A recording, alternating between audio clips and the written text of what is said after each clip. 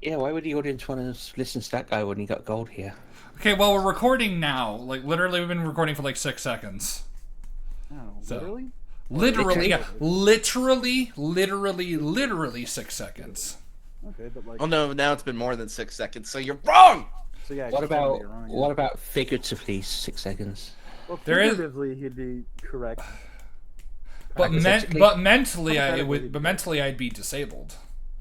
But mean, that's we know already that. what you are. But they Says you. says me. Well, Says well, God. we're back, everybody, with more of this. Whatever this is. More giggly tits. Yeah, more giggly tits. Yeah, Yeah, more of that guy on screen. yeah. Okay. So for those who didn't watch the last one, I don't know why you'd be watching this one, but but for some reason this does better than the first one. Basically, Last Jedi, good because different and subversive. Unironically, that was like this. Like basically, we sat through 30 minutes of the video, and it was like long-winded, relatively padded, and the ultimate like endpoint was Johnson does things differently and does tropes differently and quote unquote subverts, therefore good. Unironically. Like, I'm not even kidding. And that's why the movie made some money, probably. Yeah. Yeah, so let's get this show on the road. Larry. A character in the first film to a more developed one with an arc. A lot of audiences sympathize with Poe early on. He's a fighter pilot. He fights for the resistance against the First Order. He's a hero, a hotshot. Someone who is God, I forgot fiery what the tempered, guy's but voice always sounded gets the like. job Jesus. done Yeah, correctly. it's awful. And in the first film, he is just a really good, cool guy who really loves his friend Finn. Yeah, Excuse me. friendship. That's what they're calling it nowadays. Yeah, and so far it's been more Ooh. of a What do you mean nowadays? I mean, I was about to say, It's yeah, the- two men can be friends. You freaking. Without Eh. being the gay. Yeah, and I think this is just Oscar Isaac just saying what Disney wants him to say. Or he's just genuinely just trying to fill time because he doesn't want to talk about The Rise of Skywalker anymore. Honestly, yeah. Because like, what was that quote? It's like, would you ever come back from another Star Wars film as Poe Dameron? And he's like, if I need to buy another house. I was gonna say, why isn't he going to talk about like the guy sitting next to him? Exactly. I Yeah. don't know what's the- Yeah. Seems a lot more interesting. kind of maybe romantic relationship with Maybe. Finn a bit. And they get upset with Holdo. What? Fin of it. Because Holdo tells Poe, "Hey, you can't do what you're doing. You gotta stop. You're a loose cannon. You gotta chill out." Yeah, loose cannon that saved the fleet, but whatever. The resistance. Yeah, Yeah. why is he a loose cannon? Because he saved the freaking resistance from. He- Again, he I made- said it he- last. Yeah. I Was said it last Dreadnought? week. If the Dreadnought had been there when the Supremacy came out of hyperspace, they would have all been fucking dead. Exactly. Because it. So what's hang on, let me look at my notes here. Poe Dameron, they're fleet killers, man. Yep. Yeah. Their fleet. What Yeah. was the thing? and- what was the thing and- running from a supremacy? A fleet? Oh. Yeah. and the whole thing of like, oh yeah, what Poe did was successful, but he got all those people killed. Again, like blame You're in equipment. war. They would have all been. They would have all been dead too. So Yeah. The equipment was incredibly shitty, but like, even like Should have putting used your Y-wings. put it like no one knows what a Y Those are wing the is. Y-wing, man. Yeah, don't you remember Wolf's video? No one knows what a Y-wing is. Yeah, That was was very. Very Which is calm. ironic because we were just talking about Arlie Emery and like people use like Arlie Emery's like frickin' face like doing all that shit like as Yeah. if is like losing his mind. Mm-hmm. Yeah. It's weird how Um, things go full circle. Yeah, but also even just setting aside the shitty bombers, it's like you're in a war currently. Yeah, people die in war. People die in war, and sometimes you need to be pragmatic and make very difficult decisions that do cost people their lives, but ultimately it will win you in the long run. It's I not know, a but pleasant Holdo thing does to later. do. Wait a second, You- Holdo did all that shit and got all those. Exactly, yeah, Holdo did Isn't- that wait, and wait, got. hang on, so she's a hotshot pilot who got a bunch of people killed. But they used a decloaking scan. Yeah, Yeah, fuck I off. Shut up. Either you do a thing and you get a lot of people Probably- killed, or do something else and get less people killed. You ever play StarCraft and you don't have a detector, so you see the little shimmering of the enemy, but you can't see him because you don't have a detector. So. We don't have And they're the like, fuck it, god damn it, quickly build a fucking science vessel, and boom, they had a detector. And boom. we don't have the detective. Also, like, this is like on a side note of that decloaking scan. So you know how in Empire Strikes Back, like when the Falcon disappears, no ship that size could have a cloaking device. Those shuttles are smaller than the Falcon. How come they Did you say have a ship cloaking? that's small? No ship that size could have a cloaking device. That's So from if they, Empire, right? yes, it's from Empire, right after. It's right after the asteroid shot, right? Yeah, it's when they fly over the bridge, track them. They might be around for another pass. Captain Nita, the ship no longer appears on our scopes. They can't have disappeared. A ship that size couldn't have a cloaking device. As I remember the lines verbatim. I'm gonna go now. By the way, side note, did you see the preview for Simon came out? No, I did not. Not No. yet. Not yet. Super excited. I'm so excited. I've been waiting for this death battle for a long time. Unfortunately, rip Simone, because Kyle drilled through the source wall to get the life equation. Yeah, I was about to say, like, Kyle's gonna wreck him, but still. Yeah. So Yep, it's fucking- been yep. quoted. It's been quoted as that ship. No ship that small. Yes. No ship that small has a cloaking device. Yep. Yep. Damn it! Fuck you, you little. I gotta turn in my badge. I gotta turn in my badge and my lightsaber as a Star Wars fan. What is this? What does he say right after that? I don't know. I the- just looked up the. Well, I there's just no looked sign up of them, the sir. quotes. No, Captain Nita, Lord you should say I shall assume full responsibility. Vader. And then as you die on the ground, I just go apology accepted, Captain Tismo.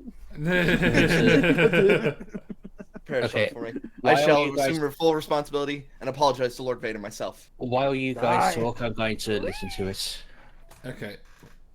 Anyway, so Wyatt's not a true Star Wars fan, so This is true. Yeah. You're not a get true out, fan. Get out, get him out, get him out of here. Get him So out Don't of throw here. him out the cold. Throw him out the cold. Don't give him his You- jacket. Even as I go to search a video on YouTube, I've already got to no ship that's S, and it already goes to no ship that small has a cloaking device. I just pulled the fucking movie and turned on subtitles. Yeah. Yeah. Right.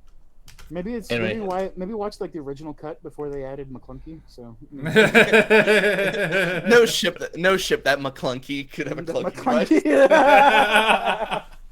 No, it's just Greedo as the guy that the one just talking about, and then after he says that, he goes McClunky. It's like a shitty Yeah. like YouTube poop edit where like he just goes like, no shit that McClunky, like his head for like a frame flashes with fucking.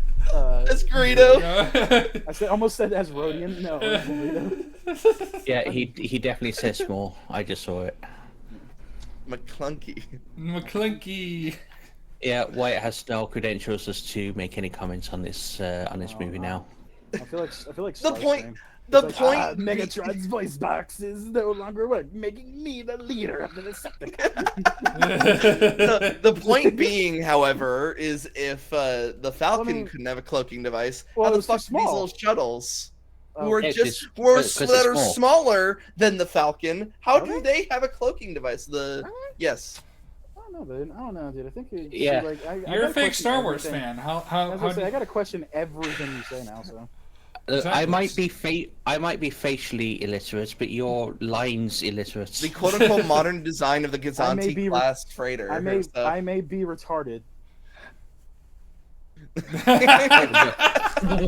I might be retarded, but the one thing I'm not is retarded. And also, how strong of a cloaking device is that you just run a decloaking scan? Obviously, not a good one. Come on. Yeah, come on, Wyatt. Dude, Get it Obviously, not that together. great if you can just scan it and be done. I mean, they Then you're they not probably close. Well, listen, dude. Cloaking But they is probably thought the ship wasn't that small, not that cloaking is size. from a certain point of view, Annie. From a certain point of view, the people are. From evil. my point of view, Star Wars is evil. Then you're lost, friend. You are crazy. When we're talking about The Last Jedi, do not want. And they get upset. You know what's weird though? Like, fuck. Sorry. Because Just like Holdo going on like a tells fucking Poe, "Hey, last you can't do what you do. goddamn going on like a last fucking Jedi tangent. I actually pulled up like fucking like 5 different interviews where Rey is clearly not happy about the Last Jedi, or sorry, Daisy Ridley is not happy about the Last Jedi. The character of Rey is not yeah, okay she's with the yes, Rey is just not happy. This about is her. bullshit. No, even when they're trying to say it's a good thing, that you can easily see the pause right before, like they're trying to think of what to say, well, this movie isn't a load of garbage. Yeah. That's the thing. That's why you could see the gun pointed at the back of Mark Hamill's hand, and then after the preview, you just that infamous shot of Mark Hamill just devastated, like he just like his Granted, son just died in front of him. Granted, like 2 of those are for like retroactive like interviews, but yeah. Yeah. Shout out to Daisy, and I think Finn also was saying some shit about it too. Like nobody liked Last Jedi. I mean, John Boyega. What did he say? I missed it. Did he just say John Daisy? No, he said he said John Finn. Daisy. yeah. John Daisy Ridley. And then a few years later, Mark Hamill became the thing he sought to destroy. Not just a An few years arsehole. later. Oh, I mean, like he was kind of already that. He just nobody really paid attention to his Twitter until like after TLJ and whatnot. Mm-hmm. Stop. You're a loose cannon. You gotta chill. Sorry. But what Holdo does makes total sense. Poe Does it? is reckless. Well, No. So is Holdo by your No. fucking logic, They you often bitch. have a high Yeah. So is Okay, Holdo. from what I remember, he was basically being told, no, you're wrong throughout the entire movie, no matter, regardless of what kind of plan he come up with. Tell Like, us a plan, please. Hope is Yeah. like the sun. Hope is like the sun. If you look directly at it, it burns your eyes. Ah! Like Yeah. what the? It's like what is with this useless platitude? You stupid bint. Like, Also, fuck it. I don't care if using a future movie. 1 in a million. Holdo was running. It's horrible. yeah. Wow, Yeah. he totally shits on fucking Holdo's character like that. Yeah. Good. of life, constantly attacks when he needs to consider tactical escapes and solutions in order to keep people alive. He is a man with good intentions who makes for a good fighter, but he is not a great soldier, and he's certain. What do you mean not a great soldier? He blew up the Super Death Star. He was the lone infiltrator that Leia sent to go get the fucking map for Luke. Yeah, and also he was their best pilot, and also he's responsible for destroying the fucking dreadnought. And And Star Killer Base, the one, the multi-planet destroying fucking Super Death Star. and also What do you mean? What There are the fu- people that actually tried to take that credit away from Poe, that because of the explosives they placed to give him the hole, that it was like, oh no, it actually was Rey, because no. she opened the door for him, and Cause and it's like effect so of fucking morons. stupid. Like, so if Poe's not there, they just made a hole. They really do just like to do that, because it was later saying that Luke wouldn't have made the shot at the Death Star if not for Jinner, so it's like, fuck off, please, just stop existing. No, he wouldn't have made it if it wasn't for Kyle Katarn. No, he Damn wouldn't right. have made it because if it wasn't for Revan. I mean, he is the cause of all this. thousands of years ago. Yeah. Not at this point a great leader. Holdo, why would she trust this guy with anything? Cause he destroyed the Super Death Star, destroyed No, the Dreadnought. no, that's not it. It's because he's your He got fucking people soldier. killed. That's got- all He they. is He is a leader of troops because he's a captain. Even though he gets demoted, he's still a leader.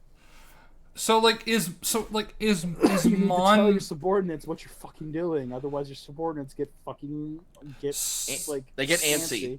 and they become mutinous because they are afraid that you do not represent the good of the entire army. yeah, like Which is tell what happens.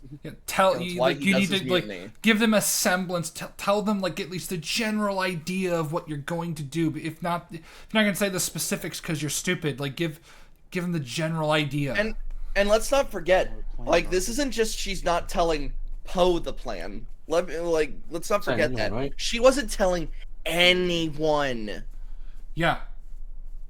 No one. Like, Only like Like- Leia knew, but that was because that was like corroborated beforehand.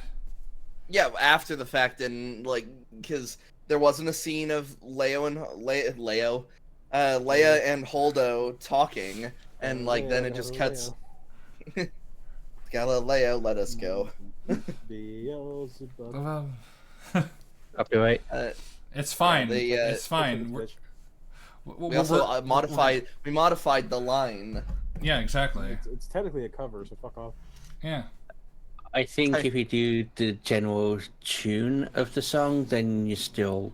I am altering the deal. Well, Pray I do not alter it further. Mayo, consider my podcast like a test to see how far we can push that. So what you're saying is we should just break out into a fucking. I mean, musical number. I mean, at some point in time, sure, but not right now. Like So in this what video, you're if you want saying- to. Oh, So- boy.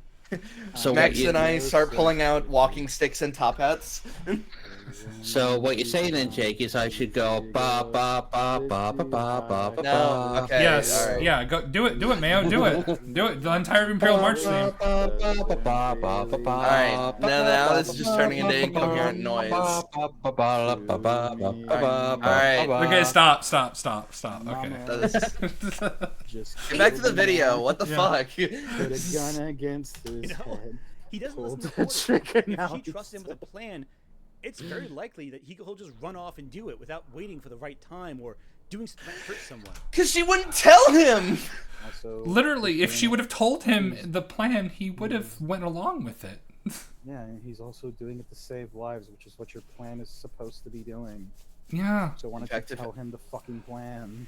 And if anything, like your plan is getting people killed, not only because of that decloaking scan, but after they abandoned the 2 support ships to put all the people in the Radis, there's just that guy steering the ship. Don't know why you can't just put a freighter on autopilot. Not even a freighter, Literally, fucking Corvette.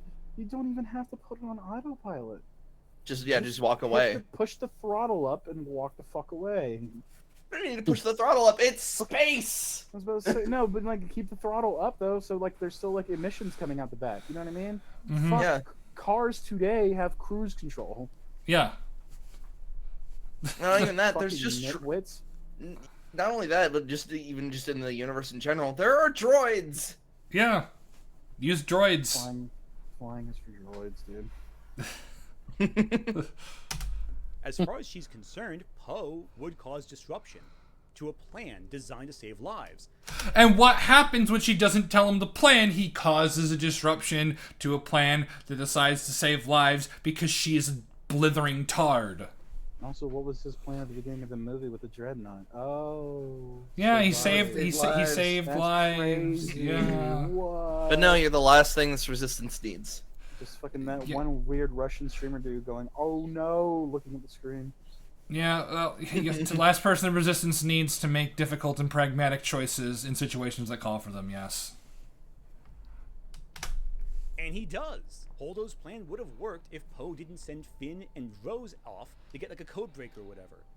Because she wouldn't Then she tell should have him fucking anything. told him. Then he would have known that. Unless that happens like before Leia gets ejected into space, which I think does it?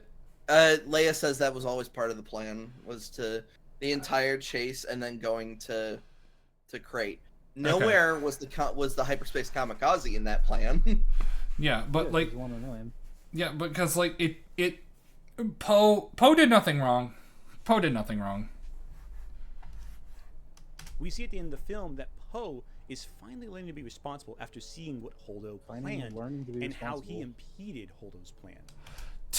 He wouldn't have Finally impeded it, learning- possibly, because he would have fucking known about it, you gimp. Oh my god. Finally learning to be responsible. Hey. So I'm good, follow orders and stay at your post. You know, you're starting to sound like a separatist. Yeah. Only a lesbian deals in absolutes. You say that, but she actually is a lesbian that dyes her hair for some stupid character reason because she looks fucking stupid and ridiculous. Because, like, the stupid reason was that in times of war she dyes her hair.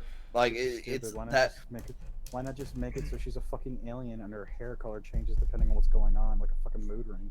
Why do you have to make it so she dyes her hair? It's such a fucking weird colloquialism to fucking bring modern day into my sci-fi fucking adventure. When Or you could shave your just head off say that and she's put on a... No, you could Shave just say your she's hair a off and fucking- put a battle wig on.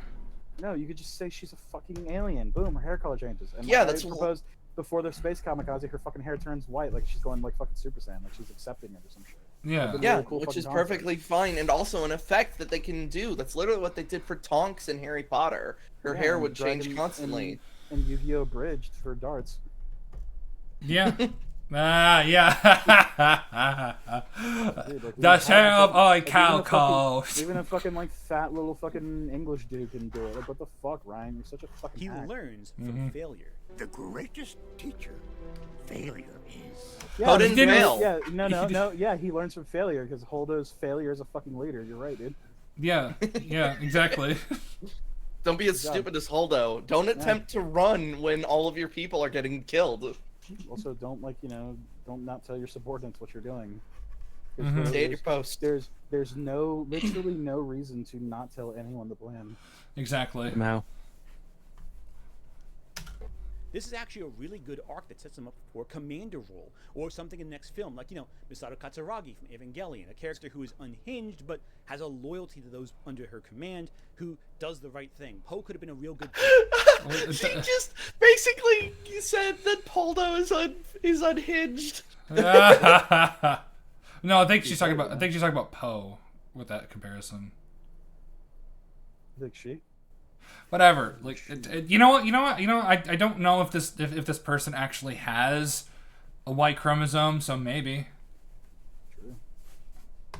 Commander. Oh wait, they don't do that. They bring him back to the hotshot pilot next film because it's easier to shoot in film because it has more direct action and it's less complicated. Right. You can Well, still be it a was- commander and be a pilot. You fucking dumbass. It was JJ's. Do you remember at the beginning your favorite? Remember at the beginning your favorite fucking movie, The Last Jedi, when he's literally leading the fucking strike team to blow up the dreadnought? It's almost like he's a fucking leader. Holy shit! Oh my god, he was already there. No, Are you no, admitting Leia that your slaps fucking- him. Are you admitting that your fucking character arc was the fucking circle? Yeah. All the character arcs in Last Jedi are Ouroboroses. Or whatever the fuck Kylo Ren's is supposed to be. It's an Ouroboros, but then the snake chokes on its own tail, and then like it vomits, but it like the tail is still stuck in his throat, so it's like spraying everywhere. Ugh. That was a visual you decided to put out there. Yes. Of course. The big issue with Finn, Poe, They fly and now. Rose is that their arcs barely matter in the rise of Skywalker. Finn. Why do you think that is? Because Ryan What made. What was the reason? What was the reason? What was the reason? It's because Ryan like took their arcs and made them stupid and irrelevant. Ryan was the one that ruined their arcs. Because he threw everything out. He left JJ with nothing. Or almost nothing. Granted, he didn't have to bring back Palpatine. That was just a dumbass move. But Somehow Palpatine returned. Well, it's because it's almost like the villain he was building up got fucking killed basically with no resistance at all. honestly, Yeah. if you want to do like the whole like thing with, you could just had the Snoke that got killed be a clone, and you could have had like still Snoke in Palpatine's place, and just goes, I projected my consciousness into a clone body, or some stupid No, bullshit like that. Because no, you can still have That's like Snoke. No, just do, like, if you're gonna do that shit of just using Snoke clones, just go full Dark Empire and just say that Snoke, like, did die, but then transferred his consciousness into a clone body. Yeah, And that's just what yeah. he does. Yeah, I mean, you could do that as well. Just you can still keep Snoke and then have like the stuff. You need to tweak it like a bit, obviously, but you can still have Snoke and the stuff you had planned for him without having to literally make Anakin's sacrifice mean nothing. Like Anakin's sacrifice didn't mean shit now. Sacrifice was Yeah. exaggerated. Yeah, basically.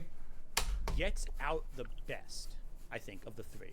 Because he finds community with other stormtroopers who left the First Order, and he's able to process his experience culturally. There are hints that he might be a Jedi or be Force sensitive, and that's all well and good, but it picks up directly after where The Force Awakens left off, because he wasn't given much of an arc in The Rise of Skywalker. That wasn't already redundant to what came before. Now, Poe is presented more as a rogue. Again, the hotshot pilot. He's not given a chance to be a leader too much. I don't think he was. Outside of what? Outside of what? Outside of the third act. He's more just Oh, himself. So not at the beginning of the movie when he's literally leading people. Okay, cool. God. Yeah, like weren't they in that like that chase? We can't fucking forget though that this guy literally didn't understand fucking Phantom Menace. So Yeah, he Yeah, it thought the doesn't have Phantom cause and Menace. effect. Yeah, though no, it has inconsistent cause and effect. Like in the previous 2 films, and Rose is barely there. Good. Good. Yeah, because it's just so funny because no one with a sane, rational thought in their head liked Rose. She was just a DI hire, right? Not even. She was literally useless. You wanna talk Actually about- useless. You want to talk about somebody that just was hired?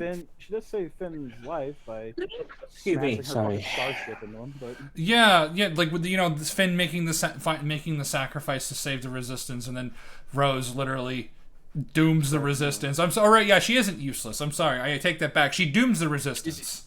Yeah, she's useful to the bad guys. Yeah.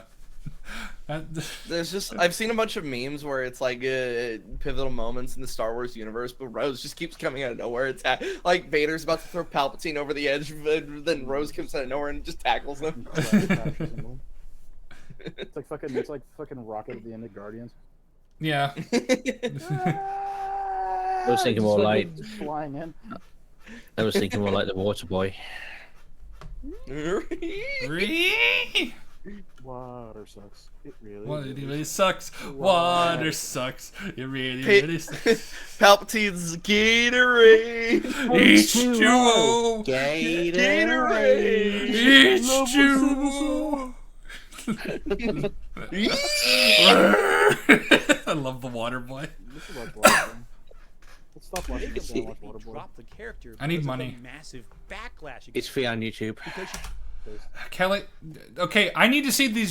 Show me. No one has shown me the receipts of Kelly Marie Tran's like constant hate for her specifically, and honestly, wasn't her leave of social media completely like not related to whatever the fuck? Yeah, it's apparently very common for actors when they're in the middle of a big shoot to kind of just disconnect from all their social media so they can focus on acting. Yeah, but like again, like no one's really shown like any significant receipts. Like I think I've seen like a couple of mean comments, but it's like probably just by weirdos that were gonna do that regardless. Yeah, I was going to say, Anthony, assholes just exist on the internet. You gotta learn to just tune them out because there's people that want to give criticism and there's people that just want to be shitheads. Yeah. committed the cardinal sin of existing. The only arcs that really carry through effectively to the rise of Skywalker is Kylo Ren's arc and Rey's arc. No. What was you about to say when you just cut that out? I mean, it's probably a cut. Maybe like he took a breath or something. Rey's arc is genuinely that is just a circle. Because she gets there, doesn't get trained, is somehow learns all the lessons, is still powerful, is told her parents don't matter, and is now the most powerful Force user in existence. Well, I mean, like, yeah, it's like what in The Last Jedi, she learned that her parents were nothing, something that she, well, not necessarily her parents were nothing, but that her parentage doesn't matter, something she learned in The Force Awakens. And then in Tross, it's like, you are the granddaughter of Emperor Palpatine, and it's like, why did you lie? Well, I didn't lie. Your parents were nothing. I'm sorry, the child of Palpatine is not nothing.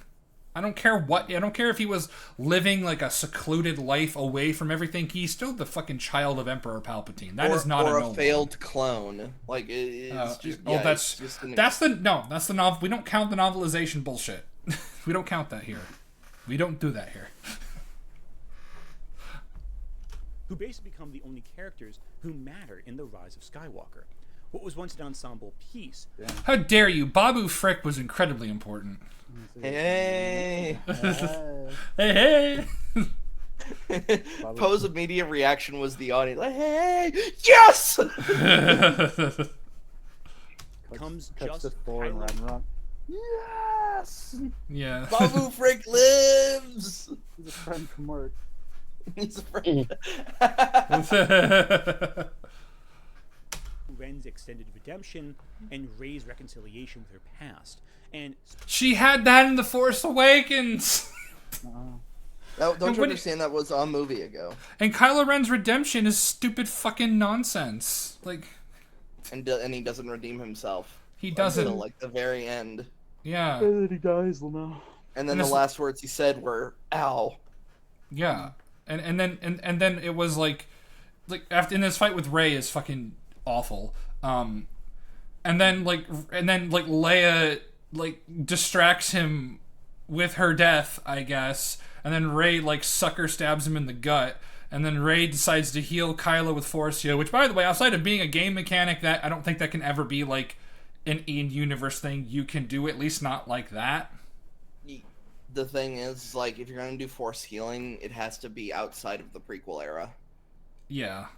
Yeah, it has to be a new thing that people that you need to make it explicitly so to give an old example from the EU, Sil Gall, the Mon Calamari Jedi Master, she was adept at healing, but that's because she had a natural talent for it, and not only that, she was a fucking doctor. Like, so she already understood medical shit before she began her Force training. So it's just a matter of connecting A to B, because like outside of it being used in video games to recover health, the idea of a Jedi using the Force to heal themselves is a very slow process through meditation. It's not like fucking lay on hands or cure wounds from D&D. Yeah, because otherwise, I have the power to save you, Padme. Cast Cure Wounds. Yeah, like Qui-Gon, hold on. Let me just use my Force heal powers to heal the hole in your stomach. Which, by the way, if that happens, Qui-Gon's the one that trains Anakin, and the whole implication is that Qui-Gon would have been the perfect mentor for Anakin, whereas Obi-Wan wasn't. That was like the whole thing with them. First grade Jedi, woot woot. And then, Yeah. fuck. Holy shit! When what would the world look like if Qui-Gon lived and it's just like a fucking paradise? Yeah. He sees all this. He sees all this stuff because Qui-Gon was a fucking fantastic Jedi. Yeah, he fucking almost instantly knew about fucking some bullshit going on and at the Senate. Yeah, He would have figured it out that Palpatine was Palpatine was behind it all.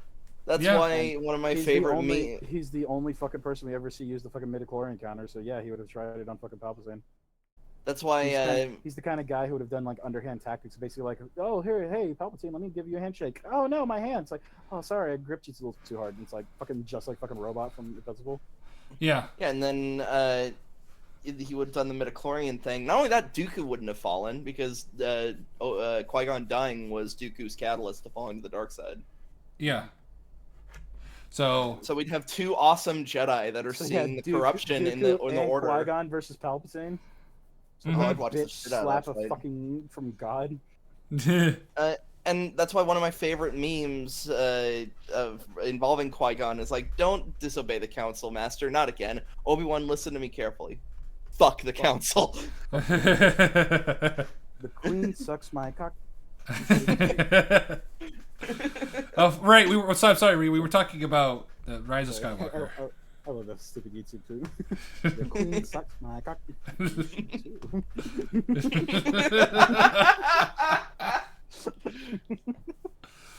Are there even any YouTube poops of the sequel trilogy, or is that There something that not might even? be. You know There what? might You know what? be. Well, I got the YouTube tabs. Love them. Let's see.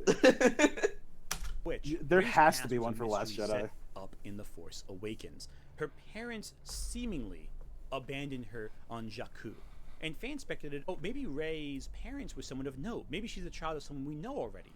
The prequels tied a lot of characters in with the lore to someone else from the past. So they would know someone else. It became a very small galaxy where a couple family lines and a couple people were really instrumental in guiding the direction of this whole galaxy. Well, the prequels are supposed to directly explain like how things got to the point where they were in A New Hope, so that makes sense why you would do that there. Yeah, it is imperative that Anakin Skywalker knock someone up to produce Luke and Leia. Yeah, Obi-Wan has to be involved because Obi-Wan and Anakin were very close. And he was a good friend. Yeah, and Yoda obviously would need to be there as well. because Yoda and Obi-Wan knew each other. Yeah, so like it makes sense why you would have a lot of these familiar places, familiar characters like interacting with each other. You didn't have to do that for the sequel trilogy. You could have made your own whole thing with like maybe allusions to characters from the past. I just heard Max go today, and I would love a cut of the prequels where Obi-Wan and Yoda were never in the same room. The Jedi Master who instructed me. His name was Mace Windu. Yeah. He just goes to some apartment in Nar Shaddaa. What do you want, motherfucker? No, I'm like, no, the Force Ghost appears on Dagobah and goes, what the fuck is that? Little goblin thing. Say what again? Say what again? Holds a lightsaber. No, I'm just saying, like, he's on Dagobah looking at this fucking little creature and going, what the fuck is that? That's not a Master Jedi. What? We wouldn't let that thing in. He's beating up my droid. Put that thing back where it came from, or so help.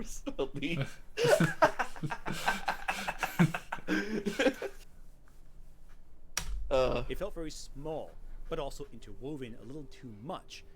People kept showing up, even though it's a massive galaxy full of potential. So it felt like the Skywalkers were the only ones who inspired change, or Wow, it's like the fucking two sets of movies that one is about the father falling to the dark side and the other is about the son redeeming his father would be interconnected. Imagine that. Imagine that, yeah. Impossible. Perhaps the archives are incorrect. Obi-Wan Kenobi, or Yoda, or Palpatine. And if you weren't tied in with those events, then, well, what are you going to do? Leia's whole ancestry was tied up with Naboo, you know, and with Anakin, and with Obi-Wan for years. It's a whole thing. Rey. No shit! Not like Padme! Just the whole planet of Naboo! Yeah, Naboo. Naboo? Am I tripping? I mean, am I focused too much on Warframe? Did he say anything about Palpatine being from Naboo? No. No. Then why'd you bring it up? He brought up like Because she's from Naboo. Yeah, even though she, I don't think she, at least not in the OT, or at least events leading up to the OT, probably ever stepped foot on Naboo because she didn't know who. Well, she in what was it, Return of the Jedi? She says she vaguely remembers her mother, which is a retcon that George did for the prequels. She was sad, very lonely. I never knew my mother. Yeah. Cut to Bruce. I never knew my father. It desperately wants to figure out how she fits into this sense of legacy, into this network of people who had influence throughout the decades. So Rian Johnson found the most devastating potential answer for Rey. Something that she had. Oh my god. It's not right. Rian Johnson didn't do this. This was The Force Awakens. Your parents are never coming back. They abandoned you. Well, no. Like that was a harsh truth. Maz Kanata, they're not coming back, Lamau, you piece of shit. Here, take this lightsaber. A good question for another time. Take this lightsaber and some trauma that the lightsaber brings to you that I knew was going to happen because I'm weirdly foresight. Yeah. You know, it's actually a shame Maz Kanata didn't really get that much screen time, Felix. I thought she was actually an interesting character. She could have been, yeah. Yeah, I was looking forward because like JJ kept saying she was the new Yoda, and I was like, oh, that could be interesting. Yeah, and like she's like a sassy little black lady. You know, it's kind of could be fun. But no, we didn't get fucking anything. We got like, oh, by the way, my ex is a fucking hacker. Go see him. Yeah, literally jetpacks out of the fucking movie. Yeah. And then in the next movie, isn't even involved in the main conflict. Just kind of just stands there at the hidden base. And then gives Chewie the medal. Yeah, she gives Chewie the medal. Even it's like she gives her boyfriend the medal. And then like hearing Chewie after hearing Leia die and him just like he's the last one. he's the last one of those four. It's like fuck me. It's like the fucking. It's like the Sam Fisher meme. There's only me. Oh God. You have no place in this story. You come from nothing. You're nothing. You're nothing. Well, no. It's something she had already had to face in Force Awakens, but we've been over that. You're a Mary Sue. You have no character. Yeah, you have no character. She's no one's child. She's not destined for greatness. Her family meant nothing in the scheme of things.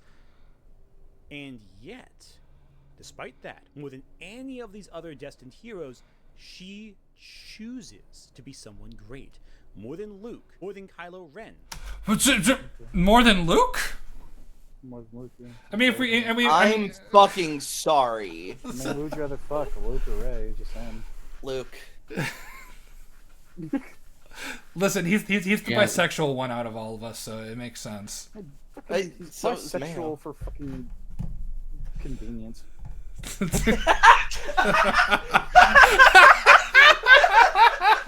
Ooh, I'm I gay only- now, even though I barely talk about men unless like we're specifically bringing up a man fucking example.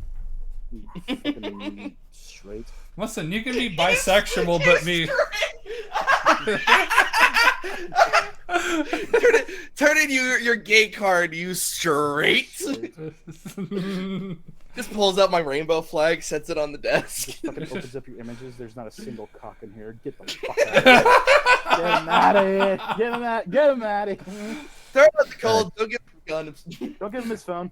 I don't see any. I don't see any yaoi hentai in your fucking search history. Get out of here.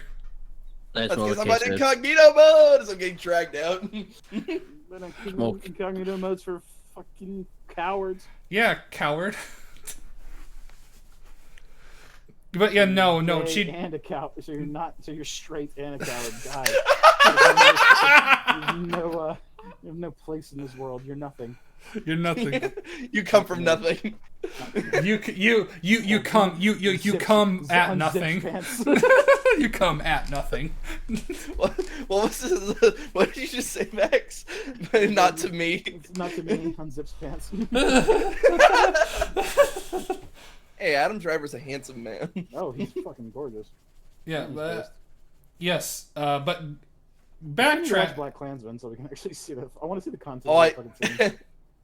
Oh, you've never seen? Oh my I never actually seen god. it, and like it's funny because it actually just got added for free on YouTube. So Yes, eventually we will sit down and watch that. That's an I also amazing want to movie. watch the first fucking minor thing. We recorded this on Mother's Day, and I walked in. Mom and Dad, they were watching the. Is it called Beetlejuice? Beetlejuice? The second one? Beetlejuice, Yeah, the Beetlejuice, second yeah. two. Which, you know, Beetlejuice shout-outs. 2, Beetlejuice harder. Beetlejuice, two juice. But I fucking realized I don't remember anything about the first movie. Neither do I. So and fuck. The only have you seen Beetlejuice? By the way, No. No. it's fucking brutal, dude. Like, you know how like in the first Nice movie, like boy. you see all the dead people, like, you know what I mean, like walking around like with their like cause of deaths. Yeah, like it was just like a guy who got like his whole torso ripped out by a fucking shark, and he's just walking around headless. And just, Oh my when he, God. Like, when he like sits down, like blood splattered. I was like, oh my god, this is fucking horrible. Oh shit. Yep. But, Plus Jenna Ortega looks good in that. I'm not gonna lie. So does But- Winona Ryder. like backtracking to the actual topic at hand. Do we have Like to? choosing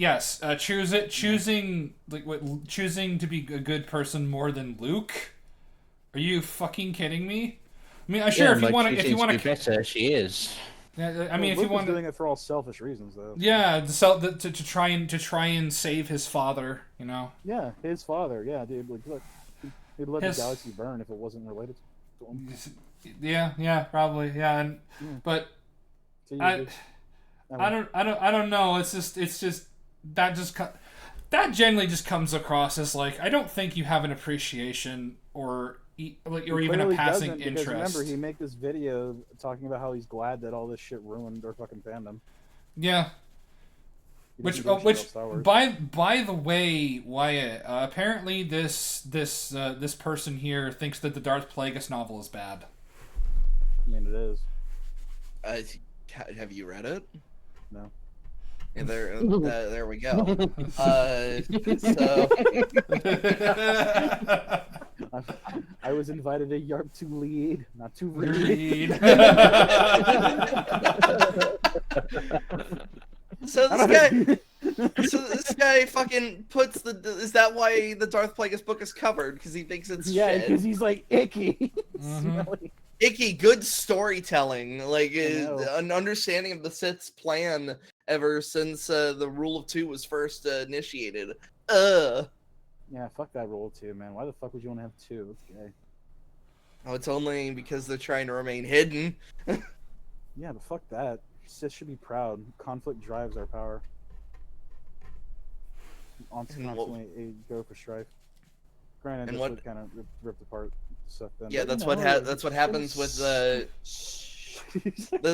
title of Darth didn't even mean anything when the Sith annihilated themselves on Rusan. But it was cool. It's I don't know. It's But it was cool. it just comes across as very strange. Where I genuinely think he just doesn't have any appreciation for anything that came before the sequel trilogy. Like I said, it's evident by his fucking video title. Remember, he is happy that all this shit is ruined. Such a Don't ever vindictive ass. forget about that. Like he's just Yeah. fine. Yeah, he is. Like, even if we made something like this, I don't even think I would title it something like "I'm glad it ruined your childhood." Fuck off. Yeah. I would say I'm glad that the normies are seeing how bad Last of Us Part 2 is.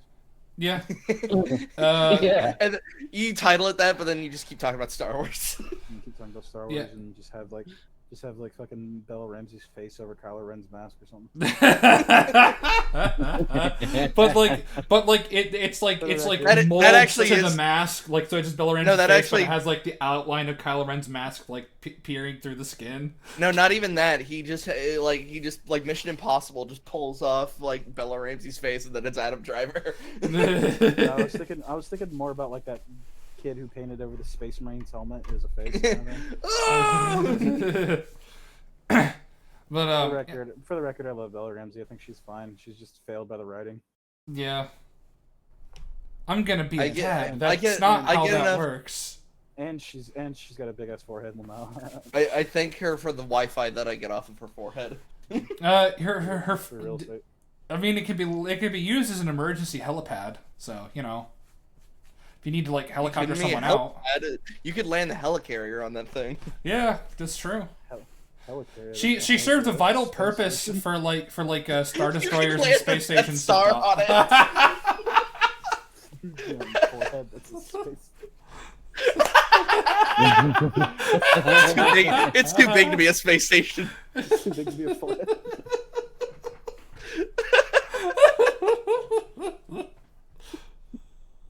More I than love you, Han Bella. Solo, Come hit me up. Let's fucking talk about Game of Thrones and play video games. Despite that, more than any of these other destined heroes, she chooses to be someone great. More than Luke, more than Kylo Ren, more than Han Solo. All right, hold on. I forgot to even break that down. So, Yeah. saying that she accepted the call, essentially the call to adventure, and saying that Luke didn't.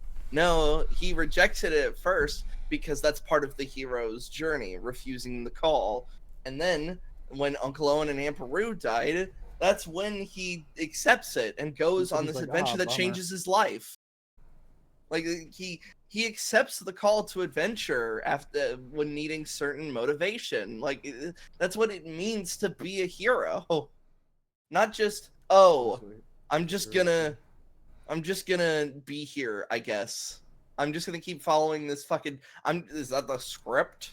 The script says I'm gonna fucking be here now. Yes. I think you just hate women. Yeah, I think you just hate women. Yet I'm straight. To put that Yeah. together. Exactly. You're an incel. No, Yeah. you're volcel. Yeah. You're Christian. Voluntarily celibate. And that just like a true Jedi. God damn it. Takes the initiative go. and becomes great despite there being no destiny.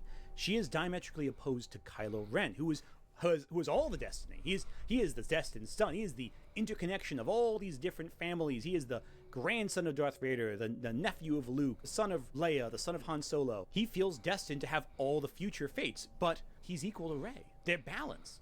And that's Which- interesting. That shows that you Which doesn't make sense because she has literally no training whatsoever. So even if she just has like raw force power, it's completely and totally unrefined. So Kylo should be better because he has simultaneously raw power and refinement with that power. So that doesn't make sense. And again, just make her a fucking wound in the force like the Exile. Kylo Ren has all of this power. He's basically a fucking superconductor of force energy. He's the baddest motherfucker ever lived. Yet the longer that Rey stays near him, the more powerful she becomes. Do you really think? Did you really think the people who made that actually gave a shit about anything that made sense? What do you mean? You said that in the wrong order. You think people who made The Force Awakens give a shit about that? Yeah, that's what I meant. That's what I meant. Yeah. No, to say don't talk shit about KOTOR 2. I never play. Yeah, I'm not trying to talk. Suck on your balls, dude. You better chill. Oh wow, the bold strategy, Cotton. Let's see how. Yeah, you're gonna be scared. You can be a hero. I would be scared. You're right. And have ties to nothing. You can just come out of nothing and be a hero. Anyone can be. That was already a thing. Like, put aside Luke's heritage. He came out of, like, he was just a moisture farmer on a backwaters planet. That's not true, Milo. I mean, yeah, Anakin was Force Jesus, but he was a slave on a desert planet. Like if it's what do you mean come out of nothing? Like, yeah, there's certain, like, maybe not arbitrary, but certain aspects that neither of them could really help that, like, certainly aided them, but, like, both of them came from effectively nothing. They came out of the most desolate nowhere planet that, like, in the respective galaxies, and, like, if there's a bright center to the universe, you're in the planet where it's farthest from. Well, no. Exactly, like. And the thing is, like, Rey also has the fact that she's the granddaughter of Creamy Sheev. So she kind of has the same thing going from her. She comes from a backwater bumfuck planet where apparently the last battle was between the Empire and the Rebellion was fought. And apparently that planet is considered nowhere, which I would imagine that planet would actually be considered of great value and importance and would not be nowhere, but whatever. Well, that's why I thought the line, like, nobody's from nowhere. Jakku, alright, that's pretty much nowhere. It's like, Luke, you grew up on Tatooine. Yeah. Tatooine, which actually isn't really anything noteworthy aside from all of the fucking gang violence and shit. No, it's where all the people go now. Yeah, I hate it. Why does everybody want to get back to Jakku? Be a hero. Oh, wait, no, Rey's the granddaughter of Palpatine. You're his granddaughter. You are a Palpatine. Oh Oops. my god. Oh, I guess everything's connected now. Now it just makes sense. Oh, why is Rey balanced with Kylo Ren? I mean, it's people were just looking for any kind of explanation as to why she's so strong with the Force, despite literally didn't even know it was an actual thing until, like, 2 hours after she met Han Solo or something. She thought Luke Skywalker was a myth. Yeah, galactic hero faded into myth. It's only been 30 years. Alexander the Great has been dead for, like, over 2,000 years, and we still remember him. Who? He's a myth. Sargon of Akkad, like 3,000 or 4,000 years, and we. Oh, dude, I love that guy's YouTube channel. You need to use the Guardians of the Galaxy thing, who, in your edit. I'm not gonna edit this. Fuck you. Editor wag his balls. Well, it's because, you know, she's a Palpatine. They're destined. It's the bloodlines. Was it really ever about bloodlines to begin with? What is with this fucking narrative? Like, so it's this weird surface level interpretation of Star Wars that it is just the Skywalker lineage. That's just it. But it's like, you know, there's a whole galaxy, right? Obi-Wan literally does come from nothing. Well, it's like stories are about characters who have nothing to do with the fucking trilogy. See KOTOR 1 and KOTOR 2. Hell, even in other storytelling, like Frodo was just Bilbo's nephew. Yeah. Like he was happy to just chill in the Hobbit. He didn't have an adventurous spirit like Bilbo. Yeah, I mean, yeah. In the Hobbit movies, that's what he did to Sam. He was in the Hobbit. He was in the Hobbit, yeah, exactly. Yeah. No, he was happy to chill out in the Shire and he wasn't really wanting to go on adventures. But then the ring was thrust upon him, and it's like, all right, you got to go to the prancing pony in the city of Bree. Yeah. So it's like special bloodlines. If you can't do anything good if you're not married if you're not born from the right person. But that's you could have redone that, Anthony. Yeah, but most supposedly, like you said, Obi-Wan literally comes from nothing. I'm not sure about Yoda's history, but I don't think he's from any special bloodline. But, I mean, I could be wrong. Revan. I'm sticking to like the Disney canon. Kyle. I'm sticking to the Disney canon specifically. Captain Phasma. Palpatine. Now, while he's a Sith, he was like from a wealthy family, from what I remember. I don't think he had any like super special Force bloodline, did he, Wyatt? No, he did not. And yet he became the fucking That's Emperor of the Galaxy. Because that's the thing when it comes to the Force, Anthony. You don't have to be part of a bloodline. It certainly fucking helps. But you don't have to be part of a bloodline to be Force sensitive. I mean, as much as we're fucking... C-3PO wasn't anything special. Yeah, C-3PO, R2-D2. He was created by the #1 Jedi of all time. Fuck. Little weird connecting tissue when you think about it. Like, it's like, oh, Anakin just built C3, and as a child, I built C-3PO. Huh? I mean, as much as we don't like her, at least now, Ahsoka, I know, didn't really come from anything special.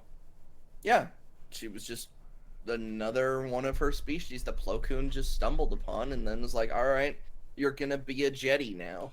Yeah, like there are plenty of Jedi in like the prequel era that weren't anything like inherently special that ended up being important. I mean, fucking hell, like if Luke just stayed on Tatooine his entire life, if like the plan to train him failed and like the Empire didn't find him at all, he would have just lived and died as an effective nobody. Yeah. Same with Anakin if he just stayed on Tatooine. Either by old age or sand people. Yeah, fucking Tusken Raiders got what they deserved. Just gonna drop the hard AN like that. Yeah, exactly. Tusken. What up, my Tuska? Yeah, no, like the idea, like the bloodline part only really comes from like who the main characters are, and it's not like you need to be from this bloodline to be special and important. I mean, fucking Han Solo is highly important, and he is. God damn, you didn't pay attention to Star Wars, giggly tits. I have no people. Han The OG was just filler. Solo. Han gay boy. Yeah, but it's like the OG. Han no people. No, yeah, Han but gay boy. Because what are you gonna do? Fucking tell me your last name? Ooh, got you. No last name, Lamau. Then the Imperial guy just punches Han in the face. Yeah, but like. If we're just going by the movies and movies alone, like it's such a shallow reading of Star Wars, and I don't think that you actually ever truly cared about Star Wars pre-Last Jedi, and it's obvious that you never did. Yeah, well, that was just filler. It's all 5 families throughout the history of Star Wars, changing everything, and I really hate this. I cannot stand this decision because it takes one of the most devastating ideas that Rey is nothing. Everything Rey wanted to learn, she didn't. It turned out not to be the case. She's disappointed beyond measure. But how does it feel to see a character that you like be utterly in your mind be utterly annihilated by another director who maybe didn't understand anything about her? How does it feel, Anthony, to see? You make an hour-long video, self-righteous hypocrite. Yeah. That's compelling. That's interesting. How is it compelling? On its own, how is it compelling? As it was executed. Like, how is it compelling as it was executed? And don't just say the idea alone. Ideas are free. You're not going to tell us, are you? It's just compelling to you because it's compelling. What were you going to say, Max? Ideas are like the sun. Yeah. Ideas are like the sun. They burn when you touch them. Is a conflict. It's an answer to the questions established that is tough. And people didn't like the answer, but it's a tough answer. People didn't like the answer because it's a meaningless answer. Like saying that they are nothing. It's like, okay, so that means. But the reason why people were upset because they were looking for an answer as to why she's so powerful. Because it'd be some kind of explanation if she has some kind of connection to some potentially powerful like ancestor with the Force, because that kind of does translate as we see with Anakin and Luke. So like, and Kylo as well. So like, and then you say, oh, there is no explanation. You're powerful because you are, which is like the most hollow and meaningless bullshit ever. Yeah, exactly. It's fine. I really like this decision. Don't care. I don't like the decision to make Rey just another part of the larger legacy. Make her a newcomer who's able to bring real change forward. Otherwise, it feels stagnant. It feels like we can't escape the characters established in the original film and prequels. We can't move forward. We are always shackled to the past. I mean, Or make her a character in different parts of the galaxy. you didn't. Yeah, like you could have just like separated it from the OT. I'm for this killing of Rey. Yeah. I could fix her. Yeah, but like You just hate women. That's what it is. Enough time in the bedroom, and Max could fix anyone. I mean, so Anthony, what you're saying is that we need to we need to like kill the past, burn it. Yeah. Okay. What is the symbology there? So, old bad, new good. That's all it is. Yep. We can't let the past die. We can't learn to move beyond it. So let the past die. Kill it if you have to. Okay. Well, no. So then we just burn all the Star Wars books behind you. That's fine. Don't worry. Yeah, you know. I mean, it's And I not think canon that's- anyway. Burn No, heir oh- to the Empire, and I will hurt you. So No, they just fill out. So certain point of view is canon. Plagueis and Heir to the Empire are not. The key This is reason why a correct. lot of people who watched The Last Jedi and praised it initially maybe turned on the film because the follow-through sucked. No, they turned on it because once they actually like began to think about it, maybe watched some videos about it, maybe read some stuff about it, they kind of realized, oh, none of that made any sense. They were simply caught up in the moment of it. I was like that with Endgame. I was caught up in the moment of Endgame, and then A lot of us after a lot of us after a couple of years, we went back and started to think about it. We're like, oh, Endgame is actually really fucking bad. Like it's like Really good. You're right. it's like phase 4 levels of bad. But yeah, no, like now I won't necessarily say that Trust didn't have anything to do with maybe changing people's minds about their opinions on TLJ. But it probably made them realize and reassess TLJ and going, oh wait, the reason why Ryan left JJ with nothing, didn't he? And that's why they had to make up all this stuff. Now, granted, JJ didn't have to do some of the stuff that he did, but Where there was once a door opening new stories, we realized beyond that door was just the same stories. Again, the safe ones.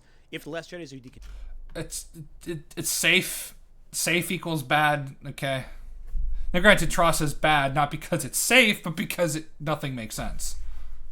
Because that's bad. instruction, Yeah. The Rise of Skywalker is a hasty rebuild of what came before, right down to somehow Palpatine returning. Yeah, that's really dumb. I agree with you. Somehow Palpatine returned is really, really bad. Sounds like this video is There's just reasons. saying.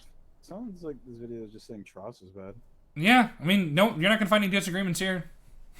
Yeah, no shit. Because that's what we want, right? A retread of the Dark Empire story. No. Honestly. No, because okay, the Dark Empire story, while having some tismy shit, now that we know like the concepts of the prequels, at the very least, was once again expanding the world and showing more characters, and it truly elevated Palpatine to like almost this. So it was written, of course, before the prequels. It almost showed Palpatine like he was this immortal, like dark side monster with, like that he had lived for almost thousands of years. Like that's what it was trying to go for. Whereas with Rise of Skywalker, like he's been every voice inside Kylo's head, and they didn't even bother explaining it by saying somehow Palpatine returned. No Yeah. explanation was given. Yeah. That's good. Yeah, it's good. It's good. It's yeah. not good. That's bad. That's bad. That's good. Well, no. That's bad. Well, That's bad. Can I go now? A comic that was itself kind of ripping. Was it a off comic or Ghost was it a novel? Or was it like both? It's both. Okay. Busters too? You know what I'm It's both. saying? It's a It's comic just that is a repetitive. book. And hot take, I'm glad Ryan Johnson killed Snoke off. me too. What? Not really. So, no, like, okay, so you're glad that he killed Snoke off, which means we don't get an explanation of how the First Just Order came to introduce- power. Okay, that's just nice. introducing Yeah. something for no reason whatsoever. That's great. Mm-hmm. And then also, if this was really just to be a device so that Kylo can become the ultimate bad, like, you got to do more than just have him come in and then be killed. Mm-hmm. But, like, Snoke literally was the key to understanding like a good portion of the world building of the sequel trilogy. How did the First Order get to where they are? To the point where they could build a planet-sized, basically solar system destroying super weapon. And then, how was he able to because all we know was that Kylo was having some bad dreams. What did Snoke actually do to persuade Ben to the dark side? Yeah, like, but Cookies. yeah, and like, but That's an old ass meme. yeah. But killing him, all killing him really did was just basically go like it literally left these massive issues unresolved. Killing him made the sequel trilogy worse because now we don't have an adequate explanation, at least with the movies. I know this, I think it's explained in external material, but I shouldn't have to go and read that. Yeah, because reading is evil. Well, no, yeah. Well, you're right. But aside from that, it's just lazy. I'm constantly reminded of all the fucking MonsterVerse fans telling me to read the fucking like comics in between the movies or the novelizations because it explains some of the shit that I have a problem with, and I just tell them to shut the fuck up. I shouldn't have to do all of this stuff for the movies to make sense. I don't care if I need to read Dominion or whatever it's called, the comic in between King of the Monsters and Godzilla vs. Kong, to get the explanation as to why none of the other monsters are at all present in Godzilla vs. Kong. Like, I shouldn't need to fucking read that. If you tell me to read it, I'm gonna piss in your milk. Like, well, another version of this would be the fucking the storyline between MKX and MK11. There's a lot of stuff that happens, and then remember that line in Aftermath? Like, I sent her to the Chaos Realm. Havoc should entertain her. It's like, Havoc's dead. let me guess it's explained in external material that he's not dead. Yep, in the comic book. Ah, of course.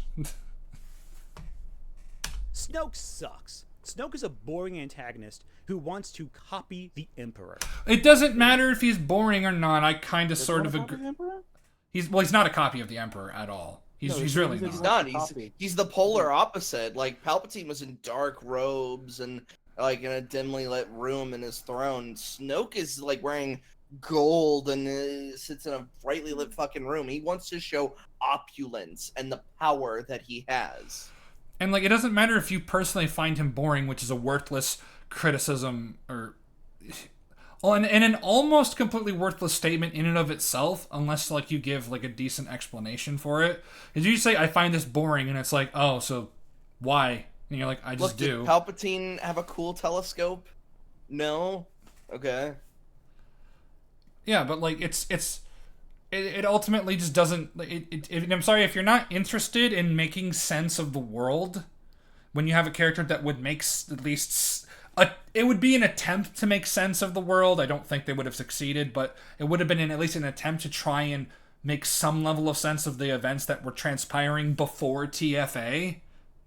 then I don't think you actually really care about the fundamentals of storytelling. I genuinely don't. Like, I don't think a lot of these people actually care that much about storytelling and the actual mechanical aspect of it, which is arguably the most important part, because without the mechanical aspects, you can't make the more, the stuff like the themes or the messages or any of the more, like, I guess, emotional stuff really resonate, because the logic behind of how we're getting there is broken. Mm-hmm. He's ultimately barely responsible for anything happens in The Force Awakens. He's the reason the First Order rose, and he was building the Super Death Star that destroyed the Republic. Antagonist. He's the one that rose the First Order. The First Order built the Super Death Star. Super Death Star reset the universe by destroying the Republic. What the fuck do you mean? He's the one that corrupted and turned Kylo Ren, Darth Vader's grandson, Han Solo's No, all dad. he did was sit in a chair and be a hologram. No, he's not important. That's like saying the Emperor wasn't important in A New Hope and Empire Strikes Back, because he was like mentioned in A New Hope. We saw a hologram of him in Empire Strikes Back, but like he's like the reason why all of this shit is happening in the first place. The fuck are you on? You didn't pay attention. But people theorized about who he was because the promise of something better was more appealing than who Snoke was on screen.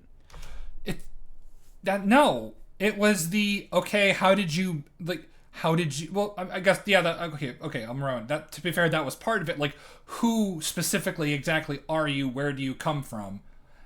And then right afterwards is, and how the fuck did you do all this shit? Because, like, without him, there is no explanation in the movies about, like, anything that happened when it came to the First Order pre-TFA. And then now that he was killed, we will never get that answer. Yeah, go read these fucking books that I hear aren't even all that great, idiot. Was he a hidden Sith? Was he Plagueis? Was he something else? Everyone wanted Snoke to be something other than what he actually was.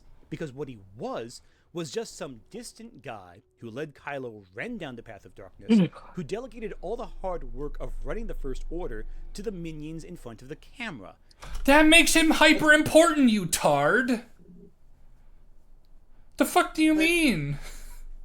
No, all Hitler did was give some speeches. He wasn't important. What do you mean? He's the one running the operation. He's the one telling people what to do. He's the one in command. He's the one that has the most influence. He's the one that fucking... How... How do you have, like, 80 plus K subscribers? How do you have people that think you give insightful commentary? These people Holy don't actually piss. listen to him. The normies of YouTube just basically play shit and then don't really think about it. Yeah. All about, or he used to make good points and now he doesn't, like Chris Stuckman. No, he never made any good points to begin with, I'm pretty sure. I mean, like, his fucking bad media critic video is, like, genuinely one of the most bad faith and, like, dishonest and disingenuous videos I've seen in a very long time. Because I'm sorry, when you try and make a half-hearted defense for Anita Sarkeesian saying that she was just, it was honest mistakes and ignorance rather than actually manipulating and lying about shit. Yeah, and then saying people like Literature Devil are just bad faith. You're being an ass. Yeah, being a dishonest fuck. Like, anyone who paid attention to anything about Anita Sarkeesian knows that she is she is an actual grifter, like, to the most classical definition of the word. She scammed people out of, what was it? Initially, it was like $159,000. Then I think it was another like $20,000 for another thing. So that she could make a Discord. No, she scammed. No, the $20,000 one was this weird mini animated series about important women in history. She needed like 20 grand from that, and she used a different Kickstarter site than Kickstarter because she knew. She knew. And then she did some other money. I think it was like $1,000 or $2,000 to start a Discord server, which would be free. And apparently she didn't even pay her like coworkers at all that well. So Great. Yeah. Yeah. So you defend. Is a Jewish princess. Yeah, Funny, Jewish she princess. Jewish. Yeah, but no. Sorry, going back to this, it's like you can't just say that Snoke. You cannot say that Snoke wasn't important and then listed a bunch of super important things that he actually managed to do. Turning Kylo Ren to the dark side, destroyed a family, making him the enforcer of the First Order. And also destroyed Luke's new Jedi Order. Yes, that's incredibly important. You can't say that he's not important. God, There was nothing left. What Ryan Johnson saw because Ryan left nothing, but we've been over that. Was that Smoke's most interesting characteristics were his drive to destroy the Jedi Order and thus Luke Skywalker, and how he inspired Kylo Ren to be worse. I mean, he's not even a good teacher. He didn't even finish Kylo Ren's training. Look at the which is a thing that fucking Ryan decided not to do, despite in TFA literally Snoke says it's time to finish Kylo Ren's training, and then Ryan proceeded to not have Snoke finish Kylo Ren's training. That's Take that Ryan's stupid fault. helmet off. Yeah, take that stupid fucking helmet off, even though the helmet was actually a neat part of Kylo's character. But, let's get rid of that. I don't... fucking 2017 ass arguments. end of the last film. It's time to complete Kylo Ren's training. Well, why didn't you complete it before you send him out on war missions? Fair enough. However, I think, when play devil's avocado for a second, the fact that he already had at least Jedi training, and it's not like he didn't have any Sith training, and the fact that he was super powerful in the Force, I think warranted at least sending him out. Also, Sith training's very hands-on. Yeah. To be fair, Palpatine didn't immediately hop on Anakin's back and they started doing front flips. No, he was like, go to the Jedi Temple, go kill Newt Gunray, immerse yourself in the dark side, go do all this shit for me. Yeah. So it's at the very least it's somewhat consistent from what we knew previously. And plus, it's not like Kylo was completely talentless and didn't have any understanding of the Force or lightsaber combat. He did have he knew all of that stuff beforehand. Maybe not mastered it, but he still knew it. However, Ryan was the one that did not have Kylo finish his training. It's his fault. You stupid fuck. Fight Luke. Snoke is powerful, but he's also arrogant. And he's proved that the puppet master villains like Palpatine are always one flub away from getting killed like a little loser. I would compare Snoke's It wasn't... fate... No. Oh, fuck off what you're about to show. But no, he just sat in the chair and was unimportant and get killed like a little loser. Compare that to fucking Palpatine. Palpatine was not one flub away. It was a fucking 7 millionth in one chance that fucking Luke was going to replace Vader. That didn't work. He's gonna be a Jedi like his father before him. All right, then I'm just gonna fucking kill you. And then Palpatine wasn't expecting Vader to basically go, "Hey, wait a minute, you're killing my kid." Yeah. Wait a minute, I just lit a rocket. And he just puts a bottle rocket in Palpatine's robes. Or what was it in the Family Guy version? It's like, Father, please. It's like, oh, he said please. Please. It's like, is he gonna bring up the Tyrion killing Tywin? Yes, he is. That's the frame. That's right before the door opens. Yeah, you can just about see the crossbow.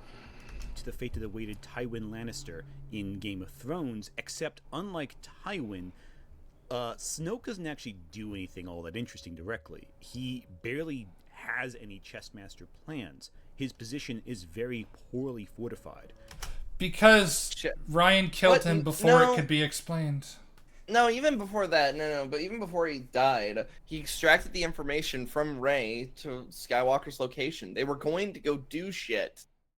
This doesn't make sense, what you're saying, Anthony. No. He does very little to further his agenda on screen. Literally tortures Rey to And- extract the information from her brain. Yeah. And as a result, he doesn't even come across as a competent chess master because we don't really see him playing any chess. Rey comes to the First Order deliberately to help change Kylo Ren, and while Snoke takes credit for this, I mean, like, it was gonna happen anyway. He didn't have to do all that much. Okay. He was the one who bridged their minds. Yeah, he was. He bridged their minds. It was all, yeah. That was so you don't even know The Last Jedi, the movie that you're really happy ruined everyone's childhoods. Wow. Holy shit! This guy is a fucking gold mine of like content. Holy shit. He's Right. kind of just there. He facilitates change in other characters, but he himself is not much of a character at all. I mean, he's just hanging out there in a golden bathrobe half the movie, for crying out. Yeah, and whose fault is that? It's not JJ's, because JJ used him as a weird one of his dumbass mystery boxes. But Ryan could have made him a character. He decided But not like to. he's on his toilet. So like that's not necessary. It's partly JJ's fault, but it's mostly Ryan's fault, because before he could be made into anything resembling a character, he's just killed. Killing Snoke off randomly and unexpectedly is not interesting in and of itself.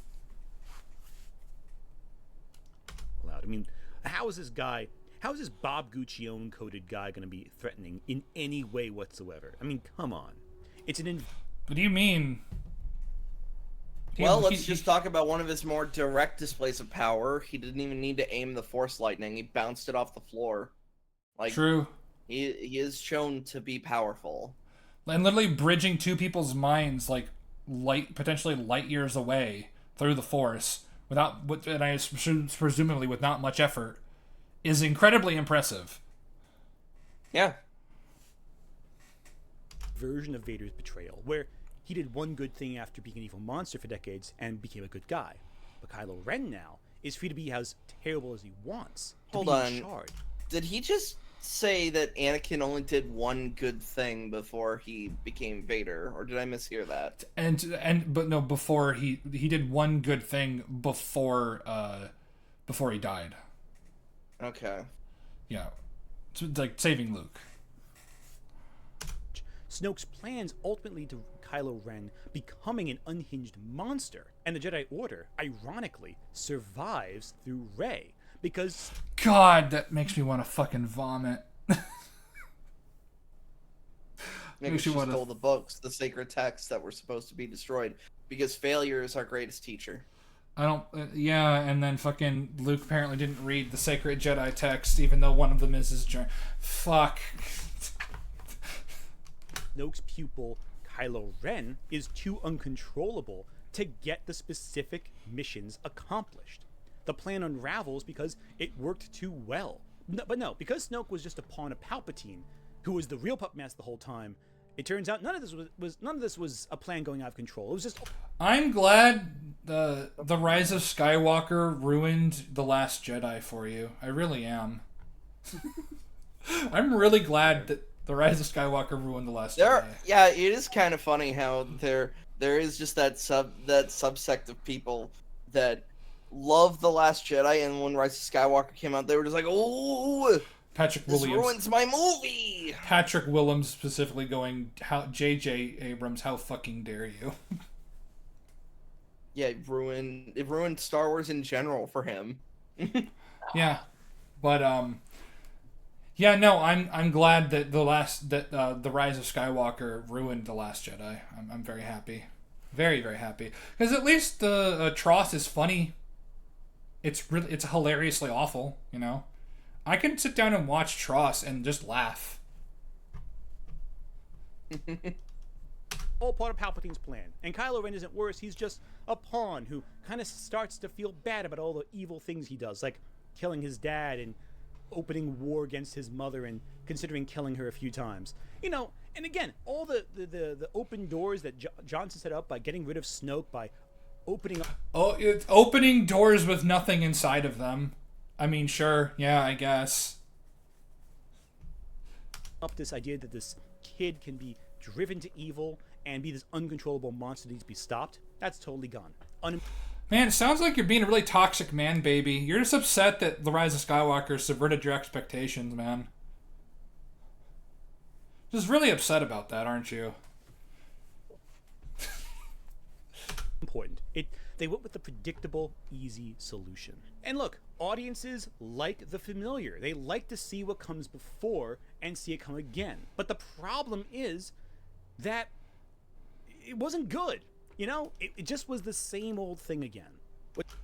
Man, Notice how we've shifted here. By the way, we were talking about The Last Jedi, and now we're just complaining about Rise of Skywalker.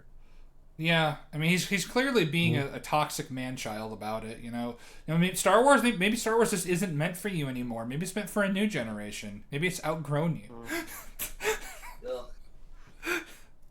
God, so this is what that feels like. Last Jedi fans experiencing the pain of original trilogy fans when Rise of Skywalker comes out.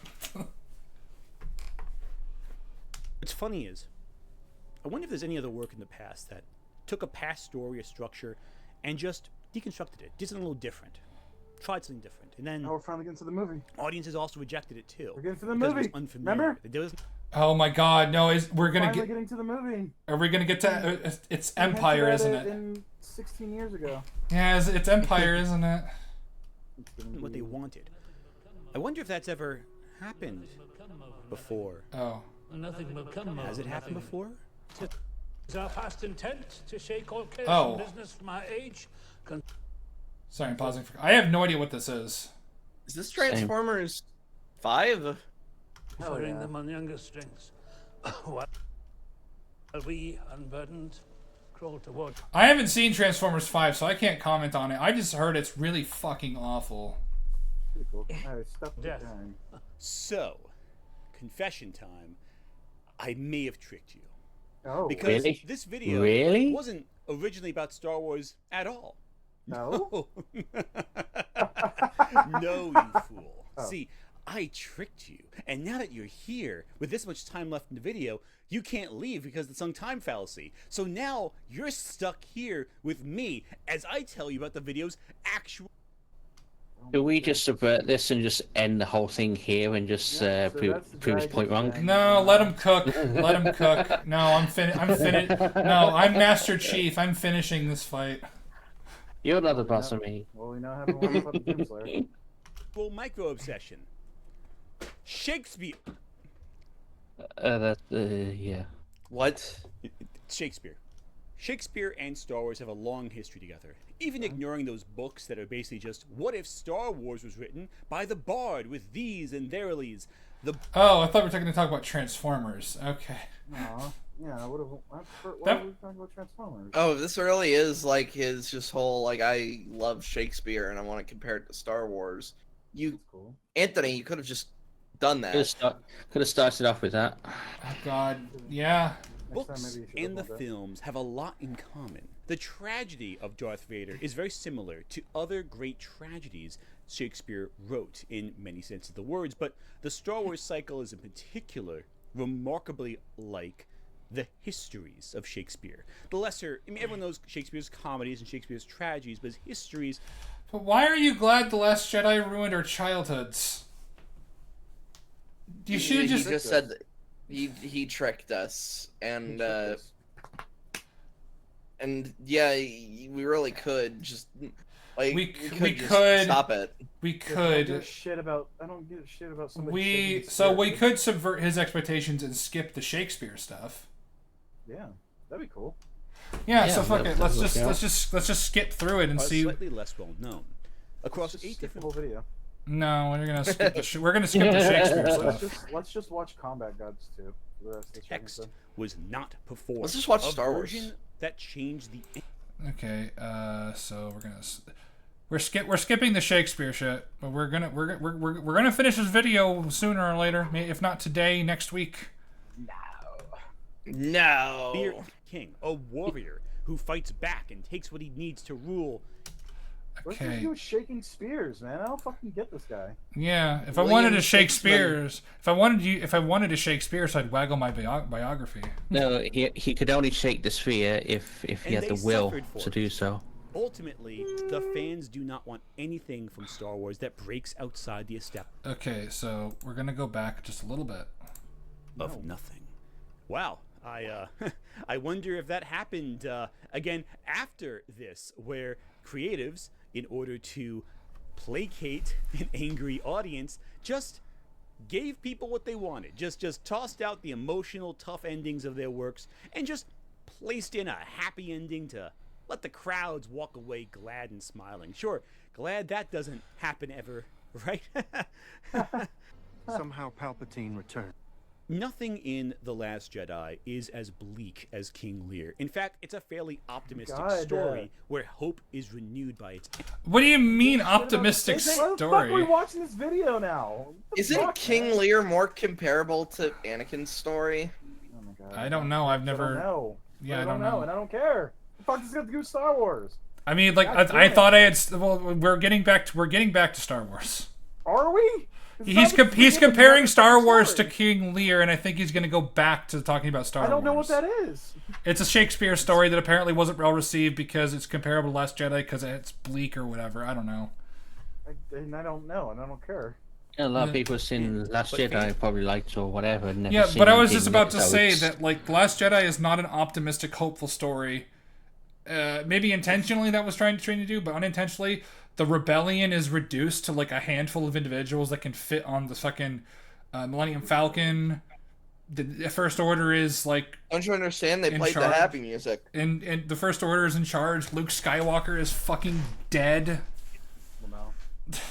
There's literally one Jedi left in the fucking galaxy. Well, no, there is no. I'm sorry, no. Ahsoka should be dead because her voice was in Tross.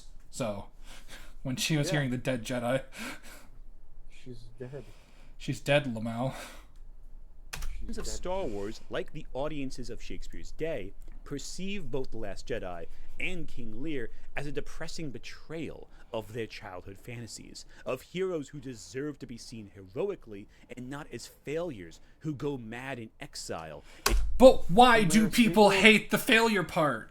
Is King Lear a sequel to something? No, it's It's- Why the entirely- fuck is he bringing it up? I don't Because know. he wanted to talk about Shakespeare. Yeah, I know, but like I'm what trying to should have say just that, been the like- fucking video. As I was saying, no, but like, it's not a sequel. So like, it's not fucking like character assassin or anything. Like No, that's the thing. It's like he's bringing up Shakespeare. It's like, oh look, this Shakespeare story does this. It's like, no, the idea is if somebody wrote fucking I don't know, Romeo and King Juliet Lear 2. Yeah. and then fucking like introduce where the character is completely different and like outside of like the character norm because he got old. That's the comparison, but he's not fucking doing that. 'Cause it's fucking Yeah, it's idiot. a false equivalent. Like if you want to talk about Shakespeare and King Lear and its fucking like influence, then make that a separate video. Fucking idiot. Yeah, like, If you want, it's- and the thing is, like, if you wanted to, his premise has failed on it because of the fact that like it's not a sequel. It's not exactly. something that follows up with the character. Yeah, like it's So- it's really bad. This video's awful. And never actually fight anyone, dying from injuries that are not inflicted by a blade. Luke Skywalker, however, is given far more dignity in death than Lear. No, he's not. Also, I don't trust you to fucking. Because here's the thing, I don't want to watch the rest of this video because like I don't trust you to fucking break down these stories. You thought the Phantom Menace was too complicated. Yeah, that's true. Like I don't care about what you say about Shakespeare because I don't trust you. Yeah. Scholars have spent decades, if not centuries, by this point, Studying, dissecting the Phantom- works of Phantom Menace, Shakespeare. Yeah, I know. of the works of Shakespeare. And we've spent decades talking about the Phantom Menace. Yeah. And it feels like decades listening to this guy. Yeah, it's mental abuse, hence why I'm gonna subject you to more of it. I need money. Yeah, but, And like, I fucking I don't else like is, rap music. This guy doesn't really fucking like. I don't trust this guy to say anything that like we can actually use equivalency for, like this play because I don't know if he's telling the truth. I actually can't trust him to tell me something true about this fucking thing. Yeah, that's fair. That's why like if it's not related to Star Wars, I'm not gonna comment on it. I feel like we're not gonna be able to Everyone. comment on much. The various characters are sent on journeys separate from each other, as is the case in Lear. In The Last Jedi, the characters fail, but they learn from failure. It's the greatest teacher. Rey doesn't fail though, so like she doesn't. And If anything, Rey becomes more powerful because, like, again, lifting those rocks, it's like that's something we haven't even seen fucking Yoda do.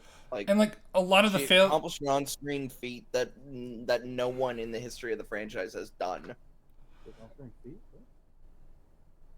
But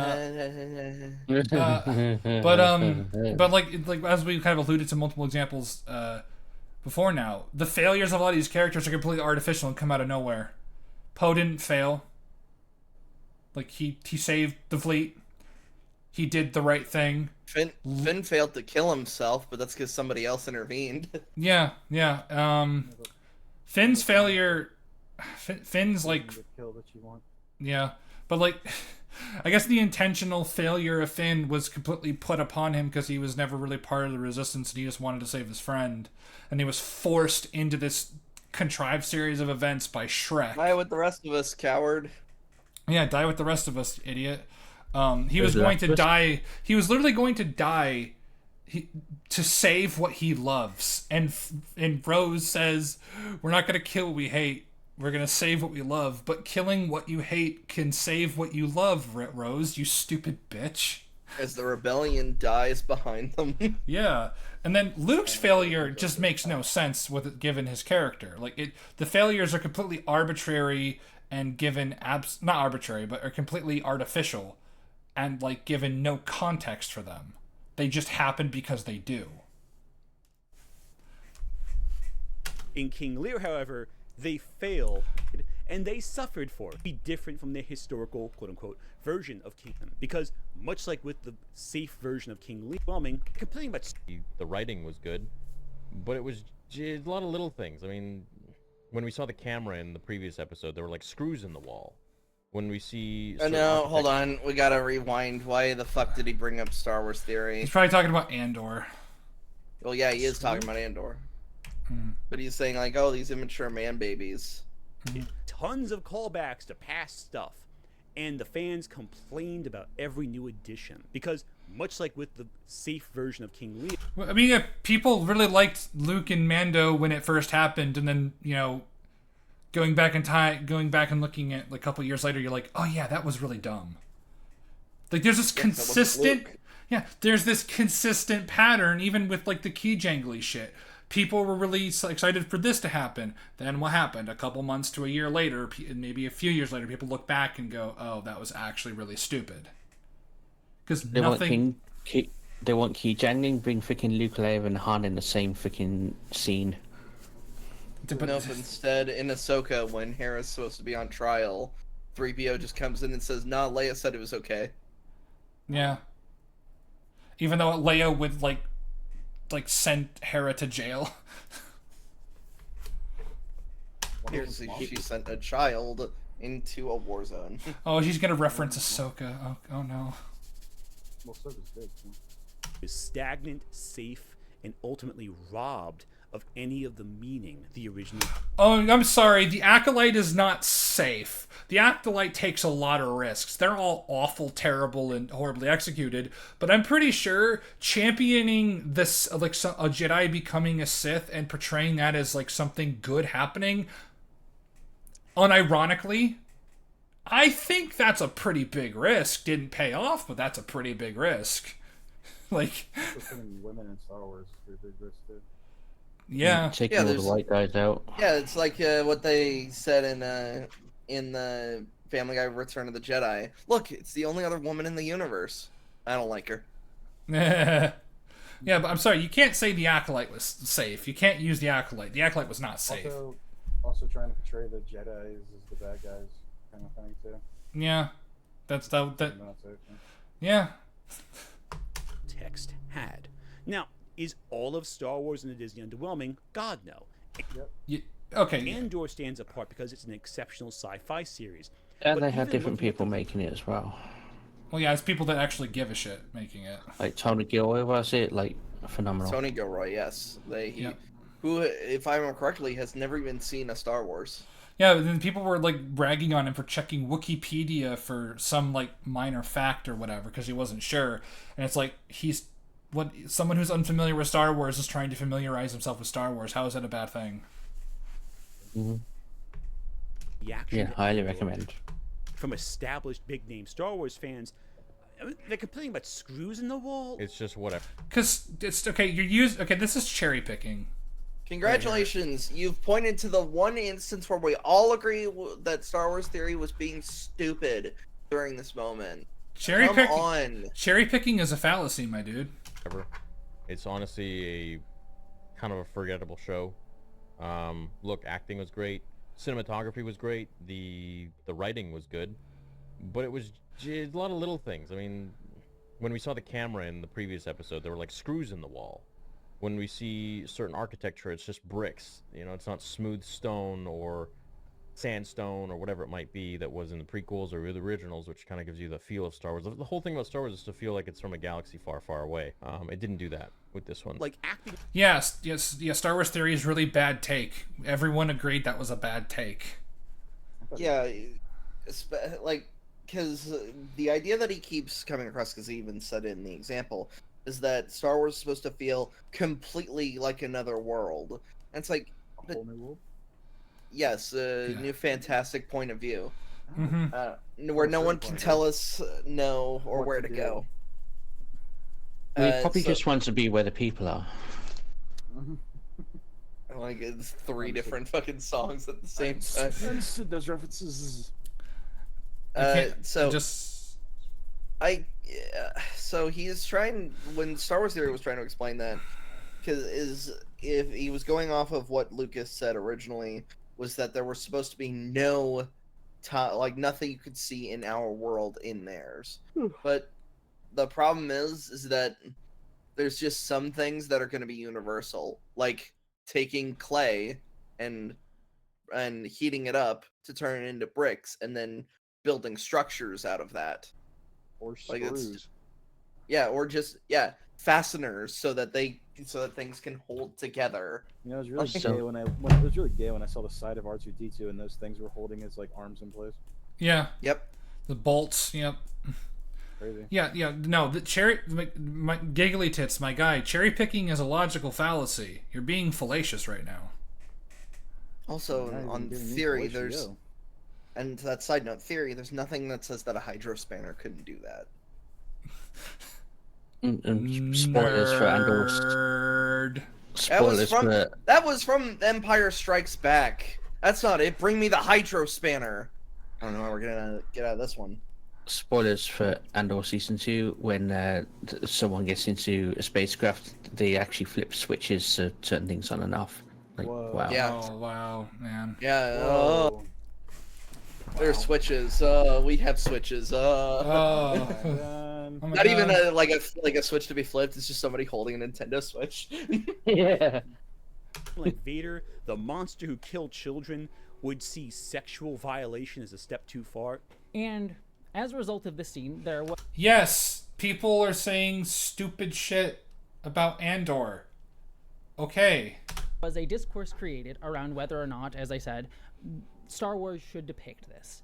And it has mainly galvanized around a tweet created by YouTuber Star Wars Theory, who I have many, many thoughts on, none very positive. But in his tweet, he said, "SA in Star Wars feels unnecessary. You can portray power dynamics and make the audience hate the Empire in other ways without taking it to such a disgusting place.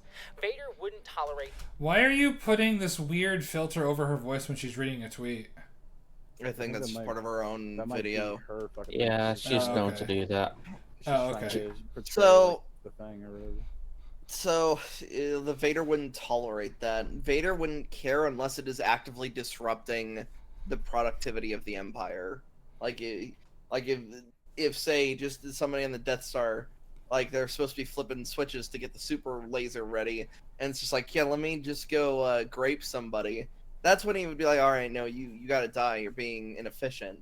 That's why he killed his subordinates in Empire Strikes Back. He is desperately trying to get his hands on the Millennium Falcon, and these people keep losing them. Yeah. That's Vader. Yeah, Star Wars theory has a bad take. Okay. Why are All out one. Yeah. And it was even proven when he was on open bar and he was trying to explain it, and he shot himself in the foot by saying that there is rape in the EU. Yeah. What wasn't it? I remember we were talking about this. It was Boba Fett's wife, correct? Yes. And no, well, actually, Jabba sent Leia in her slave outfit for Boba to do that, and Boba didn't do anything because he's like, I'm not gonna rape you. And then, but no, Boba Fett's wife in the old EU was raped by one of his mentors, Jaster Morale, and Boba fucking killed him. And that's what caused him to go back to his bounty hunting days, because he was thrown in jail for it. They didn't want to make Sentis to look like a victim, essentially. So he went back to being Boba Fett. Yeah. Who? He, he like a bantha. Oh, that guy. Yeah. Yeah, yeah. That shit, nor does the Empire condone it. It has no place in Star Wars, period. Unnecessary. There's a few things that are kind of ridiculous right on its face. I mean, his first thing that he says is Vader wouldn't tolerate that shit, nor does the Empire condone it. And yeah, I'm just gonna skip this bit. Hang on, I actually kind of want to see where it just goes to show his kind of ignorance of how these systems would actually work. Why would Vader give a crap what some guy on some backwater planet on a power trip is going to do? No, he wouldn't, because real-world monsters and real-world fascists and real-world dictators did worse than this in real life. Do you really think Vader would care? This is a realistic picture. That was a you went the wrong argument here. That was a wild direction to go. Yeah, what the fuck? Yeah, you went like, oh, real world fascists did that. It's like, this is fiction, though. Fiction. You need to explain why it wouldn't work in their situation, not in ours. Yeah. Because my counter argument, it's like, oh, Vader wouldn't care. Yeah, because we didn't write him to do that. Yeah, Vader is very utilitarian.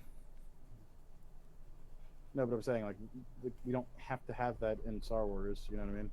I mean, yeah, I agree. You don't have to have it, but like. That's what I'm saying, like, but like that's That's fucking Star Wars theory's whole fucking point. Yeah, it's just he poorly articulated it. Yeah, because he's a crybaby.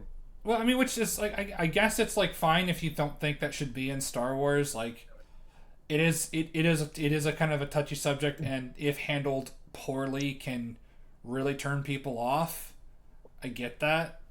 I mean, SA turns me on. Let's move on from that comment. Hey man, he's the one who brought it up. An uncompromising vision, but fans want to see their storybook land. They want to see evil that is safe. You know, evil that's not too evil. Evil that's cool, and we can like dress up as stormtroopers as a costume for Halloween, not be reminded of real world horror in the process. Because it's fiction. It's escapism. Star Wars was designed to be escapism. Now, it's not that you can't use Star Wars as a vehicle to, like, do something very loosely, vaguely, tangentially related to certain real-world events, like the prequels very much mirrored the fall of the Roman Republic, and George did... Revenge of the Sith used a lot of George W. Bush isms, but even then, like, you say, like... even saying it as a George Bushism isn't even like you're with us or against us. That's just common, like sayings amongst history. But like he has, but you know, he was putting some of that modern stuff that was happening at the time, just sprinkled it in there just a little bit. But he managed to make it natural and a part of the universe he was telling. So like he at the very least got away with it.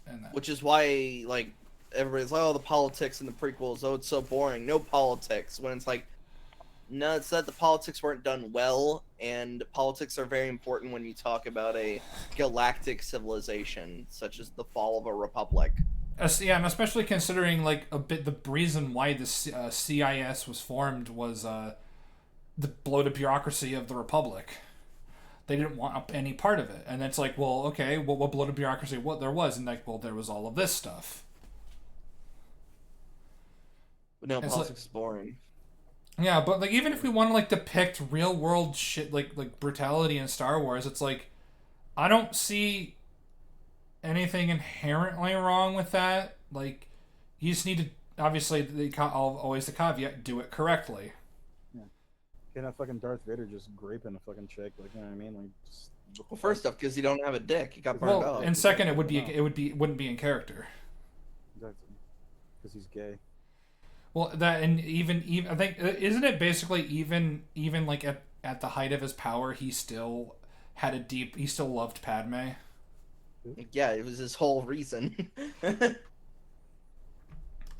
Which is why Andor is such a challenging series. And challenging in Star Wars doesn't always seem to work for the audiences because they want their playbox. So it's not that The Last Jedi wasn't challenging. It was that The Last Jedi was shit. You're skirting around the issue. Always boils back down to that. Yeah, skirting around the issue. You're just skirting around the issue the people had.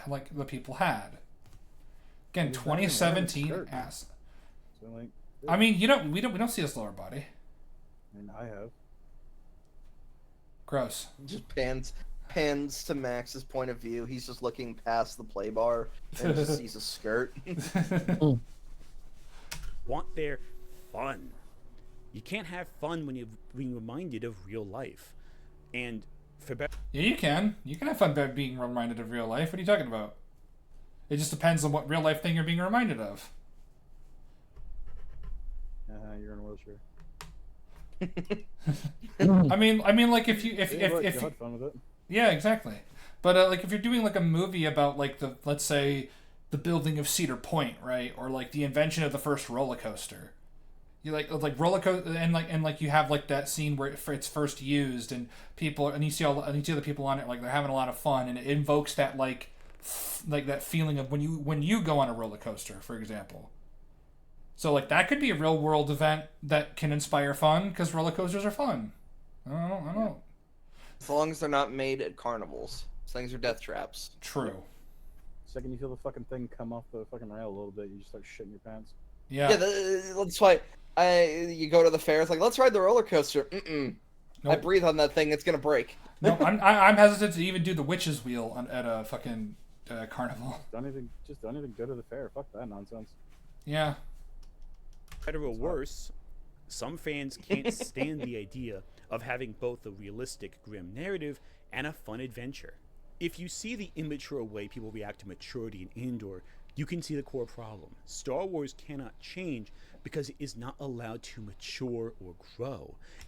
But that's not the problem at all. Like, yeah. If we want to talk about a meta thing, the problem is that Disney genuinely just keeps jangling keys in front of us. Ahsoka's the key example of that. Yeah, like, I see what you did there. Ahsoka is he Vadered. Yeah, he Vadered. Like it's like Ahsoka. What? Yeah. Those were reactions to the World Between Worlds episode. Somebody genuinely said he Vadered. Yeah, Grace Randolph. Rock. Yeah, we went over this last time. It's so stupid. And I guess if it's a Grace Randolph thing, yeah, I gotta try to delete that bitch from my memory as soon as possible. Yeah, that is fair. Although she did have some pretty normal takes about the Acolyte, like this isn't some big battle for the fate of Star Wars. No one cares. No one cares. But it's not that people don't want to be like. I don't get better. He's making a false equivalency. He is making false equivalency. I'm sure there are plenty of stories in the EU that are well received that are challenging the norm of Star Wars. Yes, as a matter of fact, it's right fucking there. Heir of the Empire. Key characters in Heir of the Empire is Mara Jade, whose whole deal is that she fucking she fucks Luke Skywalker. No, is that like what the damage of destroying the Empire did to the galaxy. Mm-hmm. This is true. And then like, would you say that the reason why Jason Solo turned to the dark side is also challenging, where it was out of necessity rather than like any sort of corrupting influence? Exactly. And then you introduce weird retcons like Vergere was a Sith the whole time. when her whole role in the story, especially during the Yuuzhan Vong War, is to challenge the views of the Force. Go read the old EU books; they're good. No. It needs to bait nostalgia. Now, one of the best recent Star Wars projects, other than Andor or The Mandalorian, is The Skeleton Crew, a series that... I have not seen this, and I keep forgetting it exists. I have heard it is okay. Same. I heard it's, like, perfectly fine. Which, honestly, is a major improvement over The Acolyte. I've heard it's not really a crew of skeletons, which made me really upset. Well, I mean, you're As a skeleton. you'd take offense to that. Exactly. Why are you calling the skeleton crew? No skeletons. Exactly. If we have you on the crew, would we then have a skeleton crewmate? You'd have a skeleton crewmate. That wouldn't classify the entire. Wait, hang on. Looks under your skin. Oh my god. Yeah, exactly. Jeez. Hey, You don't identify with anyone on the crew. Don't be feel careful. represented. It's dangerous to reveal a Toon Man skeleton. Skeleton under your skin. Quickly, peel it off. It needs to bait nostalgia. Now, one of the best recent Star Wars projects, other than Andor or The Mandalorian, is The Skeleton. Wait, I mean, like, I guess the Acolyte did bait nostalgia, like, here and there, but it wasn't, like... Yeah, Plagueis, just sitting in the Plagueis corner. Plagueis and Yoda. Oh, that's right! Yoda was that! Oh, and Ki-Adi-Mundi. Yoda's Yeah, there? Yeah, and it's like the last scene of the series. Like, fucking green bitch goes into like this room, and like there's this, we see like Yoda's like top of his head and his ears, and then it ends. And then, oh yeah, and then Ki-Adi-Mundi, who shouldn't even be alive. Oh, he's old now. We had to write it in. What about the droid attack on the Wookiees? What about the droid attack? This always says. Yeah. It's every time. You could be talking about like Ki-Adi-Mundi, where'd you put the milk? What about the droid attack on the Wookiees? Can you just answer the question? No. What about the droid attack on the Wookiees? Crew, a series that's part Treasure Island and The Goonies, just set in the Star Wars universe. And it harkens back to the Amblin style of filmmaking. You know, Steven Spielberg in the 80s, where it has a whole sense of family and well-written characters and a sense of wonder and adventure balanced with simple joys and terrors. And it does a great job So Vin telling a Diesel was in this? self-contained, simple story. And I feel like some Star Wars fans struggle to articulate their thoughts on Skeleton Crew. It's because the interest in Star Wars is at an all-time low. Like, people didn't watch it because they didn't care. Also, Disney didn't market it. That's one of the other problems. Yeah. If you don't market a thing, no one's gonna go see it. Exactly. Like, and the people that watched it, they were like, "This is fine. This is fine." Because when they saw it, they knew it was a cute show for families, but because they couldn't feed off negativity around it, they kind of just fell back on complaining about The Acolyte. Look. Going back to Star Wars theory, all right. Yeah. Well, so here's the thing: the Acolyte was still a fresh wound for everybody else because it was Skeleton Crew released, I think a month after the Acolyte ended. Yeah. So it was still fresh in everyone's minds. Yeah, because the Acolyte was fucking awful. It's arguably the worst piece of Star Wars media since The Last Jedi. Look at Star Wars Theory's review of it. I think that this show is quite adorable. It's got a good message of, fighting for your friends, fighting for what you believe in, dare to dream big, like Wim dreaming of being a Jedi. And, it's got adventure and, trusting your gut instincts and knowing that not everybody is out there is good, and a lot of them are trying to squeeze you for what they can get out of you. He talks for a little bit about how the show is charming and cute, but then suddenly, whenever he gets a chance, cuts right back to saying, well, you remember how bad the Acolyte was? That definitely poisoned the well with the Skeleton Crew. And It did, though. Like, it did. You can't deny it. We have two instances of this. One, the Acolyte with Skeleton Crew, and The Last Jedi was Solo. Yeah. It's just what happens. For season 2. I think what they're scoping is if this show has enough ratings or not. And sadly, because of the...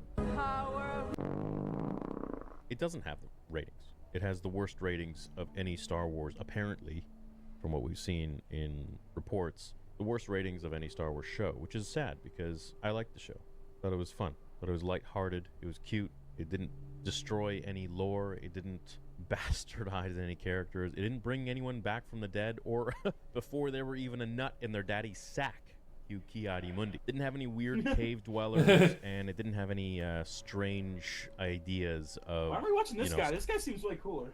Yeah, he is. He is cooler, despite the odd bad take here and there. He's a cool dude. Yeah, bad take every now and then. I mean, that's why. I mean, that's why. Hang out with Wyatt. Oh, thanks.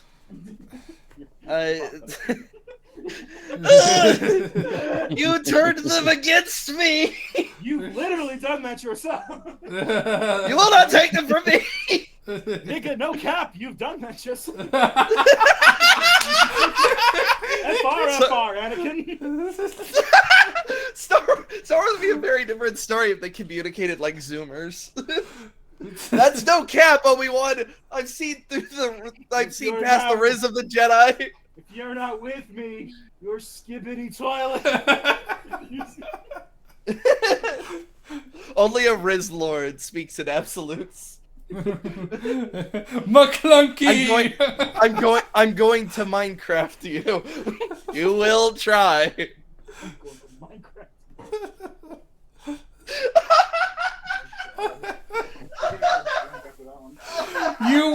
You were my fam, Anakin. I loved you. No cap. Some guy kidnapping someone and then taking them off to an island and having some weird sexual innuendos. This is where the fun begins. It was a very pure kids show with Star Wars theme. You can talk about the previous show while talking about the current show. Yeah, like, he's still well. First off, he's reviewing Skeleton Crew, and he's like giving what he believes the explanation as to why the ratings are so bad, and he's also giving why he liked it, why he actually he enjoyed it more because it wasn't the Acolyte, which destroyed a lot of things. This is a normal review. He's like using points of comparison. You motherfucker. This was supposed to be about The Last Jedi, and you went on a fucking tangent about fucking King Lear. You cannot do this. Yeah. You know, it's really unfortunate that the Acolyte did what it did and alienated more fans from the franchise, because I guarantee you, and I would put my channel on this, if this show came out after Rogue One, there would be a lot more people interested to at least give it a shot. Give it a chance. They probably would. Yeah, they probably would. Right. Yeah, it's just like if Andor came out as the first Disney Plus thing, then that would get us loads more attention, and it'd probably be one of the best series of all time. Yeah, but it's like something consistently good, not like Mandalorian, which is consistently like bad to okay-ish at times. Yeah. This for me was more for season one interesting specifically. Than Solo. I like this more than Solo. We don't need anything political or any weird shit like that going in there like the Acolyte. Just a fun little story. No big deal. He's still talking about Skeleton Crew, you retard. Like, he's still talking about editing the fuck out of that. Hell yeah. Yeah, he's and like, I will view. I mean, I will kind of like that caveat at the end. Like, he was about to say, just don't think about it, which is like, no. Like, even if you're talking about something good, don't say that. Yeah, don't. Yeah. Never encourage people. At least that's better than the things that came prior. Wait, hold on. Oh wait, no. Like that was on Star Wars Theories video. Never mind. That was probably his. Story. No big deal. Don't think about it too much. At least that's better than the things that came prior. He's struggling to pivot to something negative because he wants something to criticize. And it ends up being, doesn't it suck that the Acolyte sank Star Wars rep so badly no one wants to see Skeleton Crew? What's wrong with voicing that opinion in the review of Skeleton Crew? Because in a review of Skeleton Crew, a talking point would be how well it was received. And then you can then go on to say, well, it's a shame that this relatively okay show that probably would that people should probably like at least give a shot, give it a shot, wasn't like what the people didn't watch it because the Acolyte was so bad, because it like turned people away from Star Wars. And this is a hypothetical that could be applied to all shows. Imagine if Invincible Season 2 just had like a super shit ending that all of us hated, it'd make us hesitant on season 3, wouldn't it? Yeah. Or imagine like just trying to defend Last Jedi and then fucking talking about Tross all the time. Yeah, exactly. Yeah. Yeah, like, and also imagine like trying to say that he's glad Last Jedi ruined our childhoods, and then he just talks about King Lear for like 20 minutes. And not like, oh, Disney barely marketed this show, and that's why maybe audiences aren't watching it. That was a reason why, yes, but I'm pretty sure that yeah, he didn't. Like, yeah, it is a reason. Yeah, that is a reason, but I think the numbers would have been at least a bit higher if the Acolyte wasn't so shit. Hell, that's why like a good number. Like, remember there were talks before it was a TV show. Kenobi was supposed to be a movie. Like, just the behind the scenes stuff of Disney is just a fucking mess. They don't know what to do. Like, we brought up multiple times, they didn't know that Grogu was a marketable material. Yeah, for some reason. Hell, maybe even say, hey, fans, show this, watch this. It's a good stuff. Let's reward material that we like with our viewership. Oh, and buy my lightsabers too, I guess. That's what he wants to say. I don't know, Star Wars. Oh, fuck off. Hey, Star Wars Theory Sabers are actually really cool. I want to get one, but I already own a $400 saber. Like, I don't need any more. But How much are his sabers? I can quickly look. Hold on, because I've been looking at them. Also, they're good quality. Don't stop the guy from murdering his cheddar. But I do want to say he was saying like Skeleton Crew was good and he wants people to check it out. But then whatever. Yeah, being bad faith is always giggly tits. Yep. Sorry, I'm dealing with all the pop-ups. The like, hey, here's some sales. Here's some like, sales, do you want here? Give us your cookies. I'm like, these cookies are mine. Damn it. They're mine, bitch. Perhaps this expensive prostitute. Oh, they have a Revan saber. Let's see how much it is. Ooh, tell me. Quick, I'm looking. 2 seconds. For only $3.30. That's not bad. $3.30. That's $3.30 for no $330. That's crazy, dude. $3.40. That's crazy. $3.60. That's crazy. You ever tried KOTOR 2? I mean, no, but like this video is making me want to play KOTOR 1. I mean, you can make the Loch Ness monster happy for $3.50. He's a more accurate version of the Katarn saber. That amethyst saber is pretty cool. Isn't that what Palpatine used? Like he had like a really sexy looking lightsaber. I'm looking specifically at the Legends. Which section are you looking in? I don't know. I just clicked on I just clicked on products. I will be right back. I'm gonna go get something to drink and use the bathroom. Amethyst. Yeah, sure. We could keep the audience entertained with a thing they can't see. Guys, amethyst, if you want to, we're sponsored by Star Wars Sabers. Go to them or whatever. And they're dueling sabers at the end of the day, which is way better than way cooler. Yeah. Yeah, like as much as I want to smack a bitch with my lightsaber. I mean, I'm available. Yep. Can we recreate Aaron's video? Yes.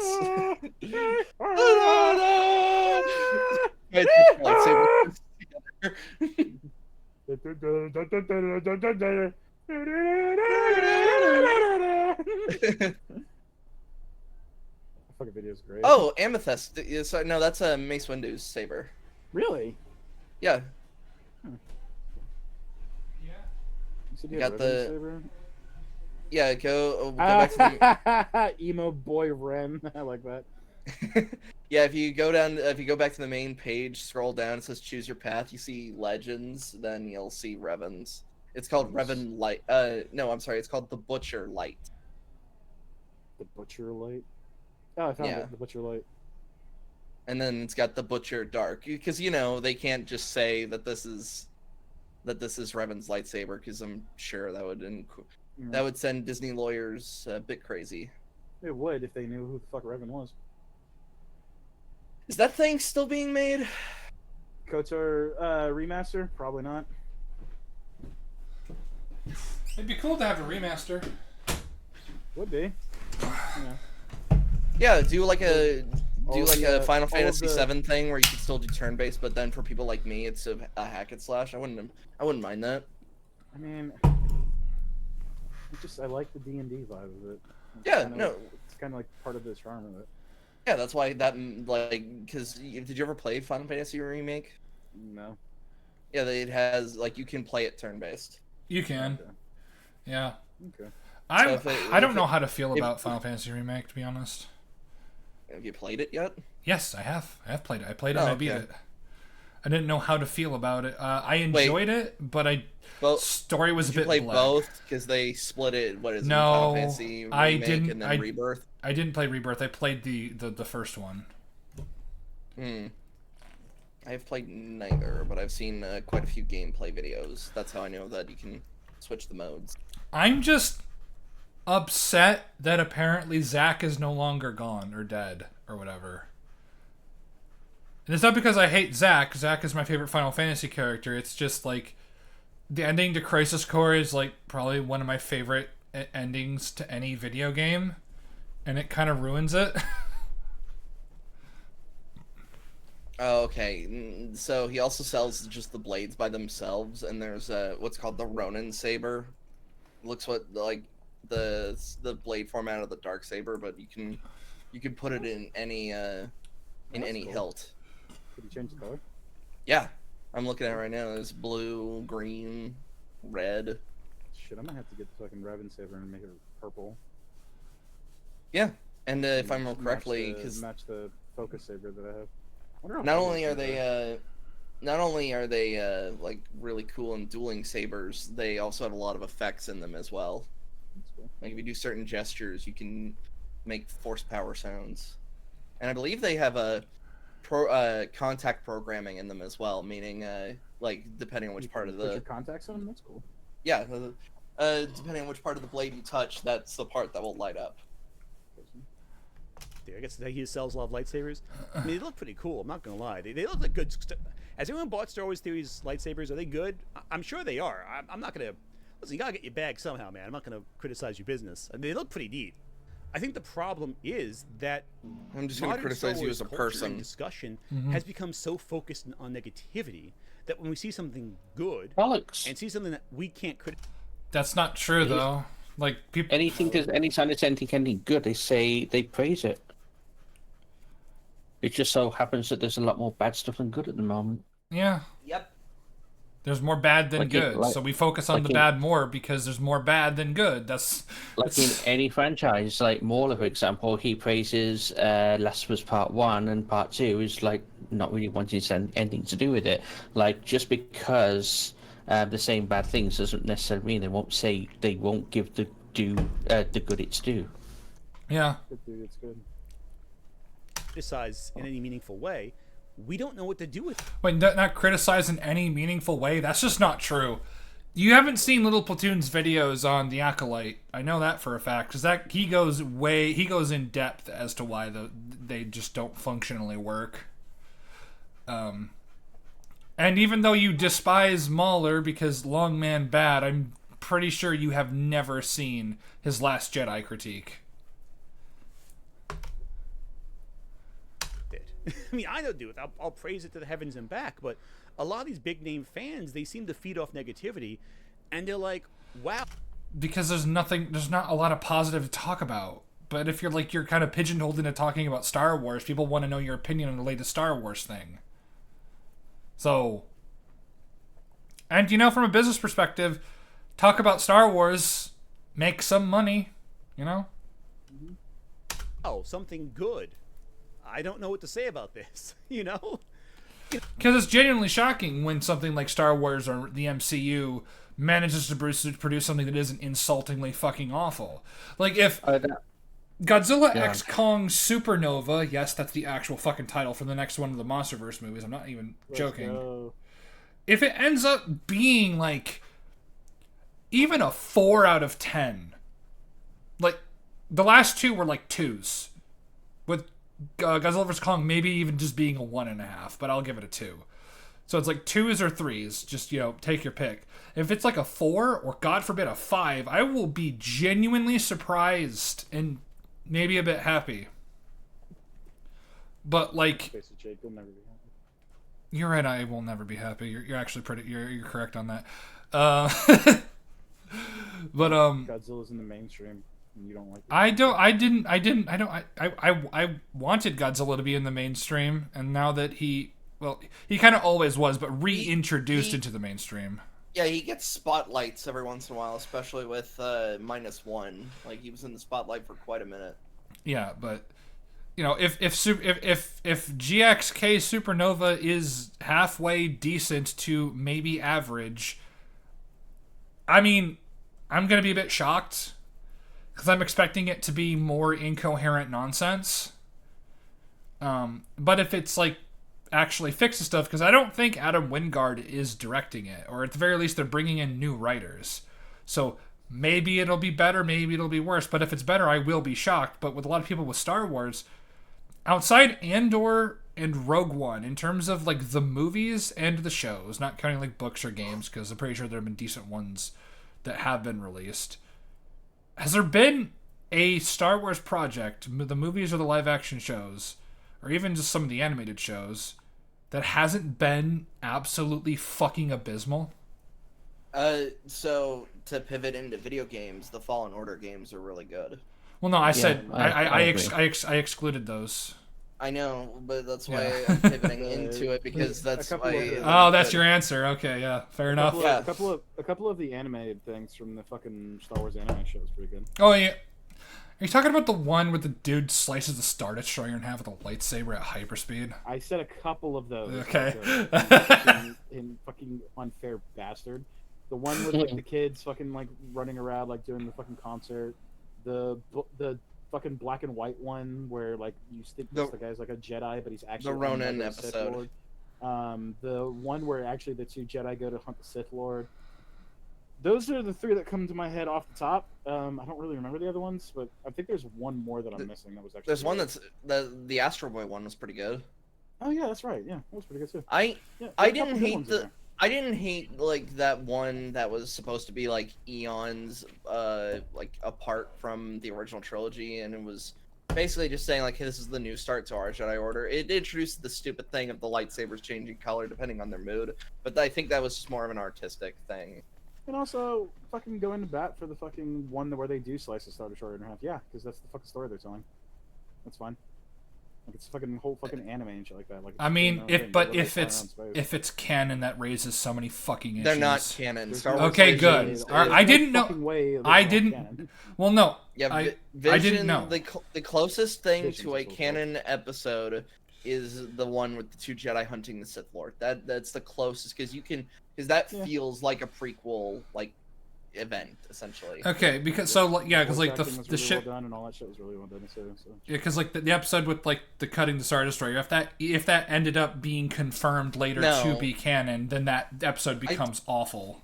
No, I told you the actual story of that one is that they're 2 Sith twins that I don't remember you telling me that. I just remembered the stupid bullshit of cutting the Star Destroyer in half, and how hilariously dumb it was. So there's Star Wars Visions, which I forgot even existed, which shows you how much impact it actually had. And then I heard Tales. I still think about that Ronin episode too, because I love that Ronin episode. It was alright. The reveal that like his lightsaber was red. I was like, oh, that's really fucking cool. It shows that like people on the dark side actually can be a force for good, in their own like weird way. And then I didn't really like the rock concert episode, but that's kind of just because I was more interested in the story that it was trying to tell in its subtext, because it was showing like this kid trying to escape Order 66, and it's like, oh, I want that story. And then it's like, no, rock band, Boba Fett's chase because that's Jabba's son is the drummer, and it's like, okay. Oh yeah. There's a cute little kid story though.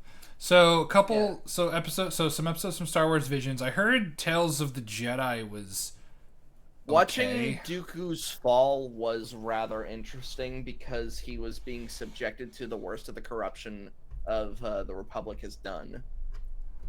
And the fact that he was having a hard time keeping his anger in check because innocent people were being killed because of this. So yeah, there's like, and then I excluded Andor, and then there's Skeleton Crew, which I heard was like fine, but like Mando was shit, Ahsoka was shit, Kenobi was shit, the sequel trilogy is shit, Solo was shit, Acolyte was awful. Bad Batch is hit and miss. Clone Wars season 7, I don't know, should we count that? I mean, it's animated. The first half of that is good. Then all the stuff with Ahsoka on Mandalore is just shit. So it's basically terrible because like it doesn't stick the landing at all. Oh, doesn't it raise like a massive hole where like Ahsoka knows what's gonna happen to Anakin but doesn't tell the Council? There's hints at it, and Ahsoka is desperately trying to get in touch with Anakin, but because Revenge of the Sith is happening. Well, I mean, if she knows about Anakin's fall.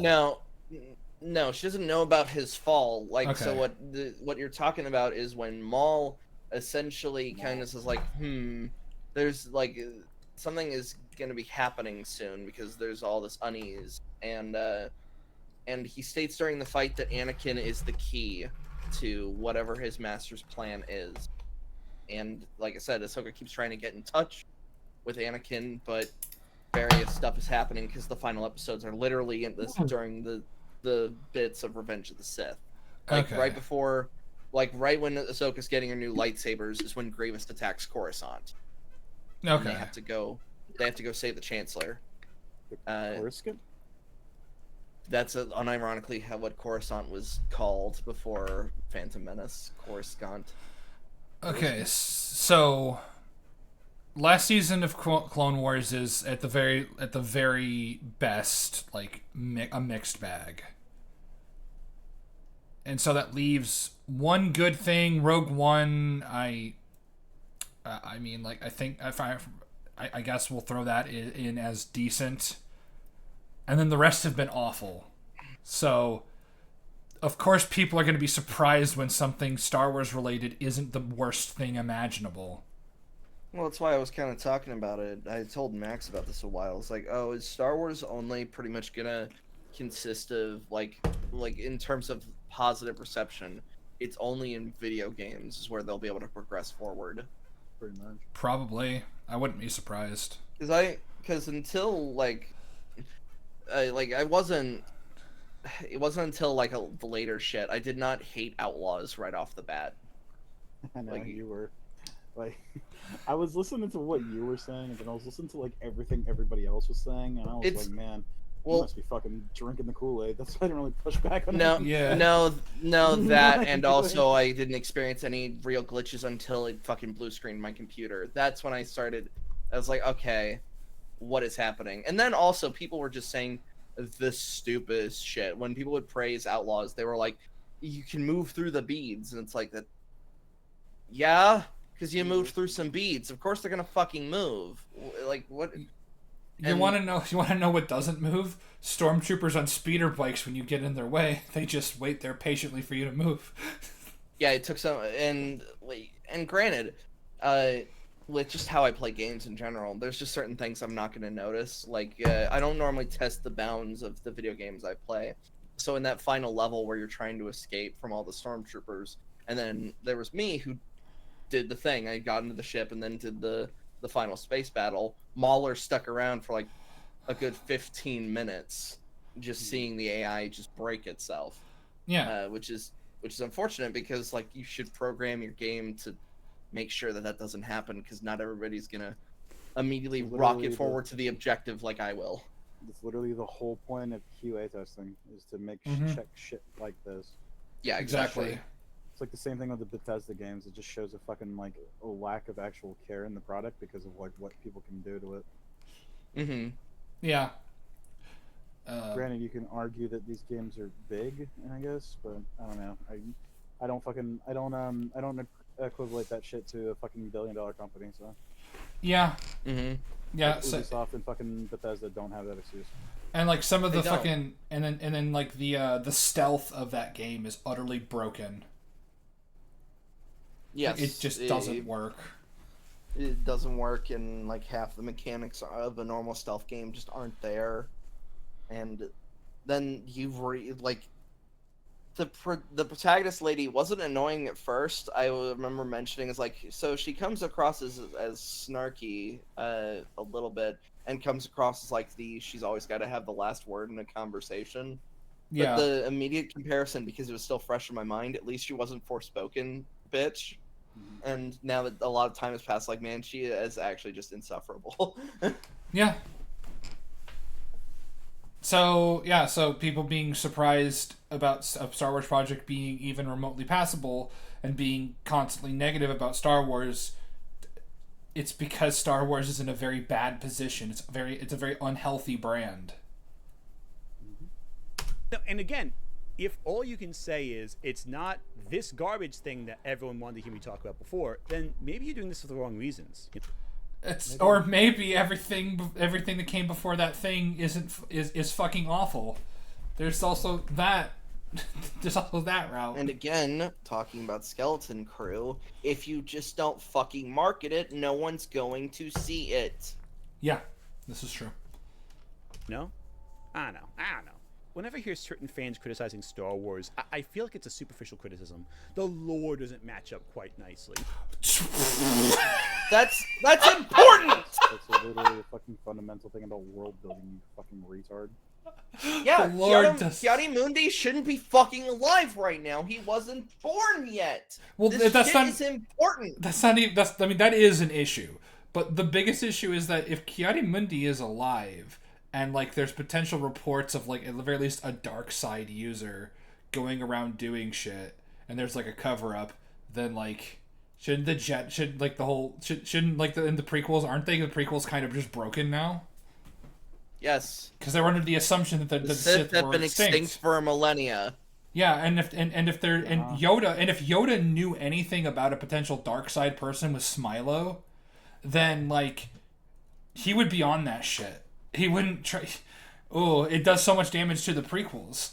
Like, lore matters. I don't know what the fuck you're like. You were literally getting so upset about how Tross like did a whole bunch of retconning to the last to TLJ and shit. Like you can't say that lore not lining up correctly unless you're talking about like little bits and pieces that are really small, but you didn't phrase it that way, so I can only assume you're just complaining about people who complain about lore. You know, Kiadi Mundi, the alien no one cared about, who's born a few centuries earlier or whatever. I mean, that's not the full issue, but it's still an issue. But you know, we already went over that. It's the beginning of an issue. Really is what makes or breaks a show. It just feels like. Okay, how about hyperspace not being an actual alternate dimension that allows you to like basically take a shortcut through real space? Kind of like what they do with the warp in 40K, though not as horrifying.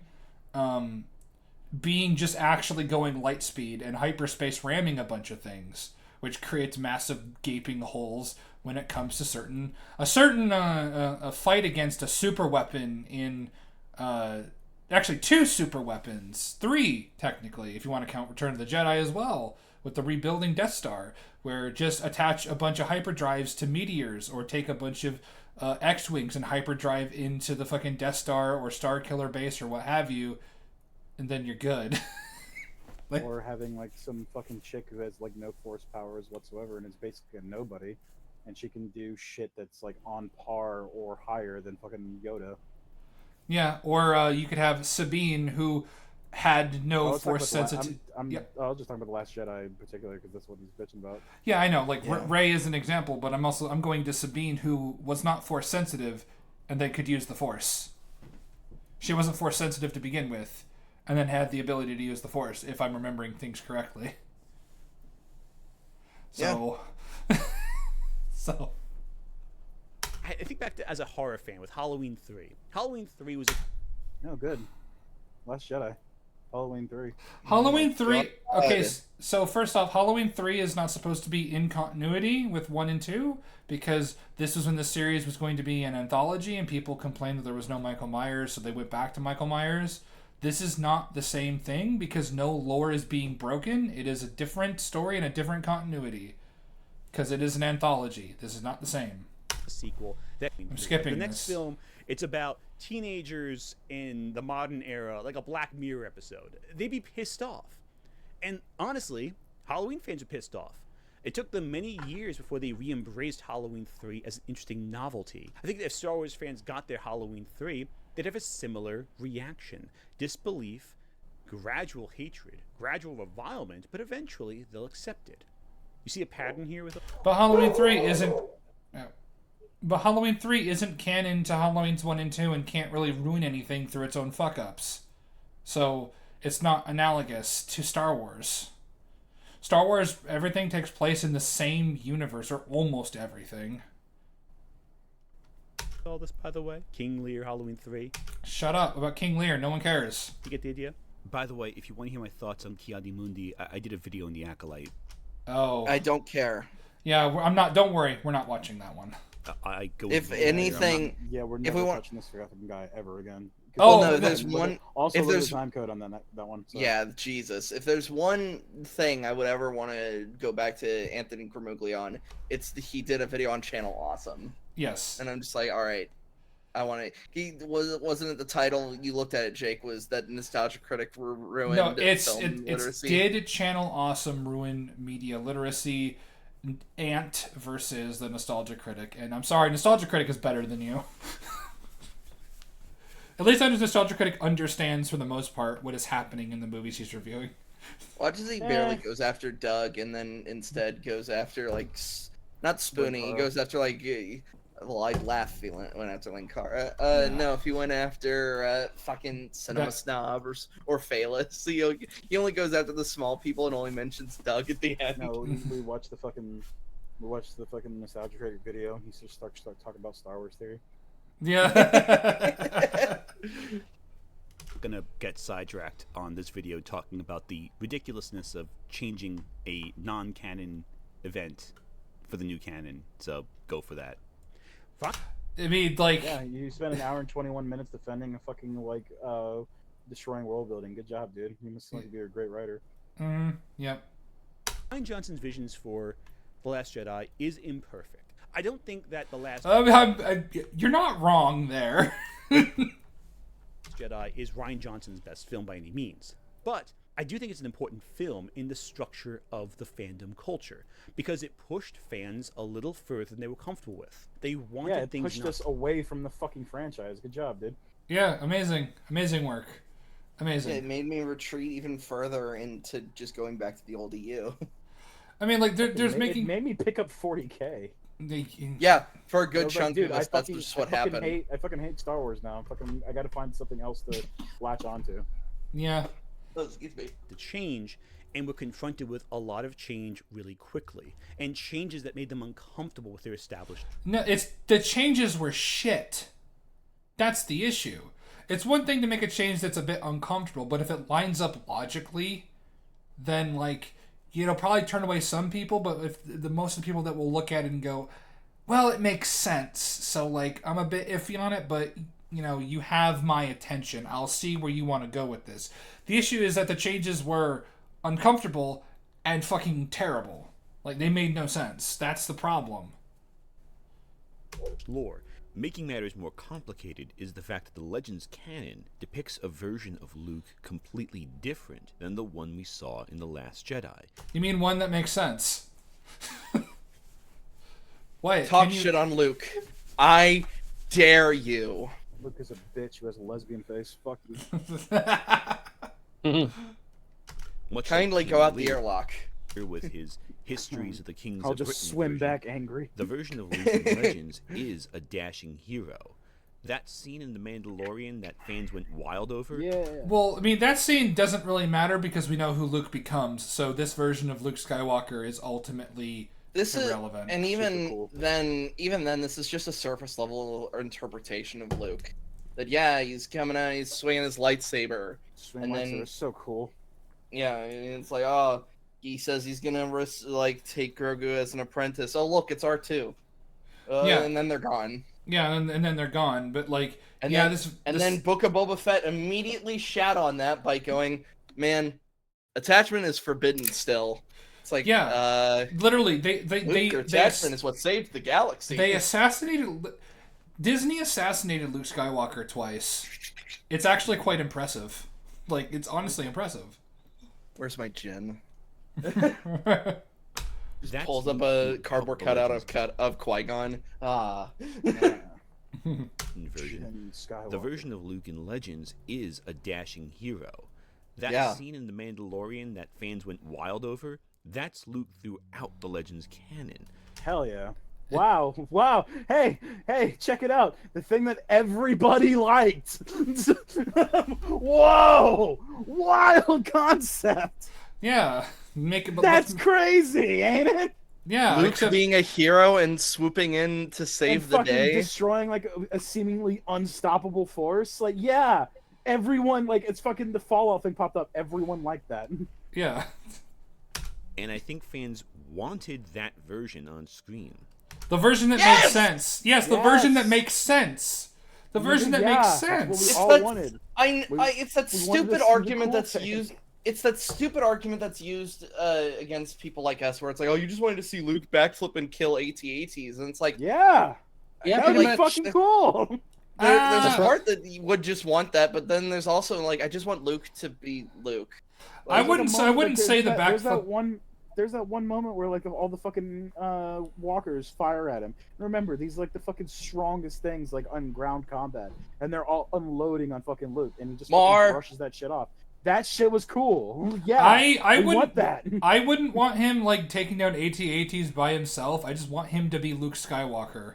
Like if he was going around in his X-wing, taking out the AT-ATs. Part of being Luke Skywalker does kind of include a little bit of that. You don't. But not, I would say not. Maybe like AT-STs, but I wouldn't do AT-ATs. In Dark Empire, he is literally introduced by crushing an AT-AT with the Force. Yep, he also cuts one in half as well. I mean, I'm just like That's kind of where you're talking about with different. What would you rather have? Different... Would you rather have the fucking like look into the alternate timeline?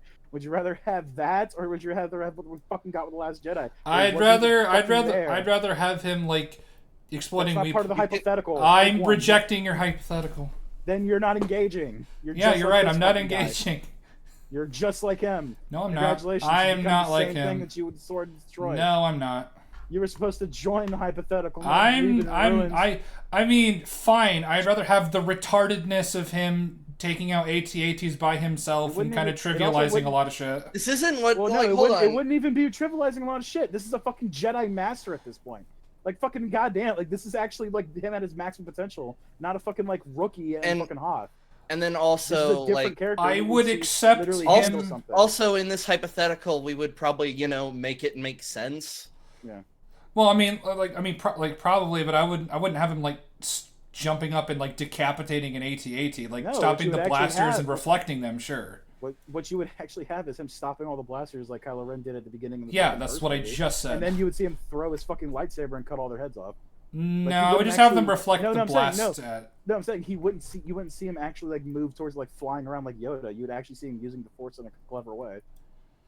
That, or he just simply like after he shoves all of the blasts away, he simply just nudges his fingers and they just fall over. Yeah. Okay, that I would accept. That I would accept. Or like crippling, or like doing Force Crush on like their fucking like joints and shit like that. Yeah, that I'm fine with. I'm not. It's just like, some of it can get a bit ridiculous. Yeah, some of it can be ridiculous, but like I said, this is still like within what a fucking Jedi Master can do. Like we never actually get a chance to see what a Jedi Master could truly do, except for fucking Rey. You know what I mean? She's not a Jedi Master. No, but she's on par with Jedi Masters. I know that's the issue. She decided to be more. She decided to be more brave than fucking Luke Skywalker than Kylo Ren or fucking Han Solo. This guy said. And Max, she's more powerful than Grand Masters. Yeah. Yeah, it's awful. Head back to the Sonic Hot XD fucking video. Oh, we're not in the back. But the problem is that version of Luke was created for a much younger version of the character. No, it wasn't. Not really. But no. Here's the thing. here's the thing, like, wisdom comes with age, so he's, like, technically more powerful as he fucking becomes older. Well, no, what, by So, this as point, I just described, you can still do that. Also, when it comes to your level of force power and your training, Luke only got more powerful as he learned more. Well, because all right, in Dark Empire, he was on par to fight a younger Palpatine, and he defeated him in lightsaber well, I combat. mean, like, no, how old was Luke in this book? Was he like in his 30s or his 40s? In Dark Empire, he was 28. 28. Okay. And keep in mind, Dark Empire is after a, like, I think 1 or 2 year stint where no one had seen Luke, and he made his first reappearance in the galaxy by just being Luke Skywalker. Cool.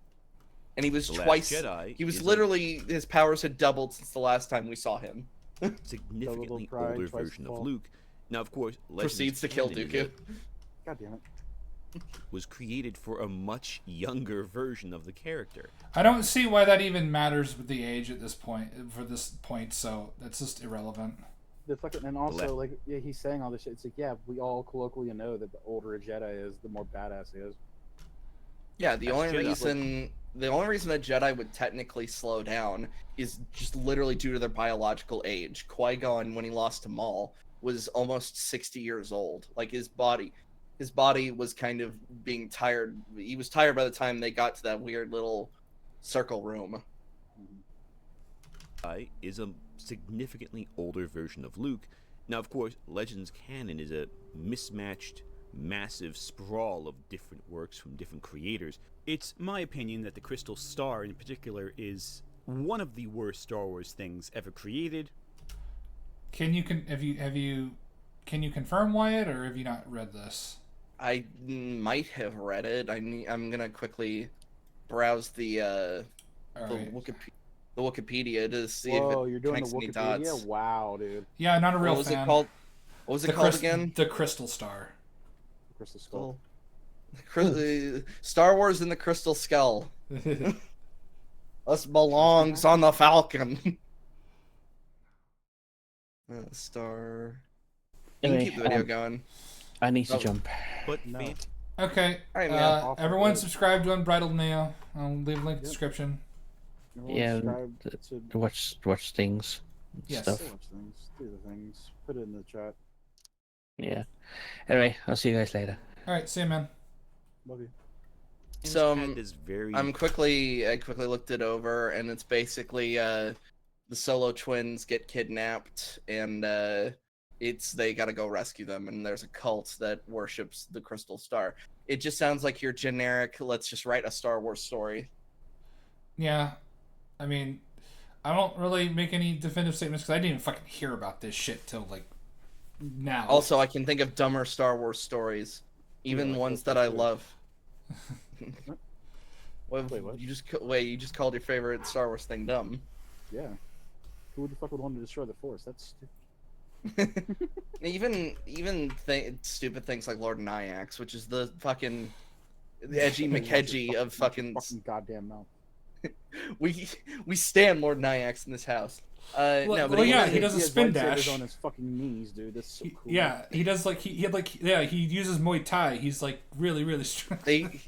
There's updated art on him, by the way. Have I showed you guys that? Oh, hold on. Rose-tinted glasses vision of the Legends canon.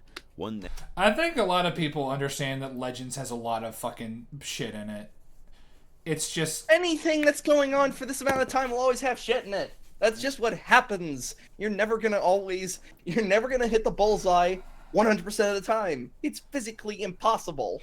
Yeah, like also, people. Here's the new art. Let me take a look at this there, yeah. Batman. Which I think he's so cool. Wow, God, this fucking knee. Oh my God. Hence why in the fight scene when they're fighting, I was talking to somebody about this. It's why in that book that he's from, they don't state like how exactly they're fighting. They just say that like, oh, he blocked an elbow blade and then he pivoted this way. But like, it's like, yeah, this would be a mess to fucking choreograph. But it's amazing. He has lightsabers coming out of his knees and elbows. It's the coolest thing ever. And he's like 10 feet tall, or however tall 3 meters is supposed to be. 3 meters is 9 feet. feet. 82 feet tall. That's like 9 or 10 feet, yeah. That's like 6'4". It's like 2 feet. Disney are too cowardly to put Lord Nyax in a fucking thing. They referenced his mother in Kenobi with Raganda Ismarin. So you're telling me there's a chance we can see Edgy there's a chance. No, Lord Nyax will save Disney Star Wars. If fucking what is it, episode 9? No, episode 10. 10. If episode 10 comes out and it's like there's a stab, it's in the Force, and we just see, like, you do the doo doo doo doo doo, you know what I mean, like the fucking like the slow piano, and it just shows like Rey, and it shows like Finn. It's like they all like look over, and it's like, you know, quick shots, and then like the final shot is you just see like a fucking like a leg stomp forward. And then a lightsaber comes out. And then it just it cuts.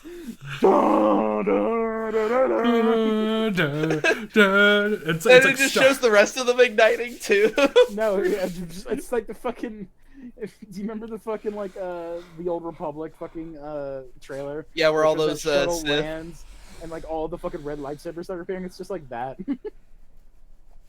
God, it's that. I want to see how Rey would fight Lord Nyax. No, it starts. The episode 10 starts out. Lord Nyax kills Rey. All right, so we're getting off to a great start. That drove criticism moving forward.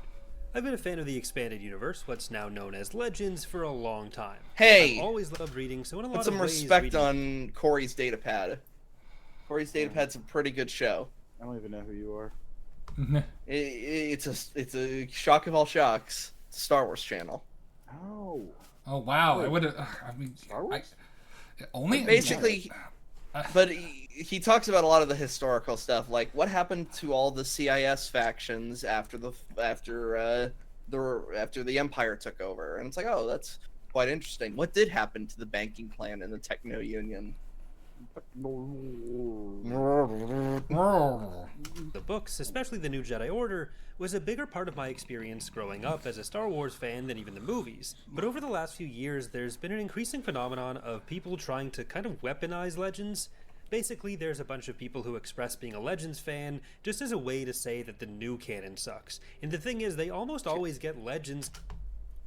Because Legends was better. Expands the original trilogy. Classic characters live eventful, successful lives, die heroically if they die at all. Written by people who generally love Star Wars. Unifying Force. That's where that picture comes from. It's the end of the New Jedi Order series. Would you say that Legends was whole Tyrannosaurus Rex in the back? Yeah. That's a Voxen. A what? The Yuuzhan Vong specific. The Yuuzhan Vong specifically made animals that could hunt and kill Jedi. It's got like acid for breath, like super poisonous claws and stuff. Like a Tentarac? I need a picture of what you were referencing. You don't remember Tentaraks. I want to just. There's a lot of information in this brain, mainly towards Star Wars. So I just want to point out, fucking Giggly Tits putting like the little caption here telling us where it is, and like the white text that he has. Yeah, he's is fucking with the video. Yeah, it's like it's blurring with this shit here, and it's fucking like annoying. Also, if I remember correctly, this video that he's referencing from Corey's datapad was him more stating his neutrality of just let both exist, which, again, neutrality, whatever. Yeah. Will this work? Completely wrong. If you like Legends and dislike canon, more power to you, and the same about the reverse. Oh, that thing. You do you. What I don't like is people trying to weaponize something I enjoy as a way to attack others for enjoying something else, especially when they seem to often have no idea what they're talking about. Among these claims about Legends are things like it being apolitical, despite, for example, the New Jedi Order being almost 24 books about not being shit to refugees, and about reaching cultural understanding, albeit in ways that very much reflect the time they were written in. But like, were the politics naturally integrated within the story? Because if they were, including with the fact that a good splinter of the Senate was in favor of just handing all the Jedi over to the Vong because they thought it would end the war. They were also a good chunk of them members of the Peace Corps, which were a Yuuzhan Vong infiltration group. Yeah, and I think the reason when at least these days people are say they want politics out of like their movies and stuff. They're not talking about like politics in general. They're talking about they don't want political lecturing. They also just don't want ham-fisted dialogue when talking about this shit. Like, there's a universe in which the Senate scenes made sense. Like, specifically didn't just sound like shit, because they made sense for what they were trying to say, especially when they said the vote of no confidence towards Chancellor Valorum. It's just the fact that they weren't very, not subtle, that's not the right word. They just weren't engaging, I guess. Yeah, I guess so. They just weren't engaging to the audience, which is fine. A lot of people really just don't want to see politics in general. People just want to live their lives, and then at the end of the day, go see a Star Wars. But also things like refugee crises that's been around for hundreds, if not thousands, of years. Also, it was a big conversation point as to if we should be nice to every refugee, because there's a good chance they're literally a Yuuzhan Vong because they had technology that could mask them and make them look like normal people. Like, this is a war that had not been seen in the Star Wars universe. Yeah, and it's also like there's sort of like political themes and like politics within a story that are universal, and then there's ones that are very much like purely modern day, because even if there were like there was like a refugee crisis at the time that these books were written, a refugee crisis isn't really anything new. It's like always happened. At least from the audiobooks, they give the Vong a very heavy Middle Eastern vibe. But like if you're just talking about things that are very much only within like the 2010s and will stick within the 2010s, that shit is kind of comes off as patronizing. And especially if you're doing it like it's more of a political lecture rather than like trying to naturally integrate it. That's kind of something like why Batwoman failed a whole bunch of times, is that a lot of its like weird politicalisms came off as like unsubtle lecturing and smashing you over the head with current day issues. But like meanwhile, we just don't have a protagonist that will even capture the bad guy. Yeah, it's like, you're my sister. She killed like 5 people, Kate. I think you can take her in, at least put her in jail. Or just Timothy Zahn's comments that Outbound Flight allowed him to write about the Iraq War without actually using the word Iraq. Not recognizing the political context of something isn't the same as that thing being apolitical. Also, Outbound, I don't know what he's talking about, because that certainly wasn't displayed in Outbound Flight. Outbound Flight was mainly just the Republic is sending exploration vehicles. Palpatine wants it to fail, and because they wanted to tie it in with the current thing, it's because they somehow made Palpatine know about the Vong. Yeah, Legends is not, like I'll say it hundreds upon hundreds of times, Legends was not flawless. Like, with barely it. Legends is flawless, would say. Yes. What? What? What? What? What? To make matters worse, the idea that there was this alternate version where Luke is a hero, is the savior, you can use that to further criticize the modern version of Star Wars, to act like it rivals the canon you grew up with. In this sense, Luke and Luke become competing visions of the same character. No shit. Yes, because they are competing. Yeah, they're literally polar opposites. It's why, like, you can even say this to comic books, literally alternate, like, Ultimates versus 616. They are competing with each other. They're two separate comic books. They're literally competing financially. Wait, didn't they like reboot the Ultimates universe? Oh yeah, you're talking about the nowadays where Spider-Man has a loving family. Yeah, because like I remember they combined Ultimates in 616, and then didn't they reboot the Ultimates? That's universe? how we got Miles in the main universe. Yeah, you are correct. Yeah. Even though he should have stayed in his own universe. Miles is cool in Spider-Verse. I don't like him in. He's hit and miss in Insomniac. I need to play his game. Yeah, he's fine in his game, dude. You should play it. They felt like it was contradicting what came before. There was a betrayal of what came before. When in actuality, it was a discussion of what came before. I need to hear that again. I'm sorry. I think my brain is suffering from this idiot. We're almost done. We can just like it rivals the canon you grew up with.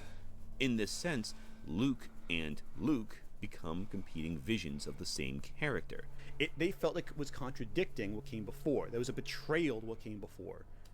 When in actuality, it was a discussion of what came before. No, it fucking wasn't.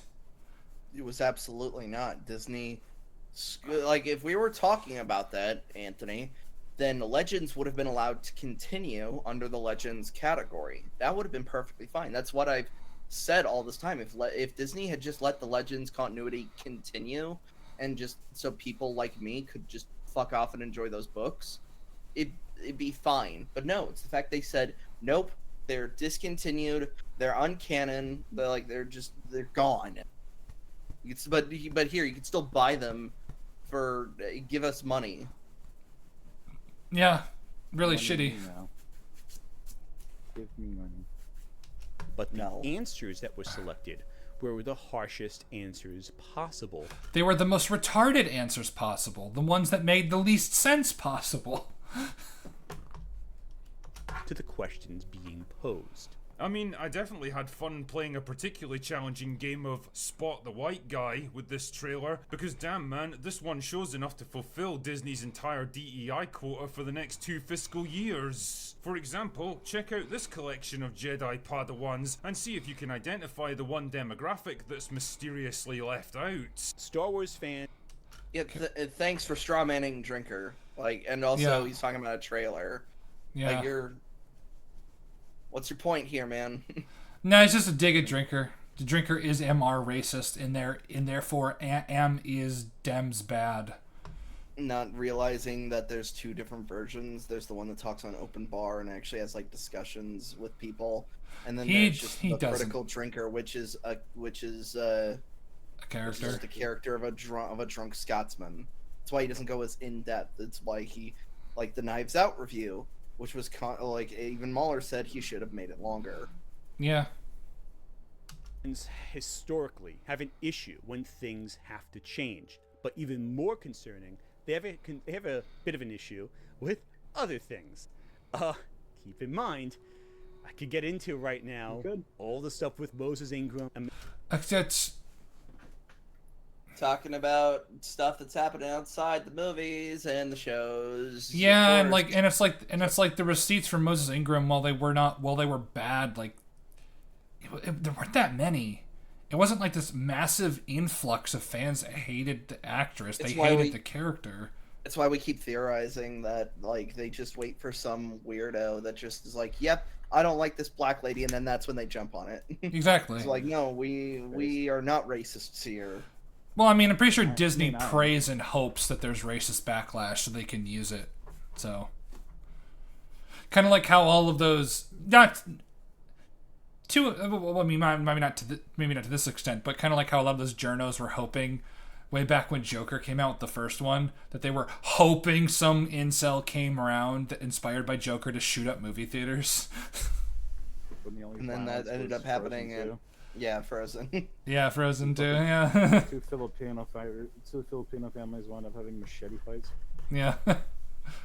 Amanda Stenberg. Wait, who was making fun of fucking Amanda Stenberg? I don't remember anybody saying anything racist about her. They just said her character was the main chick from The Acolyte. Oh. So like the people are just saying that her character, like both the characters she played were awful. Oh, that's not her twin?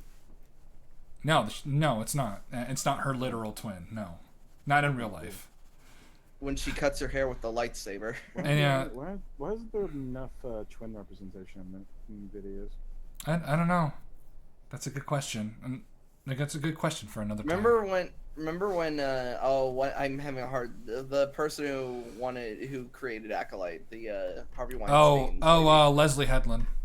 Leslie Headland, when said in an interview why we didn't use actual twins because no one would be able to tell them apart. Yeah. Well, that's why you dress. That's why you dress them differently. You dress them differently. Give them different hairstyles. Twins, you fucking retard. What are you talking about?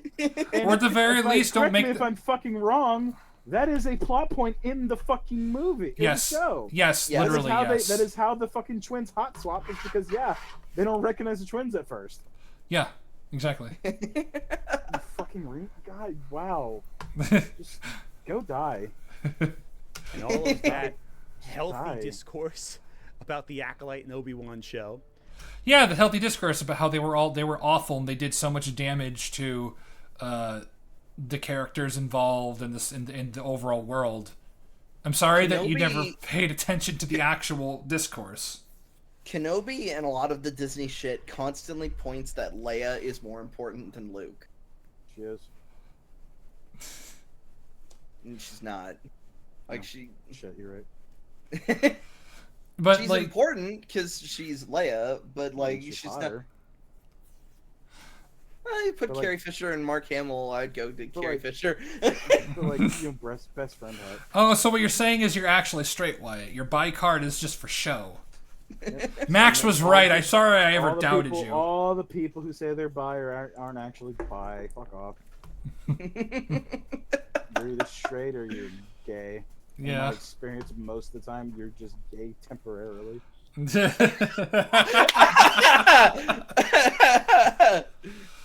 What was it in Archer? I'm gay, but nobody's that gay. Yeah.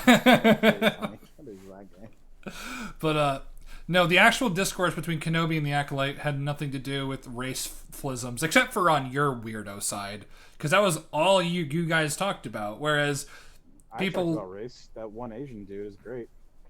Oh yeah, Squid Game. He was good. He was good in the Acolyte. He's amazing. It's almost like unfortunate that he's in that fucking show because he's actually really fucking good.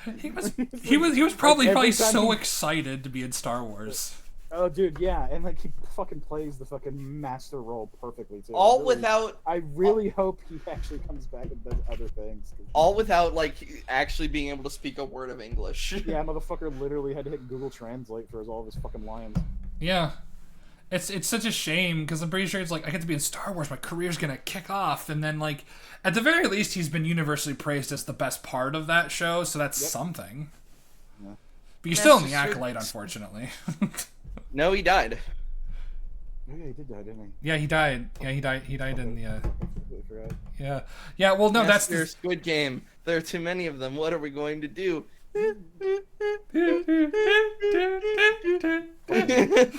I played these games before. Fucking does the reverse shot and you just see a bunch of squid tentacles come out and all of them are holding lightsabers. Yeah. He jumps backwards. No, it cuts back. Instead of showing his face, he's wearing the triangle mask. No, he's wearing the fucking what's his name? God damn it. Train to Busan guy? Fucking Storm Shadow guy. What the fuck's his name? Oh, Young Yil? Yeah, what's his fucking name? The actor's name? I don't know. Endgame, Game Man, or whatever the fuck. What's his fucking name? I don't know. You look it up. No. He was No, I will just yell at you until you do it. Storm Shadow. Squid Game. Okay. See if that works. You like with the character's name or the actor's name? It just shows Storm Shadow fighting in the Squid Games. Frontman is the guy's name. Frontman. So, well, I just used the name he went by when he went undercover.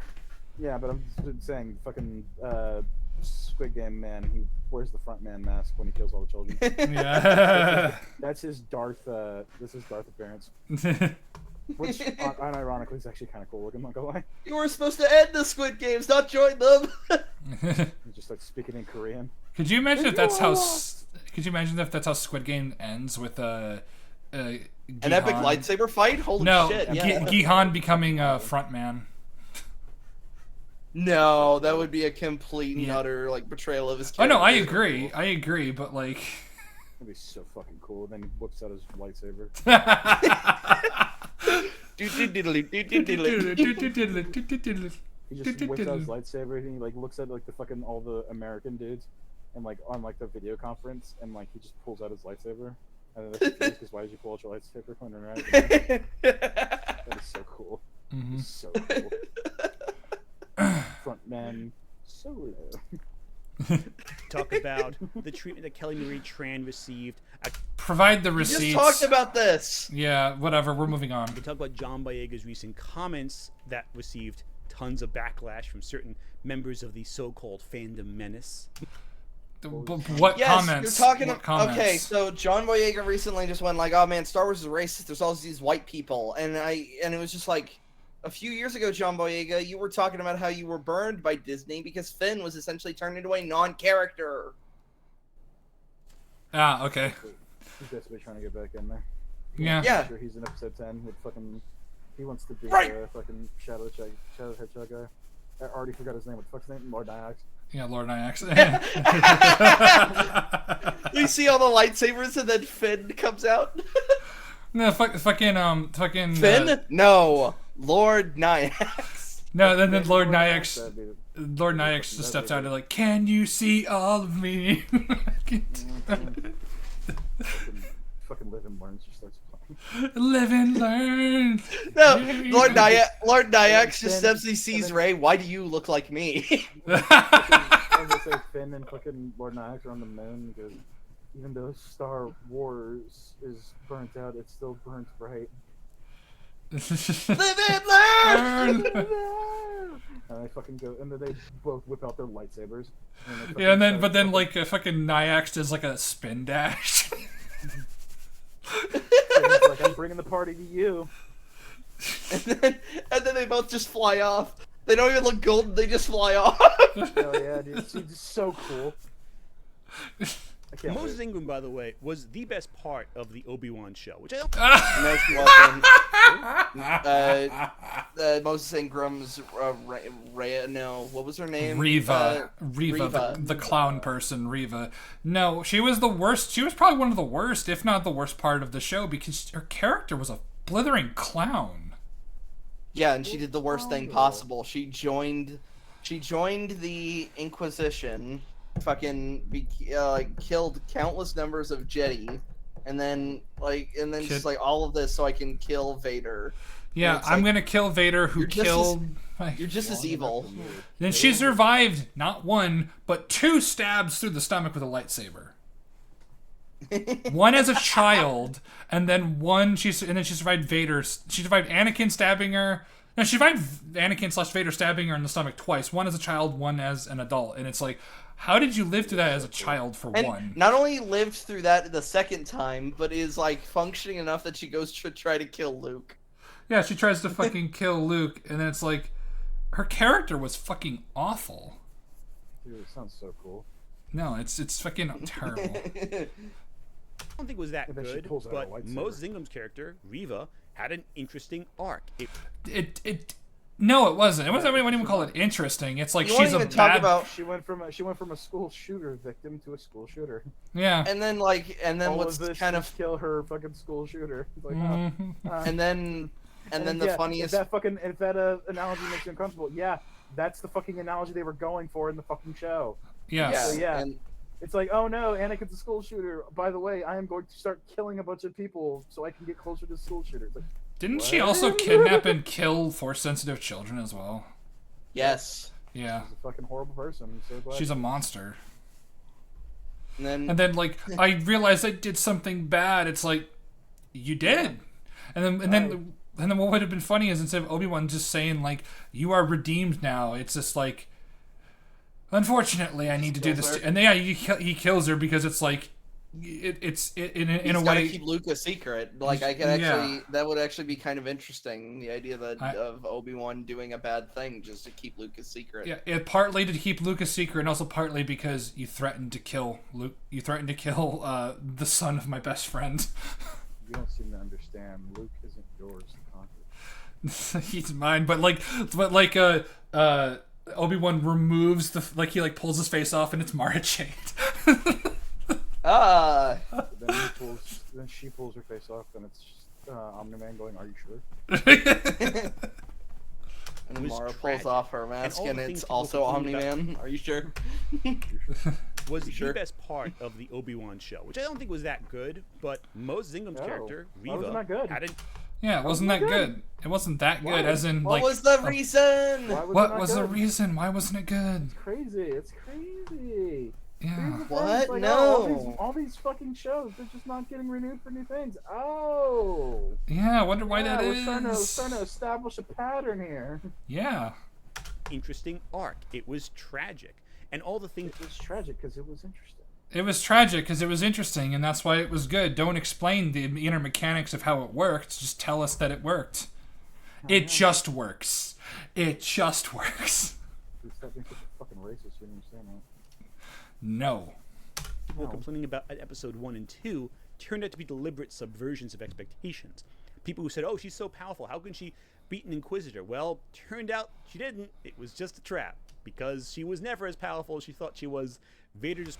I mean, the fucking Grand Inquisitor should have died anyway. I don't give a shit if the explanation is that he has 2 stomachs. I've got 2 stomachs.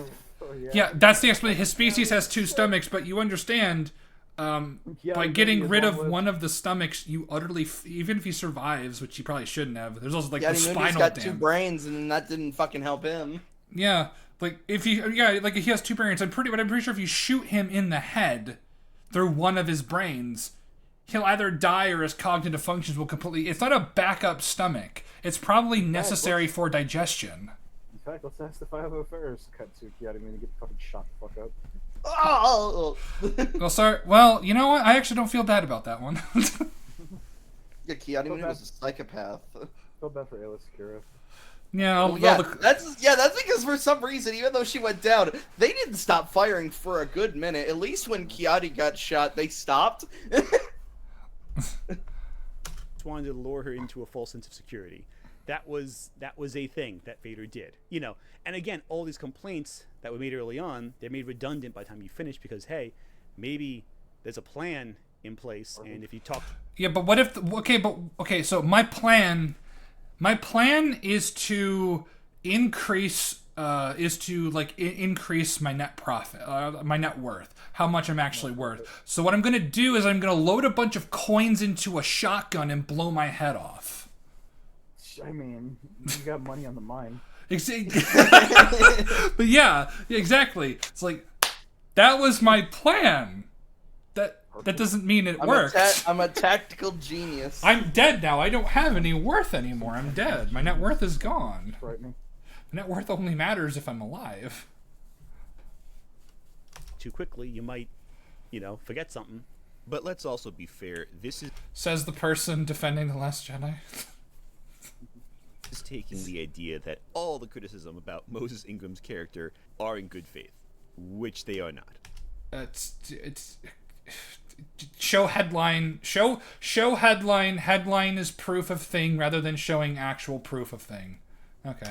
Kelly and I think especially deserves an apology. No. So I apologize for this thing I didn't do.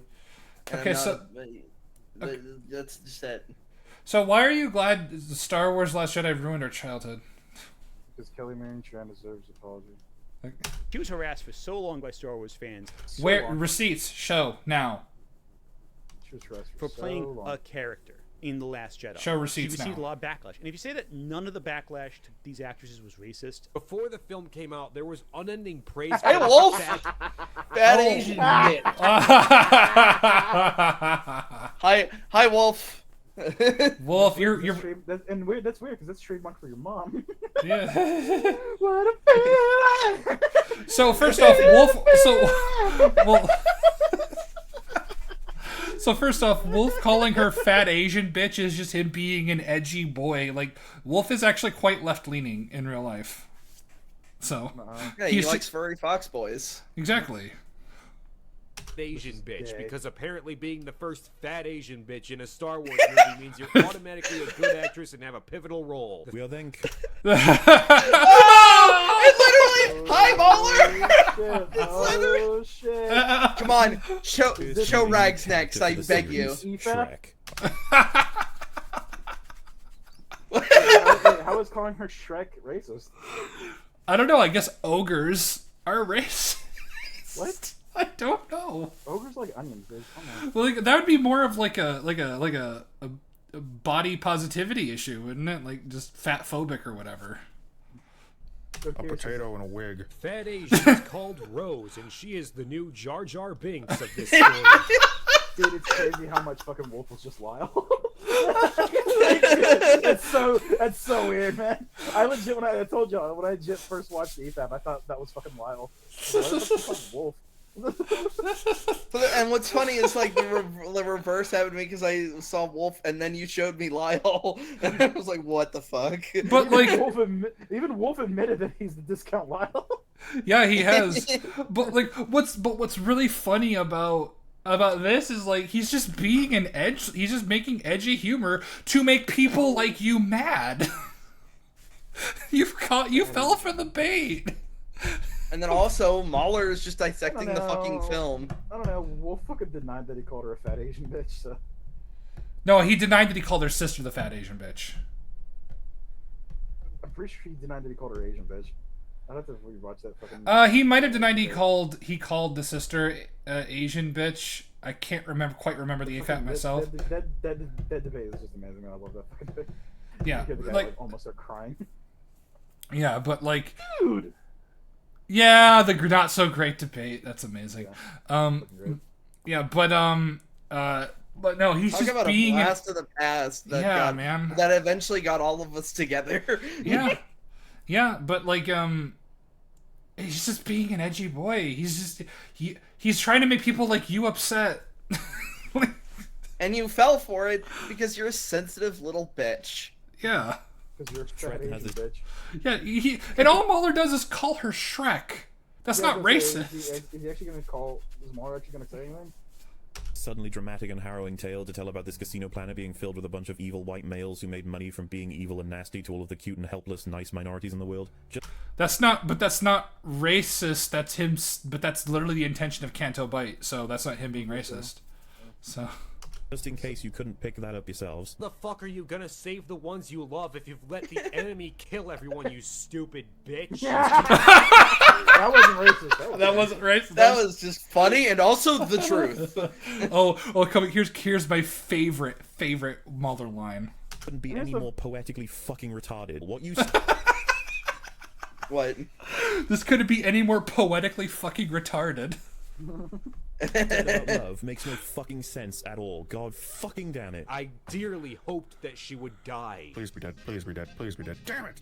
Shrek didn't even have the decency to fucking die. Obviously, there are a lot of people who felt this. Oh, hi, Generation Tech. But like people, you notice how they're talking about the character, not the actor. So like, and here's the thing, yeah, like, so remove the fucking racism shit. What about what they said was wrong? Yeah, exactly. What is this, like Mahler's second law of the video essayist? The essayist will show clips that actively disprove the point they're making. Mm-hmm. And they're tired of being called sexist or being labeled as anti-women because that's completely unfair. Like, I'm not saying like all. Yeah, that is unfair. Yeah. What Generation Tech said was right. You fucking moron. All of you were. I'm sure some of you have legitimate complaints. Maybe. But you. Oh yeah, you're not even gonna grant us that. You don't even address what they fucking said. Yeah. The stupid fat Asian bitch fucking crashed her goddamn ship at the fin in order to save him. Yeah. What? It's not about killing those we hate. It's about saving the ones we love. Hey, I want you to go fucking do an experiment, home fucking giggle tits. I want you to go find your fucking best friend and both y'all get into fucking separate planes and then crash into each other and see if you live. Yeah. Not gonna really gonna tell me that not a single person was? Give me a break here, man. No one believes. No That's one not the thinks. point! That's not the That point. This is never the point. You could maybe make an argument for fucking Wolf, but you can't make an argument for for fucking Mahler. He didn't say anything about her being Asian. He called her Shrek. Yes. And also, what the fuck? Yeah, your fucking goddamn video, your fucking clip didn't prove anything about Mahler. Like, And no, also- I can understand Wolf for a certain point of view, but what was the point of playing Mahler scene? Is it because they're friends? Yes. Why did and you then do that? I'll state it again. Yes, Anthony, assholes exist. Here's the thing, Wolf markets himself as an asshole. So That was he marketed himself as an edgy fucking angry furry. fucking asshole. Yeah. Yeah. All Wolf, like when he made his videos, he just came across as a fucking asshole that smokes weed, fucks furries, and talks shit on bad movies. Exactly. Yeah, he's literally me for real. Yeah, let's be honest. I also find it very funny how. Sorry. Hold on. As Hold on, go back. You can just see he's trying to like make a joke, and then you just see the smile drop, like almost American Psycho when he's leaving the fucking laundry place. You're really gonna tell me that not a single person was? Give me a break here, man. Yeah, let's be honest. You can the fucking veneer just dropped. Fucking performative. Wow. And not only performative, it's an edit. It's probably an editing issue as well. This was him done with the take, and he was gonna go like, turn off the camera or whatever. All right, cut that. I also find it very funny how so many of these critics try to paint Holdo as this queer character. What the f was with her purple hair? She looks like she just came. But isn't she lesbian in extended material? I don't know, and also high discount Plinkett. That's just that's hack fraud media. Yeah. Yeah, I was about to say, if I can remember Rick sending me a fucking video, a link to that, I meant to go check him out because his whole thing is he's just Plinkett, and I kind of dig that. Yeah, he's Plinkett's son, I believe. I think that's his character. Unfortunately, he. Jedi's the most unfortunate thing since my dad. Yeah, but the unfortunate thing is he hasn't posted a new video in like 5 years, 6 years. Yeah. He's just like Plinkett. Damn it. He's just like his dad. Out of an LGBT meeting. I got the impression that Leia may have had a bisexual relationship with Holdo. What? The way they gaze into each other's eyes and hold each other's hands just a little bit too long. Yeah, okay, that guy's a weirdo. Yeah, that's what's her point. Yeah, okay, you fucking broken clock and all that. Yeah. Anyway, her plan is to fly in a straight line for 18 hours, which is the only thing she ever does that's straight. There's another actor in all of Holdo's scenes who's deliberately trying to add gay subtext and has admitted to it multiple times in interviews. No, it is not deliberately trying to add it. It's just something that people like inserted by watching the and because Oscar Isaac's just trying to be a nice guy, he's just like he's humoring it. Yeah. Which is what all of these fucking actors do in all reality. Like, remember when Donald Glover, he said like, oh, Lando could be a pansexual. And the fucking internet went nuts about that. Yeah, how can he be straight in space and shit like that? Yeah. Well, he fucked a robot, so he, by definition, is pansexual, because that's not even human. Yep, I'd fuck a robot. We all know fucking 2B is on my fucking short list. I'm actually more of an A2 man. Don't put your hands in the gears. You achieve a lot of things. The weird thing. She's designed to serve humanity. Okay. So the weird thing is that if you were to ask the guy who made Nier Automata, it's like, are the androids fully functional? He would say yes. Yeah, of course. He knows his fan. He knows his fan base. Exactly. They're supposed to have sex in the anime. Even though when you see the fucking exoskeletons, you clearly see their fucking Barbie dolls, but yeah, whatever. Whatever, There could have been a very interesting, forward-thinking, or not even forward-thinking, just like current-thinking love story there. There could have been, which I think he's just saying it's like it could have happened, but it didn't. Yeah, he's literally just humoring the internet for a moment.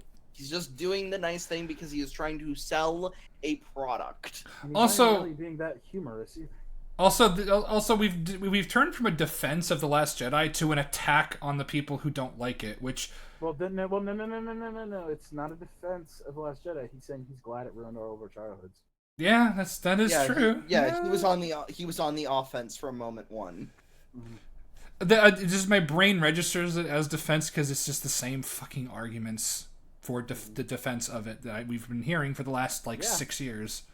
Yeah, I know. And you decided to fucking make us sit through a goddamn hour and 30-minute video of this shit. When fucking from fucking minute 10, we found out that this guy's a fucking unreliable narrator, and we don't need to listen to the rest of this fucking video. Well, I mean, we don't. However, money. It's something that hadn't quite been explored yet. I know, but we could do something positive like Death Battle, goddammit. I don't want to. Seeing as that's the one thing I don't want to react to. I don't want to be one of them, the Death Battle reactors. Don't you understand that the fucking dude, the amount of people, because I do keep up on the reactions, because the amount of people who didn't know what Gurren Lagann was made me feel so fucking old. Isn't that how old is that anime? Wouldn't there be a? It was 2007. 7, yeah. That so 7. So it's like. So it's almost 20 years old. Yeah. It's 15? No. Man, I can't wait. It's so 18. I think it's 18 years old, I believe. So yeah, you're right. That's why I said almost 20. I'm yeah. so excited for fucking Death Battle that I know my horse is gonna lose. You know what I mean? Yeah. You know what I mean? I'm so excited for it, but I don't care. We'll watch this after. Don't worry. But it's not coming out. Yeah, it's just the preview of Sorry. It is coming out, but it's just the preview for Simon. Yeah, we're not gonna get it until the end. I keep forgetting their schedule, so I still have yet to make the adjustment to the fact that their schedule is completely different now. I keep thinking it's their old schedule when they used to do them the once a month. Mm-hmm. So. Yeah, because that twice a week shit, that fucking every 2 weeks, fucking them up. Yeah. These two men in war that could have fallen in love with each other. The Disney overlords were not ready to do that. And they kind of neglect that obvious point whether they could make a joke or something, but they missed the obvious joke for the hair, I guess. Well, it's also Holdo is just an absolutely repugnant figure, so they're gonna focus on her the most. Whereas Poe did nothing wrong, so.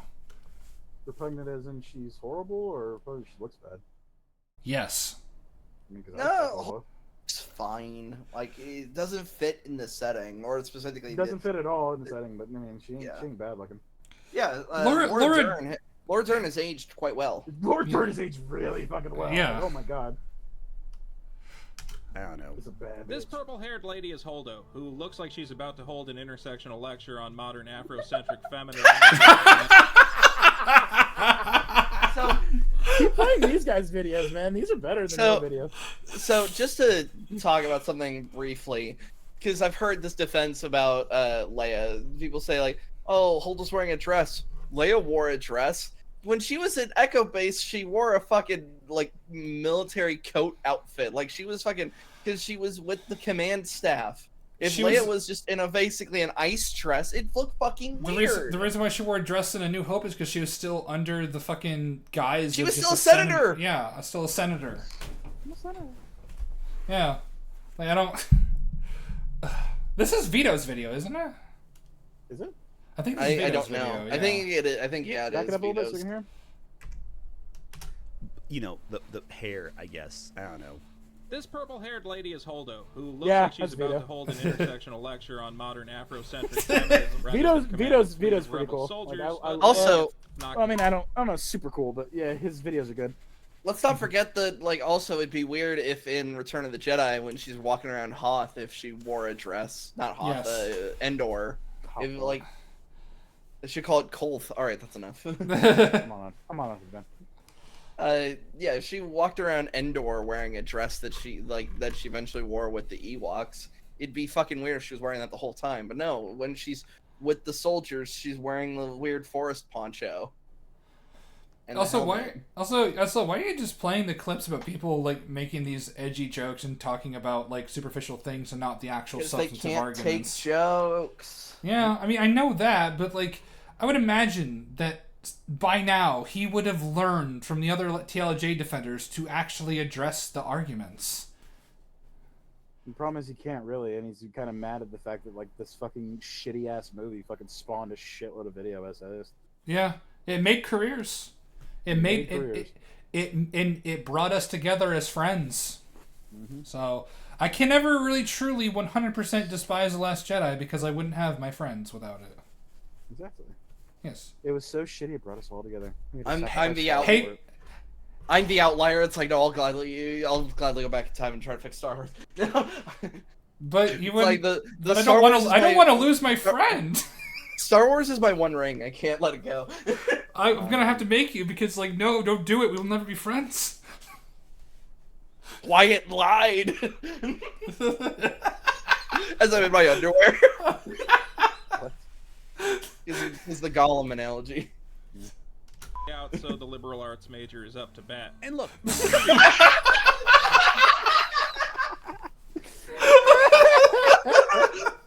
unironically best parts of his video is showing the other video essays. Yeah. You fucking moron. Also, like, colored hair. The shit. Also, like, brightly colored hair is now representative of hyper leftoid cringe lords. That's probably that's also why. that is an unfortunate thing because colored hair can sometimes look fucking awesome. Oh, yeah, I It's agree. an indicator. Now it's an indicator for like a bunch of people. It's like, oh, this is gonna be bad then. It's like, no. Let's actually analyze the character, not the fact that he got colored hair. Yeah. See John Boyega and Kelly Marie Tran and, you know, Oscar Isaac come back to fulfill the missed potential of their characters. But I also got to ask, why would they want to? Why would they want to subject themselves to an audience who will reject anything you do when you can work on projects that actually matter? I mean, like, I get, What I was about to say, I'm sorry. What's fucking Kelly Marie Tran's fucking IMDb look like? Not a whole lot. Not last I checked. Didn't fucking think so. It was recently reported that Mikey Madison, the recent Best Leading Actress Oscar winner for Anora, was given the opportunity to play in Star Wars Starfighter alongside Ryan Gosling, and she turned it down. Because she knows it's a poison brand, probably. Yeah, it also could be because it's shit. Yeah. Why can't that be the fucking excuse? Yeah. We'll never know because like we won't know until we start seeing the trailers and the production of Starfighter. Hopefully it's just Top Gun.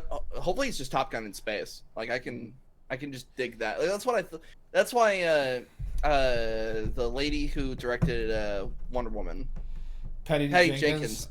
Yeah, that's why her Rogue Squadron movie. Like I was like, it could like if they just make Top Gun in space, it'd be cool. Don't think, do. You space out there, you're dead. Yeah.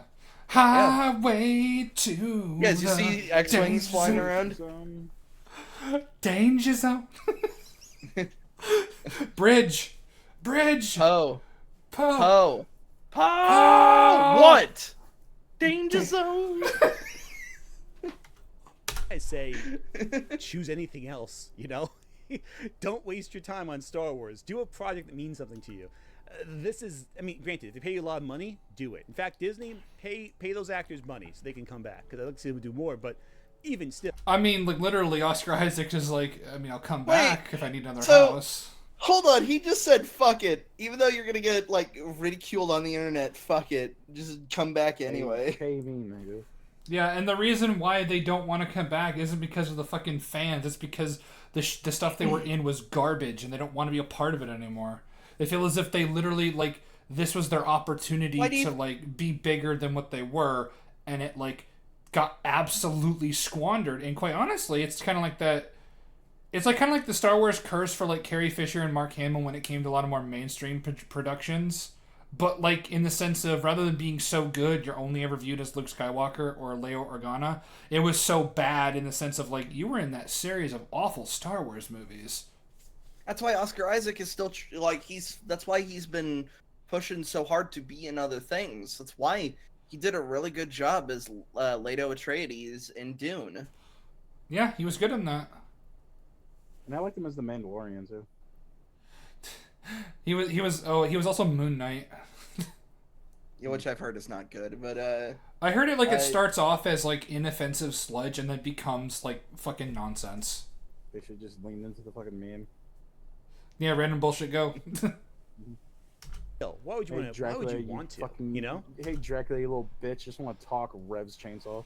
Well, that I don't know if you've heard about that in Marvel Rivals. Like, Moon Knight does have a line in Dracula's castle. If he still owes me $20. So $20, yeah. Yeah, they leaned into it. Like that one guy he's fighting keeps saying his fucking name. What are you, Pokemon? It's like,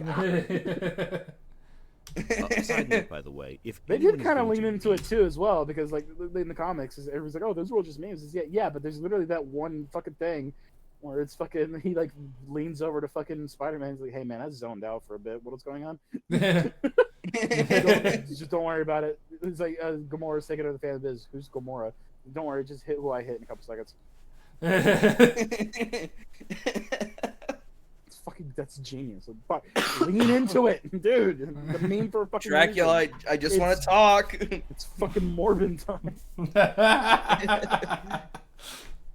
Disney pay those actors money so they can come back, because I'd like to see them do more. But even here's a fun fact: the same guy who did who started the "It's Morbin time" meme also started the "What does Pot of Greed do" meme.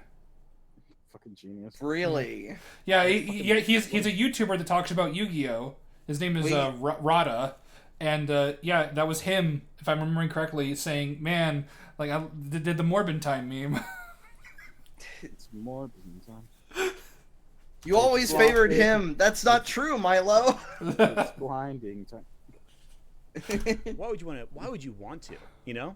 Side note, Money. by the way, if anyone is going to beat Demi Moore for that Oscar, I'm okay that it's Mikey Madison, but Demi Moore really deserved to win that one for the substance. That movie was absolutely fantastic. Shut up. Johnson came in with a vision that was very controversial, but he had a vision. Did he? He did ruined Star Wars. Yeah, no, he had a vision. His vision was make a movie that people will hate and love, and also like set everything on fire and be subversive without any idea what the fuck you're doing. But also, JJ had a vision too. Like, what do you mean? Yeah, like, bring back Star Wars. Yeah, JJ had a vision. Like, are we gonna excuse Rebel Moon because Zack Snyder had a vision? Also, Star Wars had a vision too. They called it Star Wars Visions. Yeah, exactly. But like, Zack Snyder had a vision for Rebel Moon. We're not gonna say, well, at least he had a vision. No, Rebel Moon is one of the worst movies that has ever been made. Says you. Yeah, it says me. I'd like to think I'm forever entwined with Zack Snyder and his projects.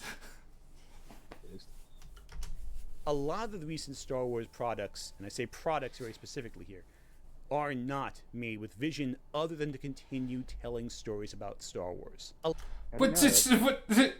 Okay, wait, hang on. I'm gonna fucking play devil's advocate for fucking like goddamn Acolyte. How do you know that? Yeah, Acolyte certainly had a vision. How do you not know that they wanted to fucking do like a whole like lesbian fucking witch coven and shit like that with all that shit? Like, how do you like what do you mean? Granted, their vision is shit, but how do you say they don't have a vision? Yeah, like even Mandalorian, for his fucking slop generated key jangling bullshit as it is, had a vision. Like, and it like, wasn't. And if you go to the Wanda TV show, it had two visions. Yeah. Ha. Like, nothing even nothing will ever make me more angry than the fact that the first 3 episodes of WandaVision were actually kind of good. They were pretty good, yeah. I've only ever seen the first 3 episodes, and then what was the episode where they started parodying like Modern Family and stuff? Was that episode 7? That's the second to last episode. Yeah, it's like second to last episode. Then I watched that one. That's all I've seen of WandaVision, because I was like, I was like Obi-Wan after, like, I can't watch anymore. A lot of people said with Luke that he was defying the ideal of the hero, that this was a betrayal to what heroes do and all that. But I would say it was a betrayal of Luke Skywalker. Talk shit about Luke. I dare you. He already did. He said Rey's a better character. Yeah, he did. Yeah, but I mean, like, no, I think he's about to really start talking shit now. Come on. You may be misinterpreting something, because Luke's fall in the Last Jedi is honestly a lot like a lot of other great heroes fall eventually. King Lear uses a lot of characters fall. Stop talking about King Lear. No, the little subtleties. Yeah, it's like, there are stories where heroes will fall, but their fall will ideally what is it? Make sense.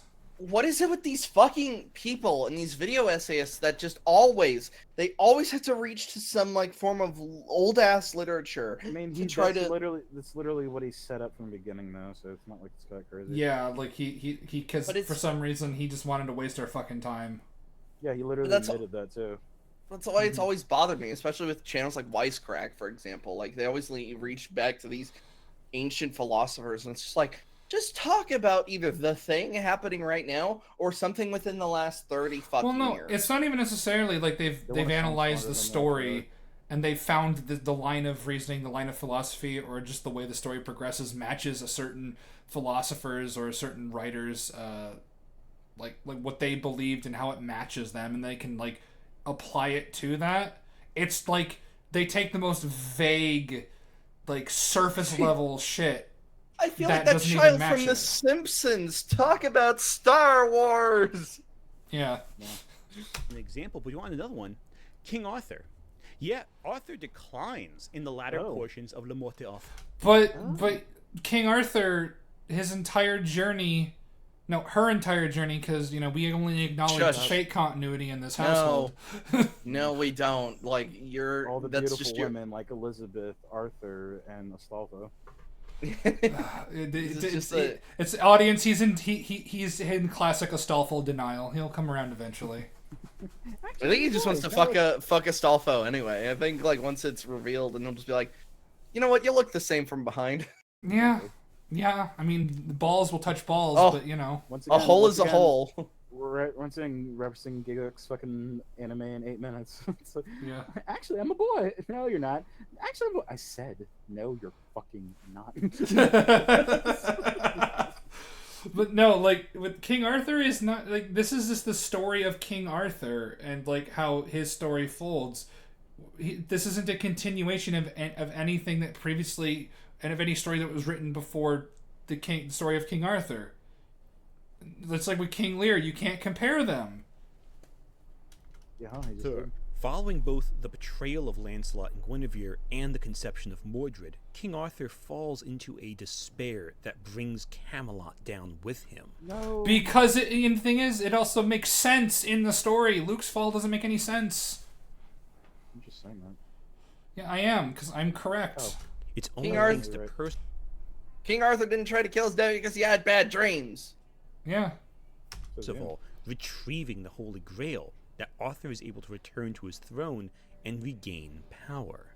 And only rises to fight his final battle against his son Mordred. When they fight, however, they both die in battle. Spoilers! No, King Arthur doesn't die. He doesn't die. He gets sent to Avalon, where like it's like the whole thing. Well, he'll rise again one day. He's not dead. So.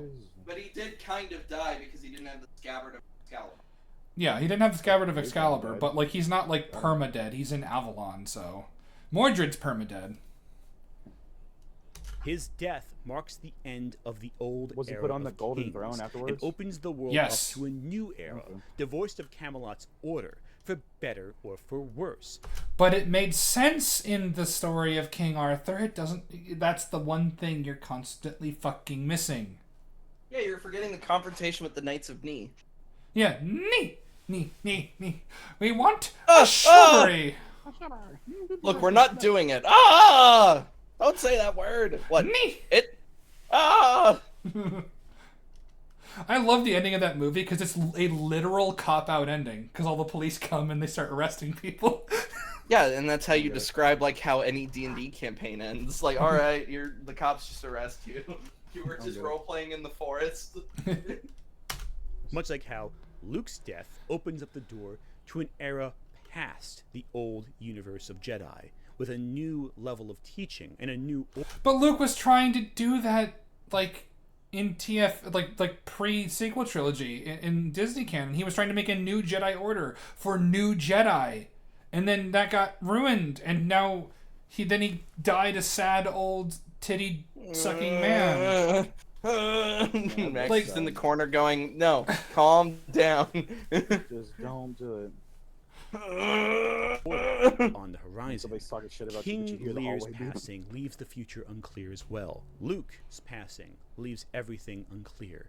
Johnson did this so future storytellers wouldn't be shackled by George Lucas's legacy. What do you mean? You were shackled to his legacy regardless, because you were writing a story within Star Wars. Also, like, things are unclear. No, they're fucking not. They're not, Rey's just though. gonna rise up, be even more powerful, and stop the bad guys. Oh yeah. Yeah. I like this. But you're shackled to George Lucas's legacy because you're writing within the universe he created, so you have to be as consistent as you can.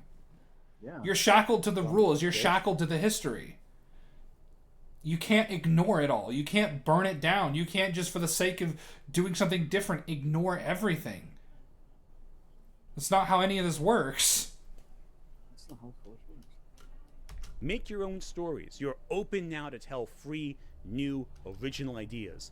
Weren't they already doing that? So what Ryan Johnson was doing was altruism. So that's. Weren't they already doing that in like the old EU? Kind of. Yes. But like original stories, you still have to adhere to the universe. I'm sorry, that's just how it is. You cannot be 100% free. You have to adhere to the history, or at the very least the base mechanics. Like if it's a story taking place in a different galaxy, fine, you can make your own history for that galaxy, but you have to adhere to like the rules of the Force, or like in like the rules of hyperspace, etc. It's called world building. Exactly. To those, of course, who say that Luke is useless or totally unwilling to help, he is unwilling to help, though. He is unwilling to help. That's the thing. He doesn't want to help. He wants to die on this island. He says it himself.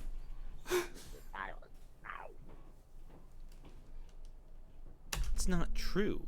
Luke is incredibly wise in this film. He's He's incredibly wise. Yes, the wise thing of the Force does not solely belong to the Jedi, when that's shit we all know. cynical, yeah, but he has an experience and understanding of the Force that shows he has spent a lot of time thinking about his role in the world. That Force does not belong to the Jedi. No shit. The Sith use it as well. To say that if the Jedi die, the light dies is vanity. Can you feel that? I mean, in the very least, in this And continuity, there's no one to stop the Sith. Yeah, the Sith are unadulterated evil. At least at this era or whatever, but like in this era, they are completely evil. It was the Jedi that stopped Palpatine and stopped the Empire. Palpatine's mind at all. And indeed understands the impact that one man can have, what his limits are. Yeah, like, redeeming Darth Vader led to Palpatine's death and the crumble of the Empire and the saving of his father's soul. He's a myth.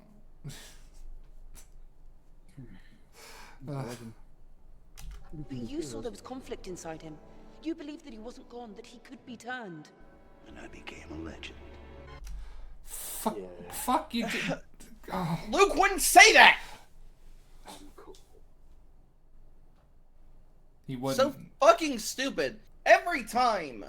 Yeah, this isn't, it's no, and first off, don't call him Jake Skywalker, because that's my name. Call him Floop Skysucker. Too hard. You can call him Jake. No, I'm gonna call him Jake Skywalker. No, I'm gonna call him Floop Sky Slipper. I'm just gonna call him fucking Dragon Surgeon or whatever. You're fucking. What's your name? I'm just gonna call him Jake. My name is. Are you even a real surgeon? No, because I didn't spell surgeon correctly, so that's why. Yeah, I know. It makes it fucking hard to find your fucking channel, asshole. Well, you know you could correct that, right? No, it's part of my brand. It's part of my branding now. Yeah, it makes them hard to find. I am a sturgeon. I am a sturgeon. No, okay. No. I'm getting because I was Luke Skywalker. The name of Luke Skywalker inspires tremendous amounts of hope because he saved the galaxy.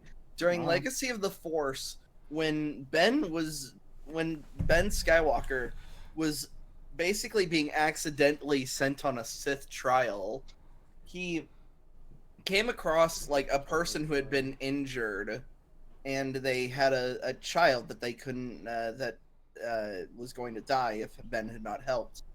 And he asked this kid, "What's your name?" "Ben Skywalker."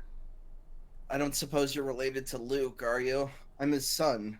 "Then my kid's in good hands." Because the name of Luke Skywalker inspires hope. That it basically means that if you're even remotely related to him, everything's going to be okay. Because that's what Luke does. That's the hope he inspired in the galaxy when he turned Darth Vader back to the light. But did you ever consider he drinks green milk and sucks from the titties of obese space cows? So cool. There was conflict inside him. You believed that he wasn't gone, that he could be turned. And I became a legend. I failed because I was Luke Skywalker. Jedi Master.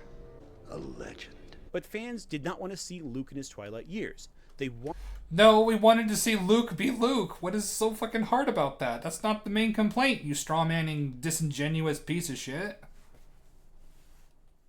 wanted to see him in his prime. That's not the story being told in The Last Jedi, though. That story being told in stuff like The Mandalorian, and they love that. Luke in his prime would be this age, though. I think they're talking about, like, maybe he's referring to prime as in, like normal, with normal people, like in your early to mid 30s is technically your prime. That's... Now, granted, in the context of a Jedi, that's incorrect. I understand that, but he's probably referring to just how we would consider to be in our prime. Yeah, if we were to relate Disney Luke to EU Luke around that age, Luke was one of the most powerful beings in the entire galaxy. He'll even stop people from dying. I mean, not in that sense, but he has. Because they want to see their hero still be a badass. But, you know, how realistic is that? All the actors are aging. You could They're Asian? What? Oh my god, he just used the old! They're old! What are you going to do? They're old! I mean, they are, Lamar. I mean, you could use this thing called, like, I don't know, stunt doubles. You could use... Fucking Luke looked pretty fucking good in Mandalorian. Mark Hamill was fine, when they filmed Last Jedi. Like, they could have easily done shit. Why is this the path you're going down? Or what you could do is you could, like, emphasize...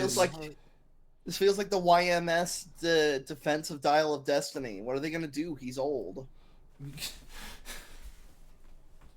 cast, certainly, but Disney would rather keep the original actors in to profit off them as long as possible. If you ask, I do think, though, that the Disney era of Star Wars has had some problems. And so, to get an idea of what fans are saying, I decided to watch a couple different video responses to The Last Jedi to get a sense of what they're saying directly. One thing I noticed when watching a bunch of these reactions to Luke Skywalker in The Last Jedi, I couldn't help but draw a comparison to another highly controversial film. At the beginning of this video, I made a joke that The Last Jedi was the most controversial film since The Last Temptation of Christ. But the more I watched these reactions to people being upset with how Luke was depicted, the more the comparison felt like it had some weight behind it. Luke... Oh my... What? Oh. People reacted to it in that way.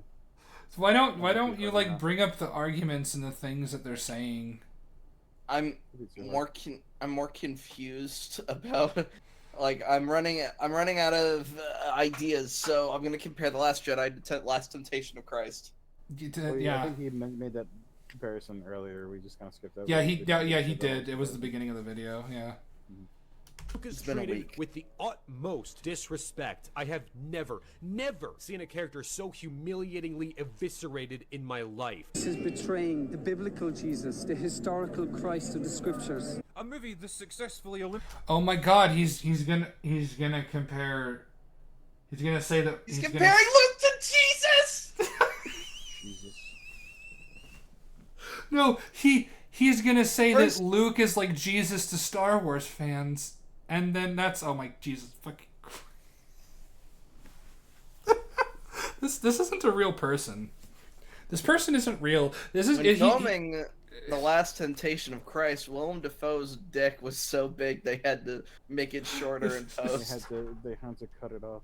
And then it regrew. As a credible legacy character by turning him into a weak, bitter, cynical, indecisive old man who gets easily defeated at the hands of his supposed apprentice. It may convert a lot of people because it is not the Christ, it is not the real Christ. The Last Temptation of Christ is, of course, a film by... Well, the thing is, these people believe that Jesus was an actual real person, and as such, to them, it's like misrepresenting an actual historical figure. I mean, it depends if you're like a mythicist or not, because it's... I mean, like, here's the thing, like, he was a real person, whether or not he actually fucking walked on water and performed miracles is all what's actually up for debate. Well, I mean, it's not necessarily up for debate. Like, there's like no evidence to do that. But that's a whole different conversation. I mean, but like, you haven't read the Bible, so. I mean, I'm an atheist Max. because I read the Bible. Hold on, Max, but that says the Bible. Yeah. Do you dare question the word of the mighty Jimmy? Oh man, I fucked up.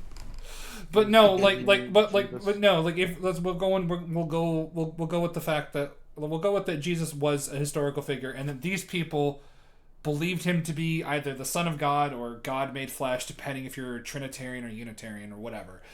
It would be like depicting Abraham Lincoln in a very like vampire hunter. Yeah, as a vampire hunter, exactly. But no, it'd be like taking like a historical figure like Abe Lincoln or Teddy Roosevelt or Winston Churchill, whatever, and like depicting them in a way that maybe wasn't accurate. That's not the same as taking a character everyone knows is fictional and like utterly butchering them. Like this is another false equivalence. You have to go to like the fucking Bible to fucking actually say, hey, maybe sometimes world building is fucking dumb. Yeah, exactly. Like what is this shit? Man, this Bible is fucking Yahweh. Suddenly the universe was just all the fucking animals in one boat. Really?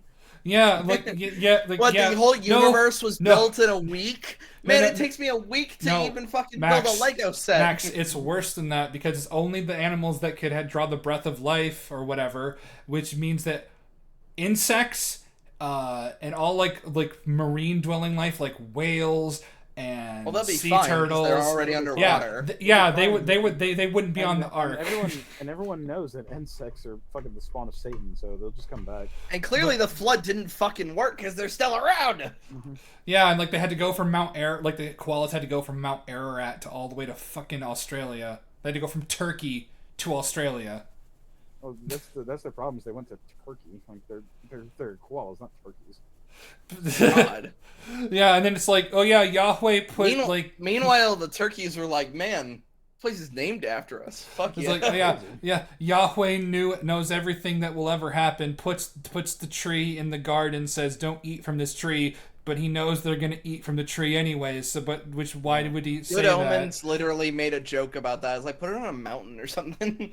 Yeah, or put it in a different garden or whatever. But regardless, it's like one is like is potentially disrespect because I haven't seen the movie, but assuming that it is a disrespectful depiction of Jesus and his life and his struggle to Christians that's in lack of sacrilege. Potentially blasphemy, right? Like this is a person that they firmly believe is the son of their God and is their savior. Luke Skywalker is not that. I mean, he's my savior. But like again, it's another false equivalence. You can't compare them. Hey, Jedi is a recognized religion, okay? It is, but wouldn't Anakin be the Jesus because he was born of the Force? He's literally the Jesus metaphor goes more to him because he was a fucking what is it called? Something birth. Miraculous birth. Virgin birth. No, it's not. No, it's got a fucking name. Immaculate Conception. Immaculate Conception. Yeah. Yeah. That thing. Martin Scorsese, based on the novel of the same name. It depicts Jesus Christ as more human than divine, confronting more human issues during his mission on Earth. But it leads with Christ being tempted in every way by Satan, including a vision of the world where he can just retire as the Messiah. But wasn't he tempted by Satan in the Bible though? Not today, sir. Because I'm pretty sure he was. I'm pretty sure he was Not tempted today, by Satan. Satan. I'm pretty sure he was tempted by Satan in the Bible. He was. But then again, this is just one massive fucking non sequitur. The devil from like Bible. From Bible? Yeah. Oh. Yeah, this is just one massive fucking non sequitur. Like, all the pain, that was real. Yes, but there won't be any more. You've done enough. Where he can raise a family, grow old. It's meant as one last temptation to keep him from sacrificing himself on the cross. And religious Little hard to do institutions when and he's already people on it. hated Oh, damn, I this could have just not depiction been of on this Jesus fucking cross. in no Crazy. small. yeah. Thanks, dude. Why didn't the Terminator help me? Yeah. Jesus. Still my favorite. Still my Save. favorite Biddle skit. Like Quickly he take was going to down- betray you. quickly take down this this drawing, and he just hands him an electric hedgehog. Just Stand pause. stop shooting Judas. I'm Forgive him, working Father. on it. Forgive him, Father. He is a machine from the future. Well, I'm the CPU Blue Heart, Christine, Jesus Christ, Sonichu Prime Chandler. We're not. Sonichu No. Chandler. No. No, this we're is not. his channel, bitch. We're allowed to do it. No. We're allowed. We're allowed to talk about our Lord and Savior up in here. Max, get a load of Wyatt discriminating against our religion. Freedom of religion is fucking bullshit. One fucking day. You're in my server. One day you're gonna meet Peyton, you're gonna meet Peter, you're gonna meet all the characters that you made, and they're gonna say, "Why didn't you think we were real?" And they're gonna be disappointed in you. Yeah. We're all gonna sound like your vague impressions of other characters. Taking a wife. There, boy. Producing a family. You get what I'm trying to say. People were very outraged to the point where theaters were threatened. It was bad. It was really, really bad. I cannot overstate this. But the level of reaction I'm seeing to Luke Skywalker's depiction is very similar. No, it is not. No one was threatening theaters. People weren't protesting outside of theaters. The Last Jedi or the Last Temptation of Christ? Last Jedi. The Last Jedi. No one was even during. Everybody's really happy because they were expecting it to be good. Yeah. Yeah, they were like, "Oh my God, Star Wars!" Yeah, and it's like even after it was revealed to be utter dog shit, people weren't protesting with signs or anything outside of the. What? Stop with these fucking false equivalences and that just lead down non sequiturs. Stop it. Sorry, maybe non sequitur isn't the right fallacy. Stop going on the fallacy. Yeah. People are upset that their vision We're of almost Luke there. is different than what The Last Jedi did. It's because it's not Luke. Like it's like literally not Luke. Yeah, it's literally not Luke. Fundamental betrayal of his character. Continue. Much like how audiences were upset that The Last Temptation of Christ's depiction of Christ contradicted their religious image. Just of absolutely Jesus. Yeah, shut the fuck up. While it might seem really tone deaf to compare Luke Skywalker to, the founder of a major religion.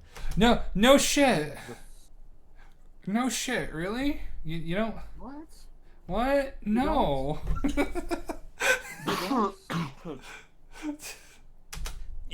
It's hard not to draw the comparison. Yeah, no, it's very easy to not compare Jesus to Luke Skywalker. Yeah, it's very easy. Yeah, especially it's very easy to just not do They that. both have long hair. They both use lightsabers. Yeah, exactly. Oh, sweet. Where's that version of the Bible? Yeah, I want that version of the Bible. You just hand me a copy of Star Wars? Oh. It's the Bible too. I'm just reminded of Jesus from South The Park. sequel's finally here? What was it, like the fucking Easter episode of South Park where like Jesus like cuts the Pope in half with that weird throwy thing, and he puts like Matrix sunglasses. Yeah, with the glaive, he puts like Matrix sunglasses on. Because like the Pope is supposed to be a rabbit, because rabbits are unbiased and impartial. Yeah. It's not saying anything. What should we do? Hippitus, hoppitus, Not only did it turn one of the most beloved and profitable IPs in the history of cinema All right, into a device. hey asshole, your fucking thing again. You're like Luke's wearing a darker outfit. Your text is fucking black. Hey assholes, remain consistent or place your little name drop things in like the corner or something. Or no, or put it in a source box. Placement. Put it in a box, like a white box. Do the death battle thing where it's in the top right corner. Yeah, top right corner with like black box, white text. Once again, Death Battle's better than this one. Well, no shit. They actually put their editing is top tier. So like.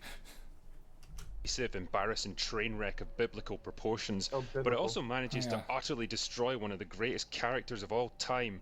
People are upset that this version contradicts the version in their sacred texts. In this, if you say the EU, I will lose my fucking mind because I will shit and come. No, because you don't even need to do that. Hold on, let's let him play. Come on, do it. The Legends canon. Motherfucker! Yeah. He's so angry. Just the fucking original trilogy! You don't even need to go to fucking Legends to see Luke Skywalker being Luke Skywalker! This isn't hard! You fucking moron! Jesus Christ, did you hit your microphone? Yeah, you did. Oh, I just hit my desk. Yeah, Fuck! you fucking hate, it's fucking, thanks for the fucking reverb on that, you dick. God Sorry. damn it. You're just as fucking bad as this guy. Hope you fucking like that. Yeah. Because you fucking literally caused me damage. Yeah, I Good! You caused me sonic damage, and he causes me psychonic damage. The original film. And this, of course, ignores that Luke in that first trilogy of films was a flawed hero. When I was going into Tashi Station... His journey had not even begun! Yeah. But he's dumb for now. And even like from like Heir to the Empire, at the very least, like in like the Thrawn trilogy, the two that I have like listened to an audiobook, Luke is still flawed in there, and I assume he's flawed in a lot of the other older stuff as well. He is constantly full of conflict, even during some of the most major events like the Yuuzhan Vong War, because he is basically having to have conversations with heads of state on whether or not an entire species of people who, while are destroying the galaxy, does that mean that they deserve to be eradicated to the very last person? And that's why it challenges it, because the Force represents life, and whether or not they are sensed by it, they are still part of that life. Just because he fucking complained about power converters, like, that doesn't excuse any of the shit that happened in Last Jedi. Yeah. To pick up some power converters. It's not that I like the Empire, I hate it, but there's nothing I can do about it right now. He started off whiny. He was impulsive. He was 19, a 19-year-old barely adult that wanted to get out of his fucking backwards ass planet and actually see the fucking universe. And in this very scene, he's worried about his family. That's why he's impulsive and fucking goes off. He's impulsive because he cares about people. That's why he went off to go fight Vader on Cloud City. Was it the best decision he could have made? No, because it caused him to lose his fucking hand. And then find out that the most evil son of a bitch on the fucking galaxy is his father. Yeah. It led to decisions based on the needs of his friends in the moment. And even in the Return of the Jedi. Did he just leave in him swallowing? Yes, he did. So that wasn't any of us. Jesus Christ, that was worse than fucking Wyatt hitting his fucking microphone. Yeah, like you just hear him swallow, and it's just like so in your editor, just take that, you listen to that right there, and then you hit split. You hit split afterwards, right before you start to talk. You delete, and then you merge the audio shit together. That or if it's genuinely you said that in the middle of the take, then you just start over. You just do it again. I mean, whenever like I cough or like you hear like weird noises from me, it's like I try. That's why when I record my stuff, I do it pretty much like one breath at a time. If I need to breathe, that's just a whole cut separate thing. I will just take a breath. If I have to take then hit record again. If I have to take a deep breath or like you hear me breathing, I like try to cut out like the actual breaths. If I can. Sometimes I can't. Meanwhile, I mute when I fart, so if you ever see my mute button pop up for like 2 seconds, that's what happened. And then slur. When he is at his full power, he still succumbs to rage when pushed. Yeah. What does that guy? And then what does he do more than 20 seconds later? He stabs that motherfucker. No, he does not. Oh, shit. I don't know what version of Revenge of the Jedi you fucking saw, but oh, that's right. It was supposed. He puts his lightsaber in reverse grip and then stabs that bitch, and then he gets accepted by the Emperor. No, I thought you were gonna say like what. I thought that's what you were gonna say the original ending of Return of the Jedi, where Luke puts on the helmet and goes, "I am Vader." I am the Jedi. Wait, that was the fucking original ending. That's what Lucas wanted. How he wanted Revenge of the Jedi, which was the original name. That's what he wanted the way it to end. Why? Lucas is a hack.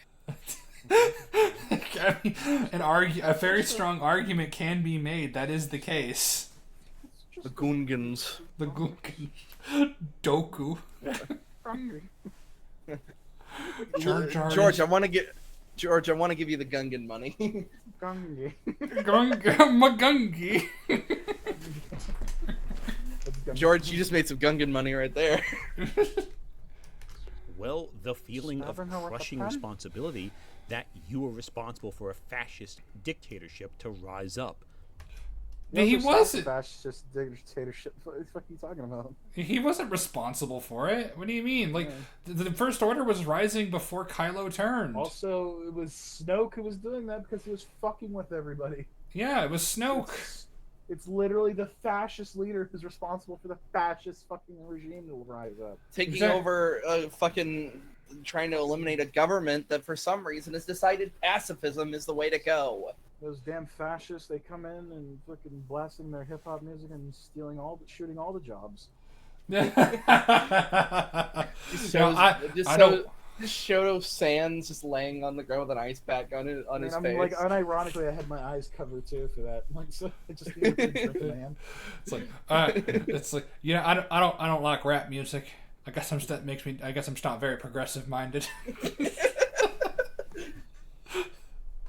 The guilt of knowing that war is on your hands, that you... But it wasn't! It wasn't! What do you mean? We don't have to continue. We've already said it's Snoke's fault. You are the instrument through which this new It's originated not. from. Yeah, Luke would be crushed by guilt. He already felt crushing responsibility in the original trilogy. Just because someone made a good character arc and became a better person in one film does not mean they will not have problems throughout their life. We need to see how he became the sad old titty drinking man. That's not the issue at all. It's not. Also, we've said it many times. So. And the key factor is even when Luke makes a mistake, he still comes back. He's gone into hiding, he's done all this kind of stuff, but he's never given up. God, I don't know why you're popular. Why are you popular? Surely your other video, I've only seen 2 of your videos. Surely there has to be like a handful of videos that aren't this mind-numbingly fucking pointless and retarded. Well, because you can tell, like, for example, like that Channel Awesome one, it's just because all the people that are trying to be edgy that say they hate the Nostalgia Critic. Yeah, it probably...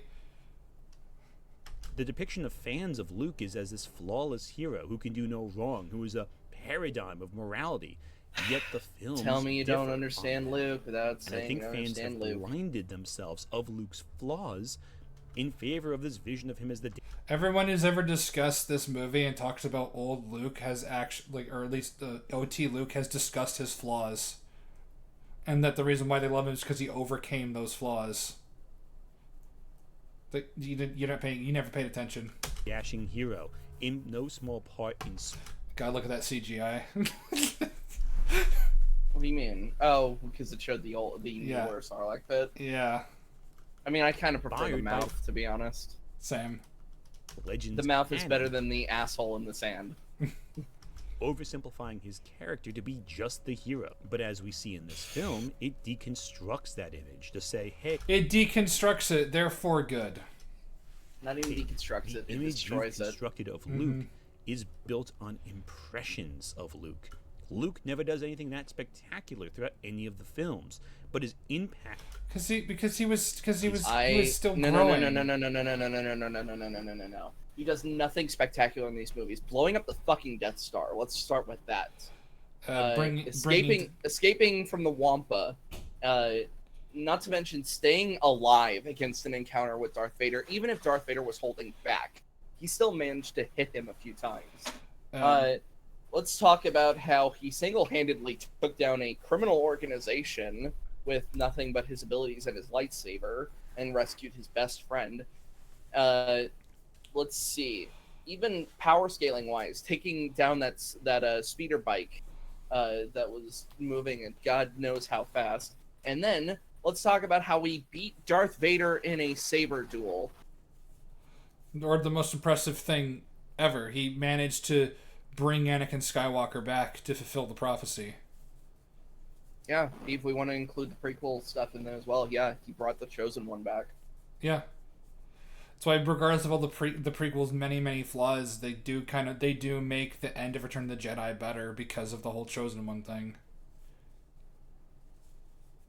But that's Jesus fucking Christ. It's people like you, Anthony, that have made me have a very huge resentment towards Star Wars because you never paid attention, you never liked it, and now you're just glad that people like me that spent 2 whole decades kind of obsessing over this stuff that were upset. That's all you are, because you are a vindictive little shit. Yeah. You are just a fucking you're a tourist. You are a Star Wars tourist. Get out of the... Well, granted, let Star Wars as a franchise die. Like, let it burn and die. You know, it kind of deserves it at this point. I don't know. Give it, like, we got to put it in intensive care. Give it the Darth Vader treatment, and then in a few years we'll rub some Neosporin in the burn wounds. Because of the choices he makes. In The Last Jedi, when Rey is trying to convince Luke of his heroism of the past, she doesn't reference beating Darth Vader. She doesn't reference destroying the Death Star. She references redeeming Darth Vader. The choice... How would she even know that happened? You thought he was a myth. She thought he was a myth. Sorry. Yeah, like...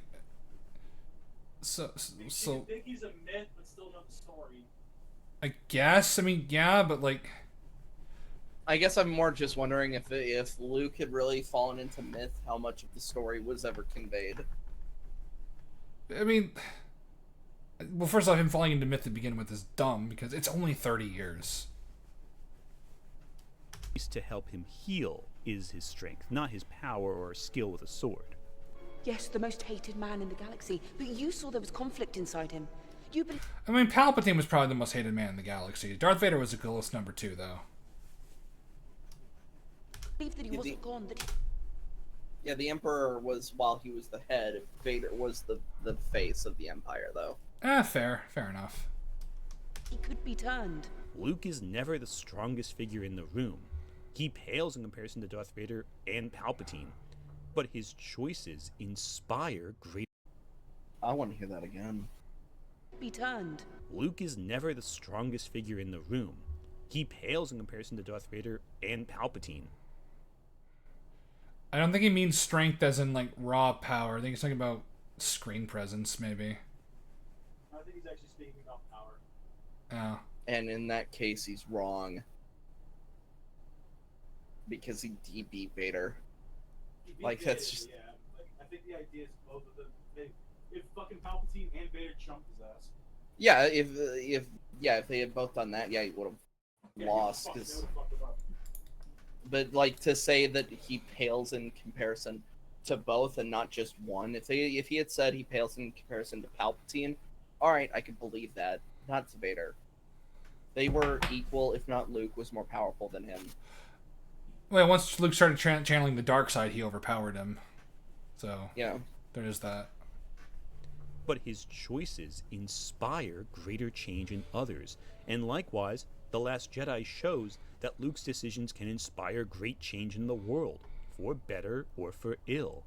He doesn't have to come in with a big laser sword and fight, but he is inspiring to those around him. He is the linchpin through which change is made.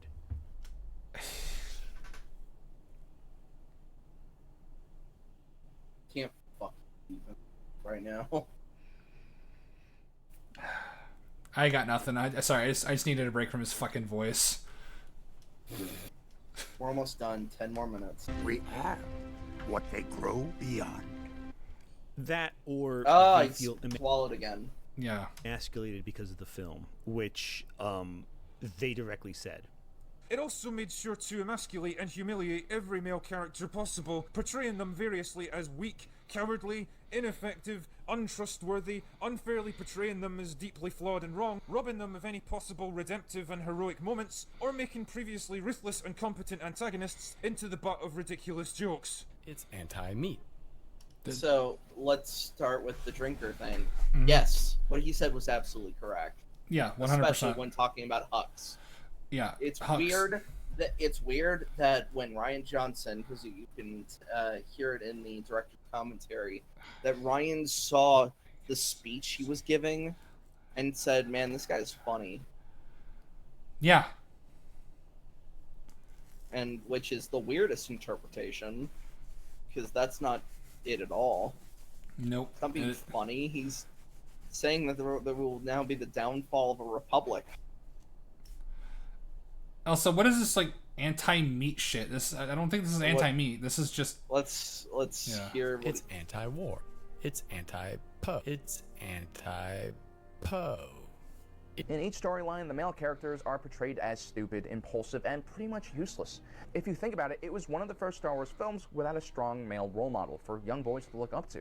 And of course, taking every opportunity to elevate the female characters in every way possible, portraying them at all times as highly intelligent, skilled, competent, wise, compassionate, and right about absolutely everything, because that's definitely how things work in the real world. The mentality. Where's the lie? Also, where's it? How come we haven't had any ER videos? ER is probably the most harsh person for this fucking movie. Yeah, he was.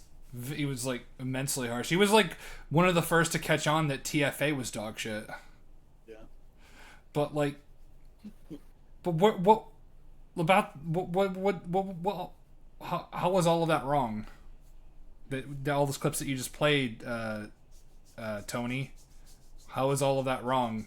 You're not going to explain how it's all wrong because.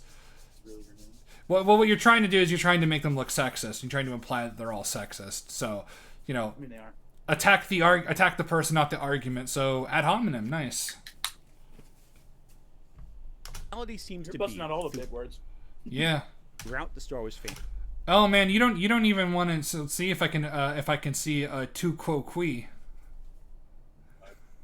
The fuck was that? Hold on, no. You don't get to just walk away from saying your fancy words. Damn You it, can just we're wave your almost handle done. around like a Jedi. Yes. My tricks don't work on me. Only actual words. Apparently. But what's funny is some of the best Star Wars material is made by people who are least anchored to the fandom. Dave Filoni does a lot of good stuff, but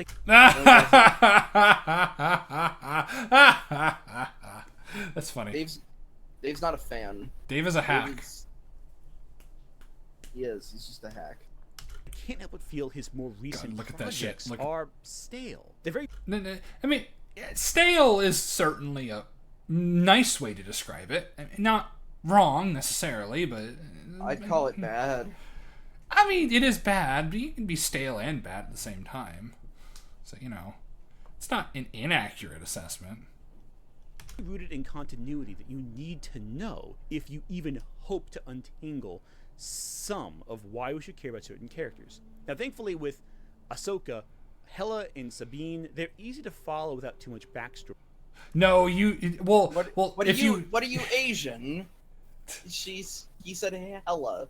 Hera. Oh, it is Hera. But no, apparently if you watched Rebels, Sabine and Hera make no sense. But part of the conflict is rescuing Ezra. Why would I care who Ezra is if I haven't already seen Star Wars Rebels? Yeah, exactly. That's a good point. That's a fantastic point. No one gives a shit about Ezra. Well, yeah, because you need, because you The need one to on watch the left with the green lightsaber. Yeah, but yeah, you need to watch Rebels to give a shit about these characters. But if you watch Rebels, apparently they make less sense. What are you asking, Max? Who? The one on the left with green lightsaber. Who's that? That's Ezra. That's Ezra. I don't see anybody. I see a fucking. I just see this nerd fucking with his mouth open. Oh, hold on.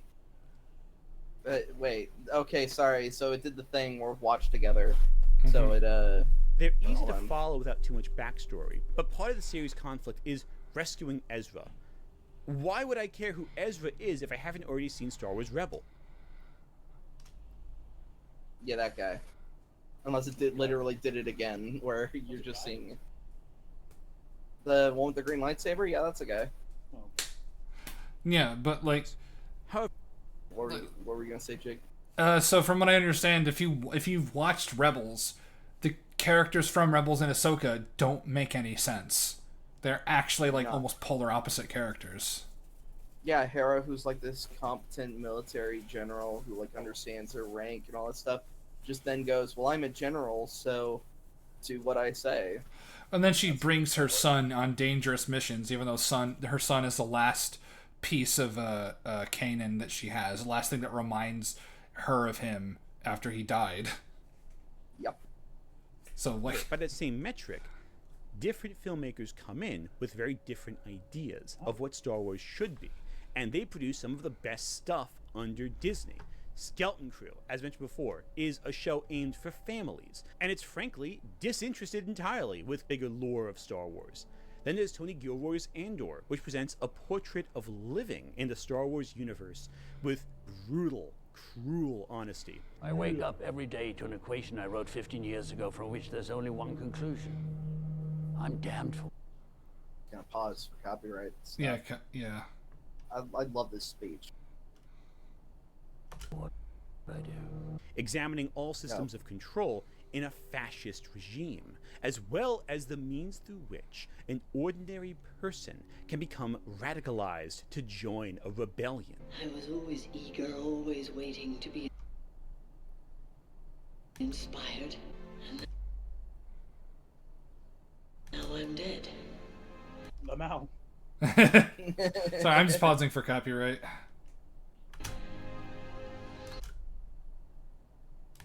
And I yearn to lift you. And some fans just don't like that. I remember watching Star Wars Theory's reaction to the recent season of Andor, and he was so stunned that a What does that have to do with The Last Jedi and you being glad it ruined my childhood? Or their childhood, or Glad it's whatever. ruined, whatever the guy theory is fucking. Fucking Christ, redraft your scripts. Like, what the... Holy piss. fascist officer would... Also, why would you care?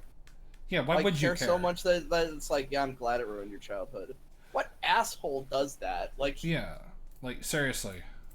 Even if somebody, like, even if say, it finally happens, the sequel trilogy is finally decanonized. It's said it's completely shit, and they throw it into a fire. I'm not gonna point and laugh at somebody who enjoyed it. I'm just gonna celebrate that that we're gonna have possibly good stories now. Like. Don't be a dickhead. Innocent woman that he couldn't compute. No, Star Wars Theory, even if Vader wouldn't approve it, it doesn't really matter in the scheme of things, because these guys don't talk to Vader on the weekends. They don't give him an update. Oh, hey, Vader, how's it going? You know, I did this to a poor woman, you know, whatever. Well, yeah, you're repeating shit that everybody knows, because pretty much everybody agrees that was a bad... Whatever. It's a scene of real violence. This is a scene of realistic violence. It's a work of social satire. And the parts of the fandom that are most vocal about the jokes in The Last Jedi and how immature Disney Star Wars is, the so-called fandom menace, they seem pissed off. It's wild. I mean, some are. A lot aren't. A lot get it that this is a mature story, but enough aren't. And look, if you want to see the dark and edgy Star Wars you're dreaming of, just watch Rebel Moon. That's Okay, hang on. I want to hear what he says about Rebel Moon. Okay. Exactly what you're looking for. It's a case of just violence being confused for substance, for edginess being confused for maturity, and you'll get what you're looking for. Audience, correct take. You get one. Yeah, you get one. We accept Rebel Moon slander in this house. We appreciate it. But then he's also saying that if you want good storytelling, you'd think you'd like Rebel Moon. And it's like, no, that's not it at all. No, he did. He didn't say that. Yeah, he didn't say that. He said if you wanted like edgy storytelling for Star Wars. Yeah, he's saying like edgy as opposed to mature and like fucking high action and as opposed to depth. He's literally fucking shitting on it. Yeah. But he's also shitting on fucking the people who hate Star Wars because he's saying that they prefer that. Yeah. Yes. But that's your version of Star Wars that you probably would want to see. Now, I remember mentioning. I don't even think the people who would want an edgy version of Star Wars would like Rebel Moon because they'd like it's 40K. Rebel. They'd like 40K because Rebel Moon is just a fucking like dollar store pissed on version of 40K. I mean, it has a lot in common with Star Wars, granted, but it has also an astonishing amount in common with 40K to the point where it's like, come on, Zach, come on. I'm just so glad the fucking Secret Levels gave us like an actual good piece of media that people actually saw and appreciated for fucking 40K. Oh yeah. Why do you keep trying to corrupt Titus? It's not gonna work. Maybe if we try again. Nope. Powerful demon just gets killed. I'll give it a try. Wait. Okay, why are we bringing up Evangelion again? Maturity, and you'll get what you're looking for. Audiences didn't like it, but that's your version of Star Wars that you probably would want to see. Now, I remember mentioning about a half hour ago Masato Katsuragi from Evangelion. Remember that? And I can't help but think back to Evangelion when I think about The Last Jedi. This reminded me of Karl Marx. Or remember from the Jules Chan video, Tommy Oliver is like Batman. Yeah. Can't wait. I got no words. Yeah, don't. Yeah. I'm sorry. We're so close to the end. Come on, just keep going. Because Evangelion, like The Last Jedi, deconstructs a genre, and I would argue deconstructs it far more harshly than The Last Jedi ever could. The Last Jedi, however, I think. All right, real quick, I want to point out that's false fucking equivalency. He says that they both deconstruct the genre. That's not true. The Last Jedi deconstructs a series. Yes, Ava deconstructs an entire subgenre of anime. Yeah. Exactly. I haven't seen Evangelion, so I'm just gonna. I've only ever I've seen some of the rebuild movies. The core of my criticism there is that he's falsely equivalating them because one is deconstructing the thing it's in, whereas the other is deconstructing the genre. There's a difference. Right. Yeah. I think elicits more anger because it's criticizing the series it's a part of, whereas Evangelion is criticizing the genre of mecha anime. Right? Okay, so you admitted it. Yeah, you did. What a fucking cunt. Why are you so bad at arguing? Yeah. Deeply tits. Simpsons Knives Out is another case of deconstruction where I think it's a really good movie. I think Knives was that the end of the Ava thing? Yes, that was. I believe so. Okay. Yes. Out's much better than The Last Jedi, personally. Cuddle. But it deconstructs the cozy mystery. But it's I'm not taking angry piss. Okay. We'll wait for we'll continue without you. It's fine. Of a Hercule Poirot novel by Agatha Christie. I feel like fans are more receptive to criticism when it exists outside of their piece of fandom. Rebel Moon, for example, if that were a Star Wars film, would probably be more widely reviled than it is now. But because it's just it was pretty reviled when it came out. Like... No, he's saying it'd be more reviled. Oh, okay, yeah, that's fair. It would be probably more reviled. Yeah, it would be more reviled. No, 1,000,000% it would be. Yeah, but no one talks about it because it's its own thing, and it was terrible. Exactly. A sci-fi series by Zack Snyder, we can forget about it. But likewise, the criticism of Galaxy Quest is very well received by Star Trek fans. It's good. To the point, even though it makes it's not good. Criticism though. It's also good. So yeah, it's praise. Not only is it good, but yeah, it's if anything, it's just a parody because these segues don't make any fucking sense because he's saying it's like, oh, if Rebel Moon was a Star Wars thing and be hated, and it's like, yeah, and if this was a Star Trek thing, it would be loved. Like, I don't. What the fuck are you saying? Meanwhile, he's Galaxy just Quest's whole thing is he's just filling a poke. time. He's filling time. If anything, Galaxy Quest is poking fun at like TV tropes, like when they turn on when they disarm the self-destruct and it stops at the 1. They're like, oh, that's right, because it always has to stop at the 1. Because that's the funny thing. It's a starship that's based off a TV set, so it only works on like essentially TV rules. Yeah. Fandom to a lesser extent because it's receptive, but I think because it's outside of Star Trek, it's been embraced by fans of Star Trek. Even if it wasn't even if it was Star Trek, they would embrace good, it. You fucking retard. Exactly. It's good. Exactly. Yeah, Rebel Moon would be hated more. Yeah, because it's bad. Like, what's the point you're making?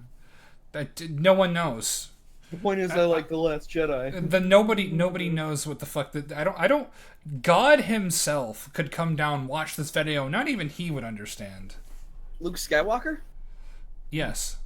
I think ultimately though, Disney made the son of biggest God. mistake trying to appease the fans. But he who is are God in- at the same time. Well, it depends. Are you Unitarian or Trinitarian? I'm an atheist. Then shut your fucking mouth. Exactly. Don't talk about my God that way. Yeah, don't talk about the CPU goddess Blueheart like that. Come on. Exactly. They merger's heard happening. fans were upset that The Last Jedi wasn't enough like what came before. It wasn't tied in enough with nostalgia. It wasn't tied in Shut up. enough with what Straw man, misrepresentation, straw man. Got it. they loved before, and Disney responded by creating market-tested continuations. It's. I'm glad the Rise of the rest Skywalker. of what I Disney don't wanna is say considered it's slop. It's something they tried to make genuinely, but it just was shit. Yeah. Like slop is like, oh, we fucking threw like imagine if like fucking all of the anime things were like bad. And it's like, yeah, we put them all together, fuck it, and well now the anime crowd. Like I'd that's kind of say, I'd say Mandalorian season 2 and 3 are slop. Yes, that's slop easily. Would you say Ahsoka is slop? I mean, that's Yes, especially the World Between Worlds episode. That is the definition of slop. Yeah, but like I forgot what fucking point I was gonna make. I just don't care. Oh, right. Almost there. I'm glad the Rise of Skywalker ruined The Last Jedi for you. Slop, essentially. The fandom menace criticized Star Wars relentlessly for breaking free of breaking away from George's vision. Well, now you're getting what you wanted. No, we're not. We're not getting what we wanted. We're getting shit. If Max got what he wanted, we'd get the KOTOR movie 6 times already. John Wick is fucking Revan. Boba Fett, the John Wick movie. Keanu Reeves is fucking. I was going to say, you know, that's like John Wick's not a real person, right? John Wick played Shadow the Hedgehog, dude. What are you talking about? Yeah, exactly. Or we could have like a John Wick style Boba Fett movie. No, I wouldn't want that. No. I wouldn't want that. I would. Oh, John Wick Boba Fett. I want the bounty hunting stories. Oh yeah, but they can include like John Wick style shootouts with blasters. Yeah, maybe, but like I said, I want more like. I want the detective style stories, but for bounty hunters. Like I want him to actually bounty hunt. You know what I mean? Yeah, him going to contacts, going to world to world. Yeah, we can have like fucking the John Wick shootouts like towards the end of the hunt, but like I would actually want him to actually be a bounty hunter. That'd be fun.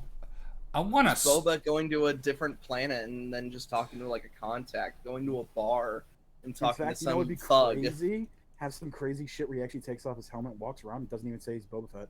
Yeah. Because people wouldn't know that he's not Boba Fett because everybody knows the suit. Yeah. Yeah. Fuck. Oh my god, we just fucking wrote a goddamn better show than literally everything. Yeah. Fucking covered. Or better. Hang on. We gotta make sure it's good for Disney. But then Boba Fett gets saved by some lesbian chick who has a baby, and she's actually a secret Jedi, and she's actually linked to Ahsoka Tano. She's Ahsoka Tano's daughter. What? Oh my god. Oh my god. Yeah, and then the fucking Force is female or whatever. Yeah, exactly. McClunky. But or better, and I have one that I've kind of think it'd be interesting. Star Wars sitcom. No, you get dangerously close to detours territory. That's. I mean, that's like I'm just talking about like a droid repairman or something, and you could be set during like after the OT. Roseanne okay, in wait. space. Yeah, Would why you, not? Would you want a sitcom or would you want like Scrubs, where it's like it's kind of sitcom-y but it doesn't actually have the laugh track? You know, something like Scrubs, like a comedy, something like. Oh Scrubs. yeah, I could fuck with that. I could fuck with that. To be fair, yeah, I think no matter what we're saying without the laugh track, because oh my god, the laugh track has killed any. Yeah. Like, I tried rewatching like an episode of like one of the better episodes of Friends, and I'm like, oh my god, that laugh track is so fucking distracting. Yeah, because he could be like a droid repairman, and like because like after the war, I would assume droid repairmen were like in high demand. He's just like, oh man, yeah, I get to go to fucking Coruscant or whatever. No, set it during the dark times, and he's like Coruscant droid repairman. At one point, Vader comes in. That's how we get our Vader cameo. But it's just like, could you fix my hand, please? Yeah. Could you fix my CIS bomber? Yeah, and then he has like a Scrubs style like because then like boom, because we just reference what happened in fucking Battlefront 2, where for some reason, fucking Vader wanted a bomber. He wanted Grievous's ship. Yeah. He's like, he really wants a bomber. I go to steal it. It's like, what? What a fucking or weird like shit. maybe you could have like the obligatory Luke... Vader just wanted that so he could take it apart because he's still a fucking he's still a gearhead nerd. Yeah, he's still. Well, like I don't know if you want. Just imagine Darth Vader sitting in front of it, taking apart ship, and he's like, "Oh my god, I still have no idea how to put this all back together." Yeah. I'm gonna financially recover from this. Yeah, but like Vader comes in and goes, "Fix my hand," and like he has like a Scrubs style like zone out moment where it's like he tries after he's done fixing Vader's hand, and Vader's hand like contorts to like some kind of like gang sign or whatever on accident or something. I don't know. I mean, if we're talking about our fucking fantasies, the basically episode 10 is Rey Skywalker is like dealing with like all of the fucking like politics and shit like that, and she's not doing really well with it. And then she encounters two Sith Lords. I really wanted one to be played by Charles Dance and the other to be played by Batista. So you have like the rawest versions of like the fucking thing. You have the slick, cunning Sith Lord who's very powerful with the Force, and then you have the brute who's just powered by raw emotions. And for some reason, she can't beat both of them, but she's saved by a young rogue who's played by Chris Evans. Towards the end of the movie, when Chris Evans and Rey try to confront the two Sith Lords, it's revealed that Chris Evans had a purple lightsaber and kills both of them. It's revealed that Chris Evans is actually fucking Revan, somehow transported into the future because of the Star Forge. And then the rest of the trilogy is Rey and fucking Republic trying to deal with Revan and the Star Forge. You know what? Wait, did you That's ever... what that's the fucking fan one I want. And it shows like, you know what I mean? Because like Rey is like, she's never had to deal with Sith Lords actually like of that power or whatever without some bullshit saving her. And you still have Chris Evans saving her, but then it's like, oh no, wait, you have a morally gray Sith Lord who's trying to take over the galaxy for a good reason. Yeah, because he sees this new Republic is absolute shit, and he's like, it's absolute shit. It's falling apart. It's almost failed twice. Yeah, okay. I gotta literally, just like in KOTOR, I have to literally use the power of the dark side to create an unbeatable army, and just with my fucking raw intellect, and just fucking solo the galaxy. For the fifth time, I have to step up. There's a reason why I really like Revan is because he's actually a badass. Like he's totally the shit. And not just because he's powerful with the Force, because he's willing to do like fucking military tactics that are considered unconventional because he knows it'll win the fight in the end. Like he'll sacrifice planets to save fucking systems. I think Luke and Revan would vibe. I don't know if they would, but that's the thing. I don't know. They wouldn't. I don't think they'd try and kill each other. From Revan's been described to me, they would have conversations. Watch them have a morality debate. That's what I'm trying to say though, is that like it would be nice for like fucking Rey to represent like, oh no, all Jedi are like, all fucking dark Jedi are evil, and just Revan to be like, okay, but look at your Republic. Look at how it festers because an evil empire took over it twice. Not even within a span of 50 years. I would just kind of want I just really want Chris Evans as like a rogue for some reason in Star Wars, like as a Han Solo type character for some reason. I don't know why. Well, it would fit him pretty well. I think it's because you've been watching a lot more of Chris Evans not being Captain America. Maybe. But yeah, like he's just like this dashing rogue, and like you could put some kind of romantic tension in there, and that's why the twist at the end where he's actually a fucking Sith Lord makes it all the fucking more like tragic.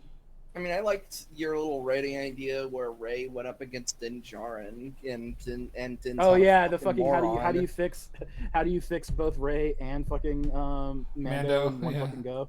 You make it so that Rey is trying to chase him down, and she chases him down into an area that where like some poisonous gas gets in her throats, and she actually fucking passes out from like paralysis or whatever, and he just like walks in like fucking with his breather and everything. Like you just have him be very competent and taking down a Jedi, and like she's like, here's the thing, I don't mind her being overpowered. You just have to do it right. You do. She Yeah. is a very strong person, but like you can fucking outsmart her, and that's why I would want like Din. But she Djarin would have actually forced outsmart. lungs that filter out the poison. No, she wouldn't. Because she didn't learn that fucking technique. Yeah, because that technique's probably been dead for tens of thousands of years. Well, no, I don't need. No, I'm just memeing. And then if like so like that's the thing is like the next fucking movie would be like Revan versus the fucking Revan versus the Republic and all that shit. I don't know how, but I would want fucking Kreia to appear. I just want don't like. know. Yeah, that's maybe as a Force ghost, but You know, I know, like I don't even fucking care. Like she actually survived. Like she's just that fucking old. And she's the one who taught fucking, and it works because I actually named Charles Dance and Batista fucking Scion and Nihilus. So she's the one who actually taught both of them. Yeah, there's nothing wrong with that sort of fan fiction-y style writing if you can make it work, and as long as you're respectful, it's fine. I would. That's my dream Star Wars project. So I would my dream is, of course, just like with the stuff I've been writing with Kalen, is essentially, what if for 300 years the Jedi have they kind of fucked off to somewhere, and essentially it has replaced them with the Iron Knights, which are essentially like Mandalorian style Jedi, and it's basically with the idea of what if these peacekeepers, like what if they essentially lost their spirituality with the Force, and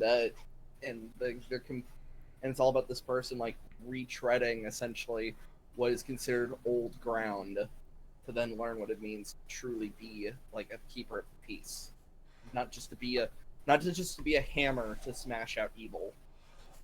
I would want to make a Star Wars story where like it could be like Republic or Old Empire or whatever. They basically get lost in like the deep space. It can be outside the galaxy, it can be within the galaxy, but it's basically like this area where for like millions upon millions of light years there is nothing.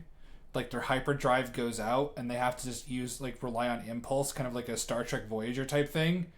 And there's a reason why there's nothing at all there. There's like, and there's just basically like this kind of Lovecraftian eldritch entity that just exists there.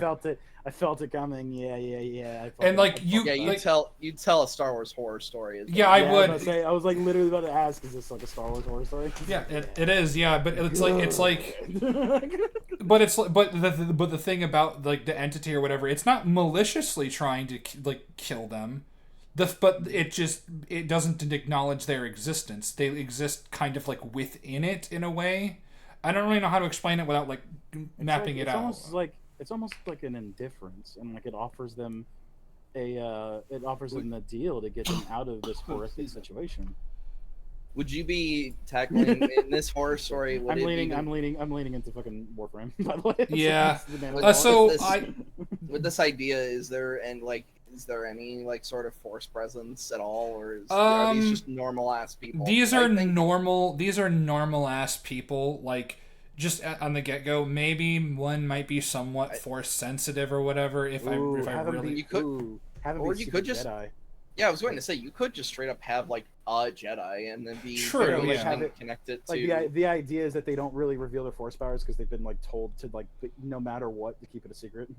Sure, yeah, I could do that. That's how you can kind of nerf them in a way. Yeah, I could do that, and I don't like this entity. It could be like, and I know why it's probably gonna hate it, but we did talk about it. It's like a retooled Abeloth, but rather than be like involved with the fucking Mortis shit.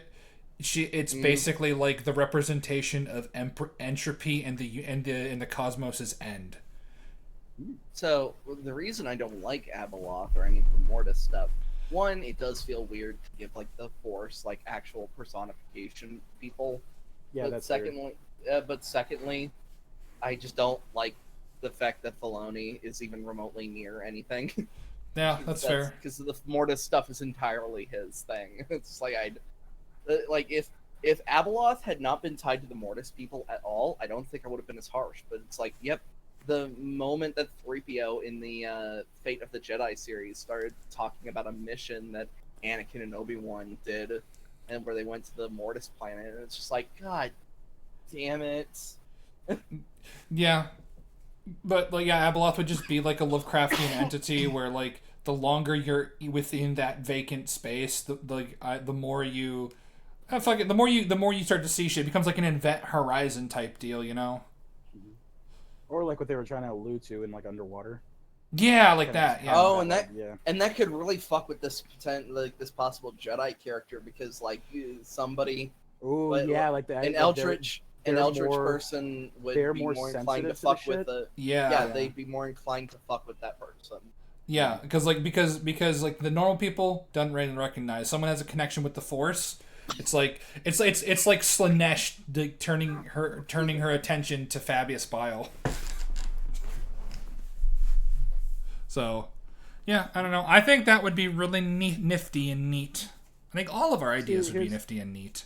See, here's the thing: we care about Star Wars. That's the fucking true thing of it. Like, I made the fucking Omni-Man fucking joke of, like, why do I still care to fucking Wyatt when I heard that a fucking Jedi couldn't find a fucking job. Yeah. What the fuck is wrong with you? Why is it stupid? I was just immediately like, why the fuck do I care? Yeah. Because, like, I was so fucking angry at myself. Yeah. And yeah, because deep down, you will care to at least some degree, even if most of it is gone. And I bet at the end of the day, like, even if we couldn't tell any of these stories, I bet all of us would be fine with making a Republic Commando movie. Oh yeah, just watching a bunch of soldiers just gun down droids and shit. Like, it's just fairly simple. Like, the camaraderie of each other, shit like that. Have them work off each other. Yeah. Is it red, green, or red, green, red? He's supposed to be a demolition expert. Fucking dude, I don't know how you can. Oh, Jake, it's actually on the Switch, and it's actually a pretty good port. You should check it out. And that's the old N64 game, right? No, it is a 360. No, sorry, it's an Xbox OG PS2. Okay. Yeah, I tried replaying it on my computer, but it doesn't have a lot of good optimization shit, including that the mouse just rockets around. Honestly, like, as much as I hate saying this, you'd be better off just emulating it. Like, on maybe the PS2 emulator is pretty good. Yeah, you can probably find it on PS2 emulator. Yeah. Okay. But it's I wonder how it is a fantastic, like, to this day, it is still fucking a better shooter than most shooters that came out. Like, it is actually a very great, like, first-person shooter. How did squad-based mechanics? Oh, sorry. Good. No, I was saying the squad-based mechanics, like, they actually tried to implement them in Halo 5, and it actually fucking felt so much worse. Because I put so many hours in Republic Commando, so when I felt the literally inferior version, I was like, oh, this is terrible. So because I never played Republic Commando with a controller, how did it feel? Because, like... Oh, fine. You just increase the fucking sensitivity however you want it to be. It's like... It's fucking... What was Halo feel good? What was the button to make, like, specifically the formations? Hold A and then D-pad. Okay. So A tells your guys what to do. So if there's a fucking bomb there or there's a door that needs to be open, you press A to tell them what to do.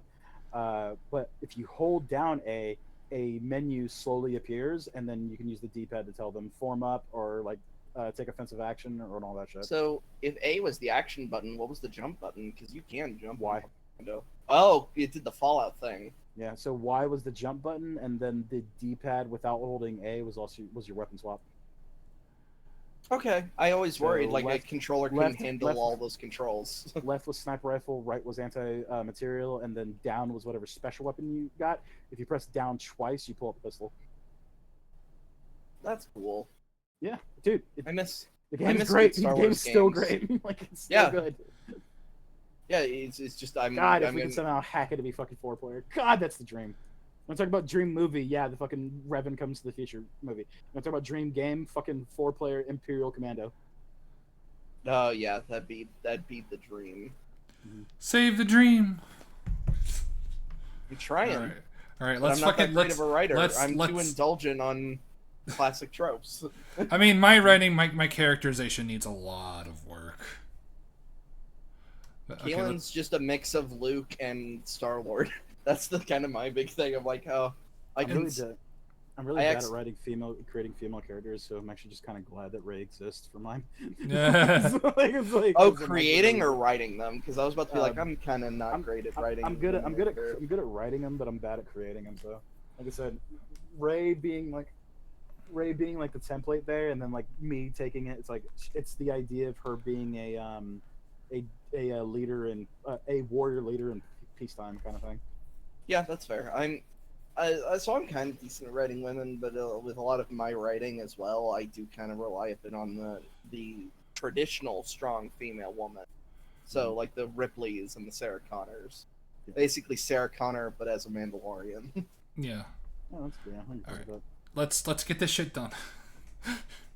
That was a very nice. That was a very good conversation. I honestly completely forgot about the video. Oh, that's right. You're still here, giggly tits. I'm fucking so engrossed in our conversation. Yeah. It was a great conversation. It was a fantastic conversation. And it will continue when we're done. Yeah, I was gonna say it's still gonna go. You're getting something that adheres so closely to the words that George Lucas wrote originally that it refuses to try anything new. And the only exceptions are distinct because Acolyte was pretty fucking new in terms of what it was trying to do, but because of how they did something different. Your criticism is now why we're living in the boring reality where Star Wars exists only as a nostalgia piece. It's our fault, guys. It's our fault that Star Wars is shit. What the didn't we all just like come up with like new ideas? Yes. Yeah, all of us was like new ideas. Yes, new ideas. Yeah. Granted, my idea leans on like a bunch of old characters, but for a movie stance, they're new characters for the fucking movies, and I'm incorporating them in a new way. Yeah, and meanwhile, mine's just a twist on the OT. And mine's just like an isolated story that could be told at kind of like any era in the movies because it's isolated from everything. God, like I really want your story, Jake. Like I want that story. That's fucking so cool. I mean, you'd open. I mean, if it was a movie, you'd get 5 minutes in and they go. Well, no, I would just show like a picture of the Twin Towers just for you. Hiddle subtleties. Hiddle subtleties. In their fucking freighter is just like fucking 2 towers, and like one of the fucking guys like just goes and like fucking crashes like a little toy X-wing into it. Oh my god! I just come. That's your production logo. Like Jake the Search of Productions. It shows 9/11. Well, no, I actually just came up with sort of a scene where like the Jedi character, because of like all of this fucked up influence, relives Order 66. Oh, you're going full canon type deal with your. Yeah, like he relives Order 66, and like we established that he actually has a couple blaster wounds in like non-lethal areas, of course, but like in like the arm, maybe in the leg, and he like they're just like, he's like feeling all of the emotional and physical pain. There's a YouTuber who's going over like we should watch a couple of them, Wyatt. He's going over fucking like old Deadliest Warrior fucking episodes. I love Deadliest Warrior. I'm really fucking glad that this doctor is here to tell us that a decapitation is an insta kill. I love Deadliest Warrior, dude. I love it too, and like I kind of because he's coming from a place of love too, so like his video is fucking hilarious. We'll check it out after this. Yeah. Where it refuses to grow in creative and unusual ways. Fuck this, I'm installing a Star Wars game. Same, I'm gonna install KOTOR after this. You don't necessarily enjoy can bring something new to the table that later filmmakers can build upon. Even a failure. Hang on real quick. I want to point out, Jake, I will tell you how to cheat in that game to have like an optimal experience. Because the game can get hard if you're not good at the strategy and shit like that. And it's very easy to just say fuck it, make all your fucking levels make all your fucking attributes 20. Because at the end of the day, it's just D&D, by the way. Yeah. So this is why if we ever play KOTOR 2, this will be on the. I'm putting myself on the record. We play KOTOR 2. Either if I'm behind the controls, I'm installing. No. I'm behind the controls of KOTOR 2. Fuck you. Fine. But don't worry. So I'm not going to skip Paragus. However, I am going to put a fucking lightsaber in Paragus. So fuck you. Okay, we went for this. We went for literally the same thing. It's like no matter who's in control, we're getting a lightsaber right at the beginning of the game. So for reference, Jake, KOTOR 2 begins with you on this asteroid facility called Paragus, and like you basically wake up out of a coma, and you have to like kind of piece together what the fuck happened. After you get off Paragus and you start exploring the galaxy, you find another dude, and then who's basically from the war times. Like you're basically a fucking vet who's like been running away from the war, basically. General. But he tells you, he's like, why aren't you build a lightsaber? It's because like it's one of those things where if you don't know if you should. But he puts a good point saying that lightsaber represents who you used to be, not who you are now. And he basically gives you a quest to make a lightsaber. So basically by planet 3.5 is when you actually get your first lightsaber. So fuck that. No, my lightsaber fucking minute 1. That, and I just really don't want to hear it. You don't have a focusing lens yet. But also, it's actually interesting too, is because there are certain interactions, Jake. So it's just like D&D, where you can equip weapons and shit like that to your characters. So you can have blasters, you can have swords, you can have lightsabers if your character's force sensitive, all that shit. There are certain characters, because Jedi are not really seen as good figures in this universe or in this like timeline. So there's a moment where if you talk to a character, just like kind of like Baldur's Gate, when you talk to a character, they will have a fucking lightsaber. They will have a directional note that says she looks down at your lightsaber disapprovingly, and then the conversation continues. So like if you didn't have that conversation, it's like, and here's the thing: if you don't have your lightsaber out, it actually opens up more conversation options. Oh, nice. So it's a neat little fucking like detail. It's really cool. You're talking about all that KOTOR stuff 2 on is awesome. Yeah, KOTOR 2 is awesome. Sometimes inspire interest. It is better to be a spectacularly interesting failure than a boring success. That doesn't mean anything. Moving on. It's kind of indicative of your fucking channel, bitch. Yeah. Just move on. Move on. Which is what Star Wars, in many regards, has become. A boring success. It has not been a success. Shut up. It is not a success. Absolutely shut the fuck up. Brand is in the worst place it's ever been. Shut the fuck up. Of sequentially boring entries. Everything is safe outside of the few exceptions.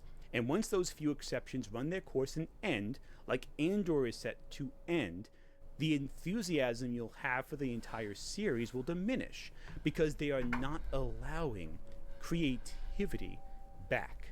Yes, What they Star are, Wars fans Acolyte. ultimately asked for was nothing new.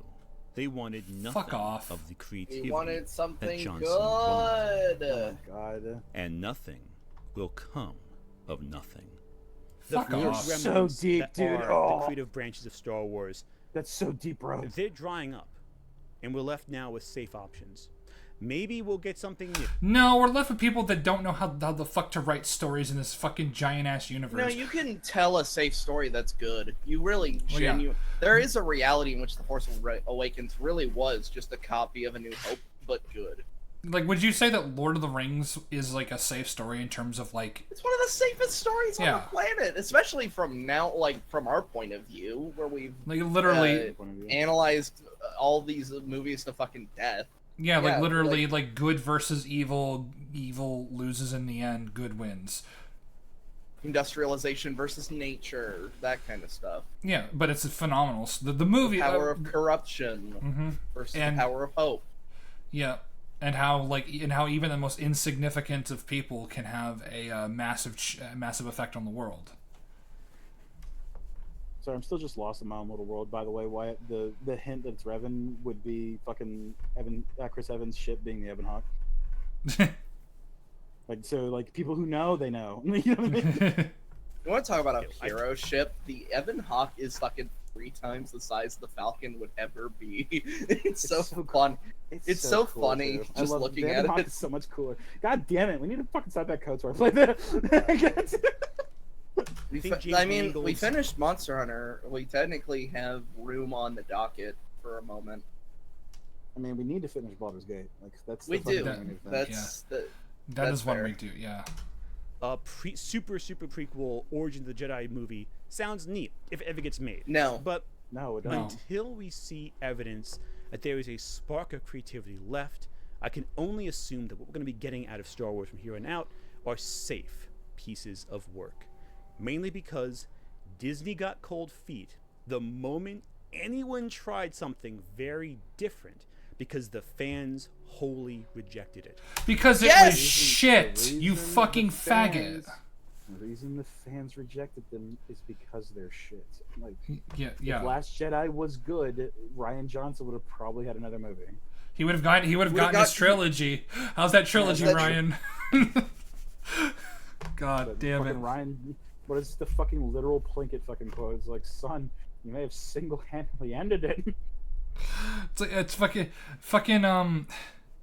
it's like according to fucking Giggly Tits over here, it's like, why didn't you take that job? You decided to go for a safe job instead of chasing lions around naked. You didn't take that chance. Like, because I don't want to run around with lions being naked, because they'll fucking kill me. I want to issue with you, but I don't want to take that chance. Why didn't you fight that gorilla one-on-one, son? Because there was 99 other niggas in front of me. And like the gorilla somehow managing to go the gauntlet, and just one guy left, and then you hear like, bam, bam, It's just the fucking... bam, bam, bam. It's Brock Lesnar's theme. No, I was thinking more of a. It's just the fucking zookeeper. It's just fucking. Oh yeah, the zookeeper, but it's like it's Brock Lesnar's theme, but the zookeeper's coming out. Now, me versus the gorilla is take one more step on that rope, and I'll cut it. Shit. Thanks to the Fandom Menace, because congratulations. All the slop you've complained about for the last several years, that's on you. Fuck off. Fuck off. Fuck off, you spiteful little pissant. You little piece of shit. You fucking little... It's our fault. Fuck, I will never accept that excuse. You hateful little bundle of sticks. Fucking... You helped create it. I hope your socks are eternally wet. May your socks be wet and your bitches be... And by the way, like, you're blaming us, and even if we are the responsible, like, for all of this, it's literally Disney taking the wrong lessons. Because the majority of criticisms are for the script, for the writing, of how awful it was. It's like points that you refused to use, by the way, because you said that you watched all of them, and I'm assuming you also watched. You would have had to have watched Mahler's Rage, like Unbridled Rage of TLJ, and despite that being like a very hastily made video, he brings up good points, and you didn't watch his full-blown critique because you fucking know that if you did, he would have like you would have been absolutely annihilated. You lying little piece of garbage, disingenuous piece of shit. You show with your wallets and your loud rage that, hey, Star Wars should be just the same 5 stories over and over again. We shouldn't ever evolve beyond. You say show with their wallets, yet these projects we're failing more and more. Tross made like half of what TFA made. Like, Acolyte Season 2 is the only thing they've said no to. Yeah, they canceled Acolyte Season 2. Even like Mando Season 3, the ratings were down significantly. I mean, and Obi-Wan... And he's getting a movie! Yeah, and he's getting a movie. Like, Obi-Wan, I think, was relatively successful, but, like, I think it started to taper off near the end.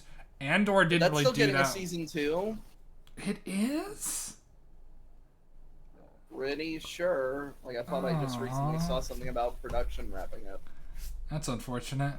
But, no, it's not our fault. It's Disney's fault for not taking the wrong lessons to the criticisms and hearing the wrong ones, you stupid piece of shit.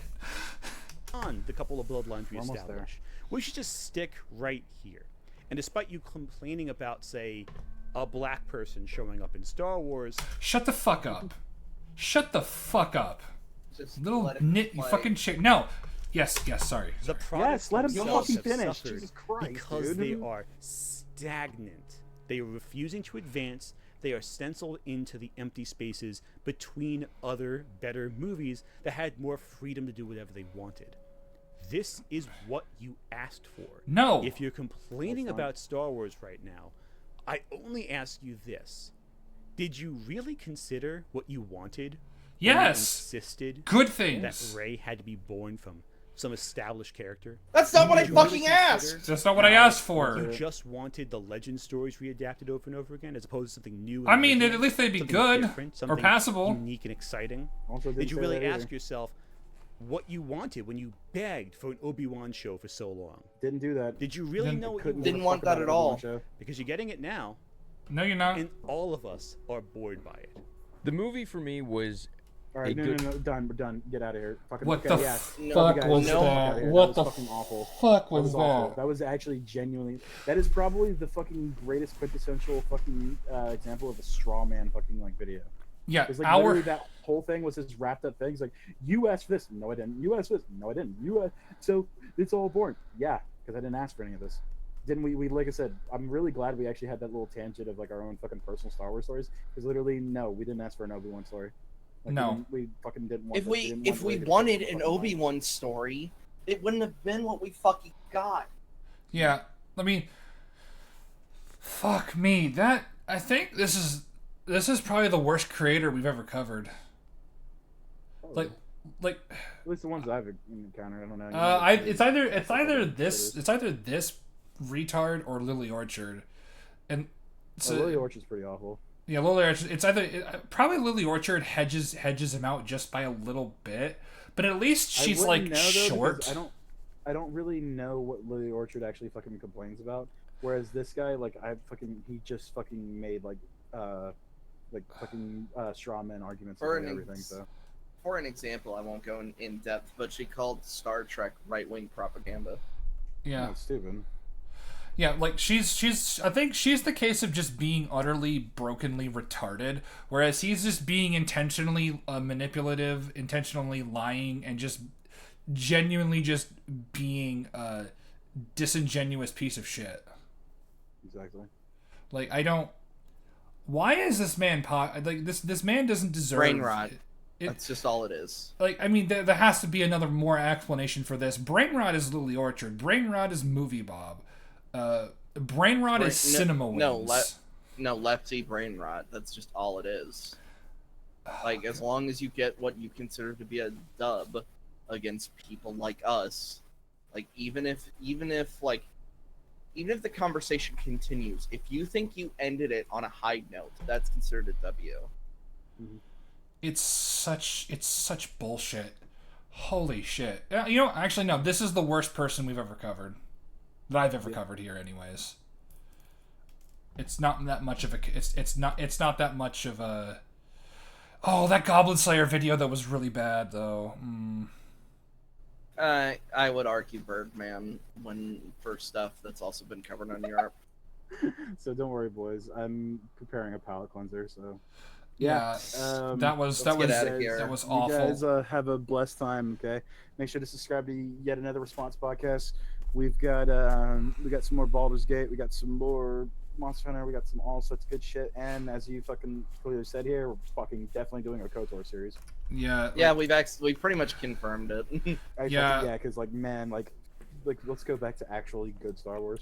Yep. Ruby Volume 9 video in the making. God, that means eventually we could play other Star Wars games like Jedi Academy. Yeah, or Star Wars Outlaws.